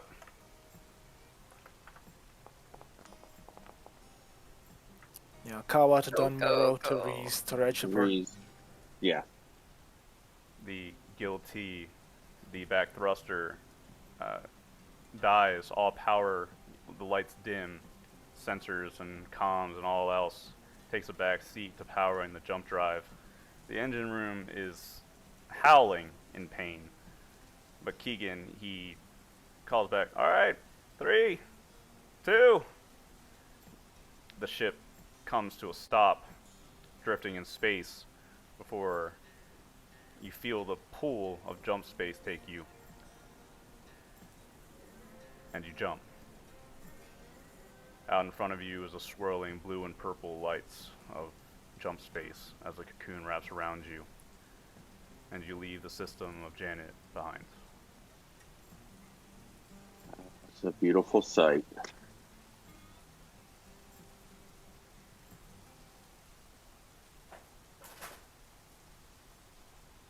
Wow.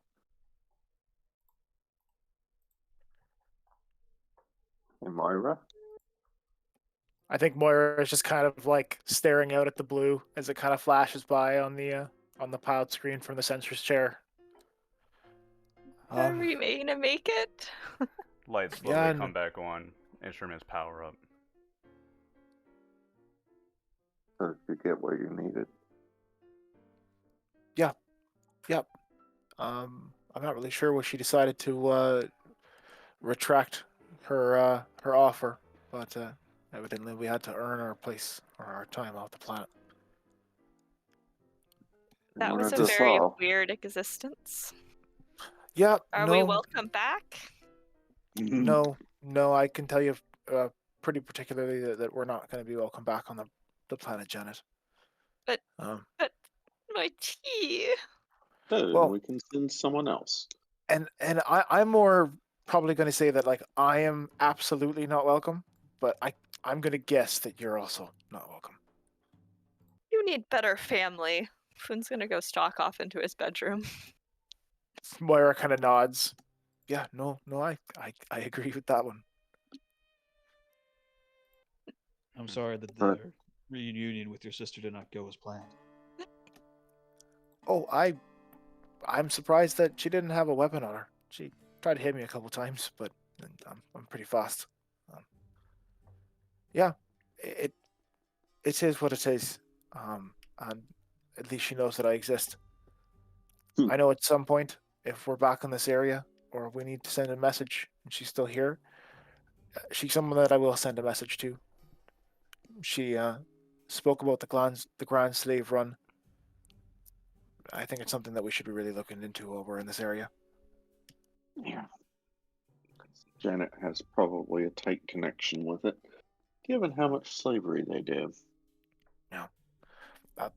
At the end of the day, I think if we head back towards Kaladin, we can have a conversation when we get there with the people who sent this ship out, and we might be able to work out a deal to our favor. Yeah. 'Cause we're going to need a new ship, a bigger ship. Yeah, no, I don't think we're going to be able to keep moving around in the guilty and doing what we're trying to do for very much longer. But at this point, I got no problem with us just making jump after jump and heading back, fueling up at whatever stations we got. Unless someone has a stop on the way. I don't. So we hit Kawa, Dunmurrow. Please.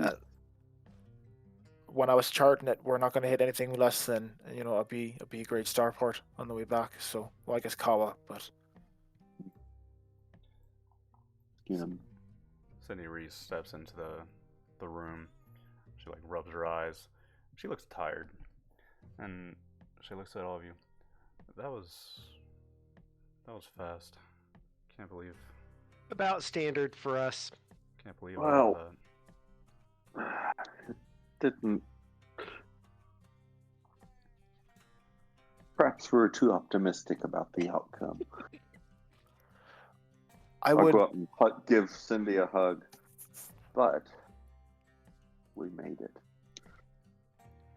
She smiles and go ahead, Moira. Moira kind of looks at her and says, "I just want to say thank you, Cindy, and thank you to everyone else. You guys risked yourselves for me, and I appreciate that." Something is very wrong on that planet.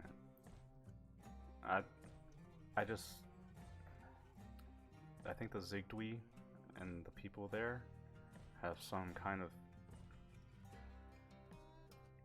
strange, I don't want to call it a motive or ulterior design, but they act funny. They're very secretive. Communication is completely locked down. I could still get snippets. The shuttle pilot came back once before and told us about, things like the GX-24 station. But the way they word it, the way they put things, it's like keeping information away from the people who live there, like it's their own little private world. I don't know. I just got a really bad feeling during my stay there. Well, tracks with everything we saw with the kids. I think we were nothing more than an entertaining episode for them. They seemed to just watch and not get involved. What a weird place. Good tea, though. Yeah, I saw. We have tons of this stuff now. I believe we're gonna have to be doing some tests, and then Foon's gonna be coming up with some marketing materials, and we're gonna film some new material, some new videos, and show off our new product. It will be wonderful. We also need to make a new emblem for the guy. Foon has come back Apparently, out. also, I'm a natural actor. Yeah, You You are, do, and you will now be in the commercials forever because you already have a following. absolutely. Yeah, no, I think Gadir, you're absolutely required. Almost, you can wear a mask if you want, but I want you in most of these commercials, or else we're not gonna be able to market things. Well, I you was gotta about to wear say, the I robes. believe blasting my face across the verse would be a best way for me to keep my low profile. Oh, right. No. So I guess we can just wrap your entire face up and have you wear the mask, so you're just completely anonymous. Like a Yeah, mascot. that's gonna be a wonderful mascot for the guilty. A masked man. You're the one who came up with the name, not me. I love it. It's wonderful. No, Foon I has love had someone explain the joke to him, and I love now it. thinks it's amazing. Yeah. Anyway, I think Moira's just kind of finding a space in the ship to go smoke and be away for people for a little while, and she's now kind of just getting ready her scripts and everything to start looking out information for the Grand Slave Run. She's going to start focusing on that when she hits ports and when she's trying to pick up information, all that kind of thing. You still have all that Orion data too. Yeah, now that she doesn't have to worry about Yui, you guys are probably going to lose her in the back rooms for like most of the jump trips. Sure. And for my part, out of character a little bit, you were wondering why Yui might let you go. Well, you have something of a similar mind, Moira. Capturing you, keeping you under her thumb, that's good. That's control. But if she can't do that, she can at least point you somewhere that she might run into you again. No, And this is absolutely. a conclusion that you might come to after weeks of mulling on it. Cool. I like that. But you leave Janet behind. And worrying about your trade deal and all of that can wait until you get home. But now you're in the safety of the Guild T again, in jump space, in your cramped little ship, with the cargo hold full of 15 scientists and 7 tons of tea, along with 2 humans that live there, and then Cindy Reese, who sleeps in a stateroom. I think Yadir even has to find a spot. I think he gave up the room for Cindy. And Yep. your cramped little ship is your home again. Humans. But at least it smells nice. For now. God, yeah, no, I just like that every time we stop, we basically have to bring a hose in and just like get rid of it. Well, we make our way to Kawa. Is there anything anybody would like to do during this week? Oh, training. Yeah, I guess we can do the actual old school training. Yeah, Right. add a week of training to something. And we're getting to the end of the session. So if there's nothing anybody would like to talk about, we can go ahead and call the session here. Is there anything anybody would like to do? No, I don't think so. I think I'm just ready. I've got with this. Is this going to be 1 week? Yep. Cool. I Okay. can roll to try to get tactics. Nice. Oh, nice. How do I? What do I do? Education. Education. Oh, So- I I kind of like the background is now the ship for that. Come on, roll, buddy, roll. It's just what roll 2d6, Plus your education modifier. which is 0. Okay. You need to make an 8. Yeah, I had my notes say 8 week. Oh, never mind. I see what it is. Okay, so R2d6 education. It's always painful when we fuck this up. But Mm. hey, you didn't. Woo! Finally, yes. Using training, you can take a point in tactics. Nice. Decent. I think I'm 1 week away from that. Hell yeah. For some reason, I'm 3 weeks away from my role. Well, one more planet down. All right. Let's call the session here then. Thank you guys for playing. Thanks, Thank man. That was you. Thank that was you. awesome. Had a great time. It was something Very else. different. I didn't expect to play about your lives. Or I think my favorite part of that is LeBlanc going up and handing a blank napkin just Oh, to God, Yui. dude. And it's like, Oh, dude. this is a secret note, and she's like, no, it's not. Oh, this is a secret note, and she's like, hands it back. No, it's not. It was so in character, but it was just It like was. I could feel the face palms from across like continents. Like It was incredible. It's entirely in character. Yeah, dear. Like, this is I LeBlanc wish being it consistent. was. Yeah, dear, getting a fucking psychic backlash of just like, what's going on with that? He's like, oh god. I can feel the Done cringe in the psychic damage. force. I'm just glad I made those 212 fucking these are not the droids you're looking for checks. That was awesome. That was pretty clutch. That And was going to be a fight against 2 guys armed with stun batons. and Yeah. I'm still kind of sad that I wasn't able to get into the security system, but that also just like meant that I had to actually talk to her in the end, which made it more dramatic. Mm-hmm. Hey, we're just going, hey, what are they thinking about? It's like, we're about to get arrested. Yeah. Oh. That conversation probably went as well as it could have, in my mind. Yeah, that's what I. She. Yeah, me too. The- She's gonna kick me off that balcony, Faust. Like, knowing the. I thought she was. I thought she was gonna like just fucking Spartan kick her off. Like, Well- long live the queen or some shit. I was thinking the same thing, honestly, because if you read her backstory, and not that Moira would know this, but Yui's sister died. So Oh, yeah, having someone nobody- come that's- in and call her that's- sister like that is a probably the biggest trigger she has. If she has no memory, how Yeah. does she Yeah. have a sister? You didn't read you my need to read story, it. bruh. yeah, You you gotta need to read read the the story, story. bro. You gotta Yeah. get the Okay. lore. So yes, that was intentional, Faust. If that wasn't clear, but What was? Oh, calling her Uh, sister. yeah, that was intentional. It was dangerous. I mean, well, when you did that, Moira- He's I not doing Moira- meta. Yeah, it's not meta. Moira didn't know that, right? no, absolutely, I understand. But like doing that, and then you made that roll in the ballroom Like that's where it could have been ended right there, and shit would have gone wrong right there. Absolutely. But then you went out, you managed to avoid some kicks and didn't take any damage from the other one, and she let you go because she has other people to do that for her. She called on the entire city to lock you down. And we still got away. Thank you, goddamn pilots and everything else. With LeBlanc being ridiculous, we managed to get away from all that.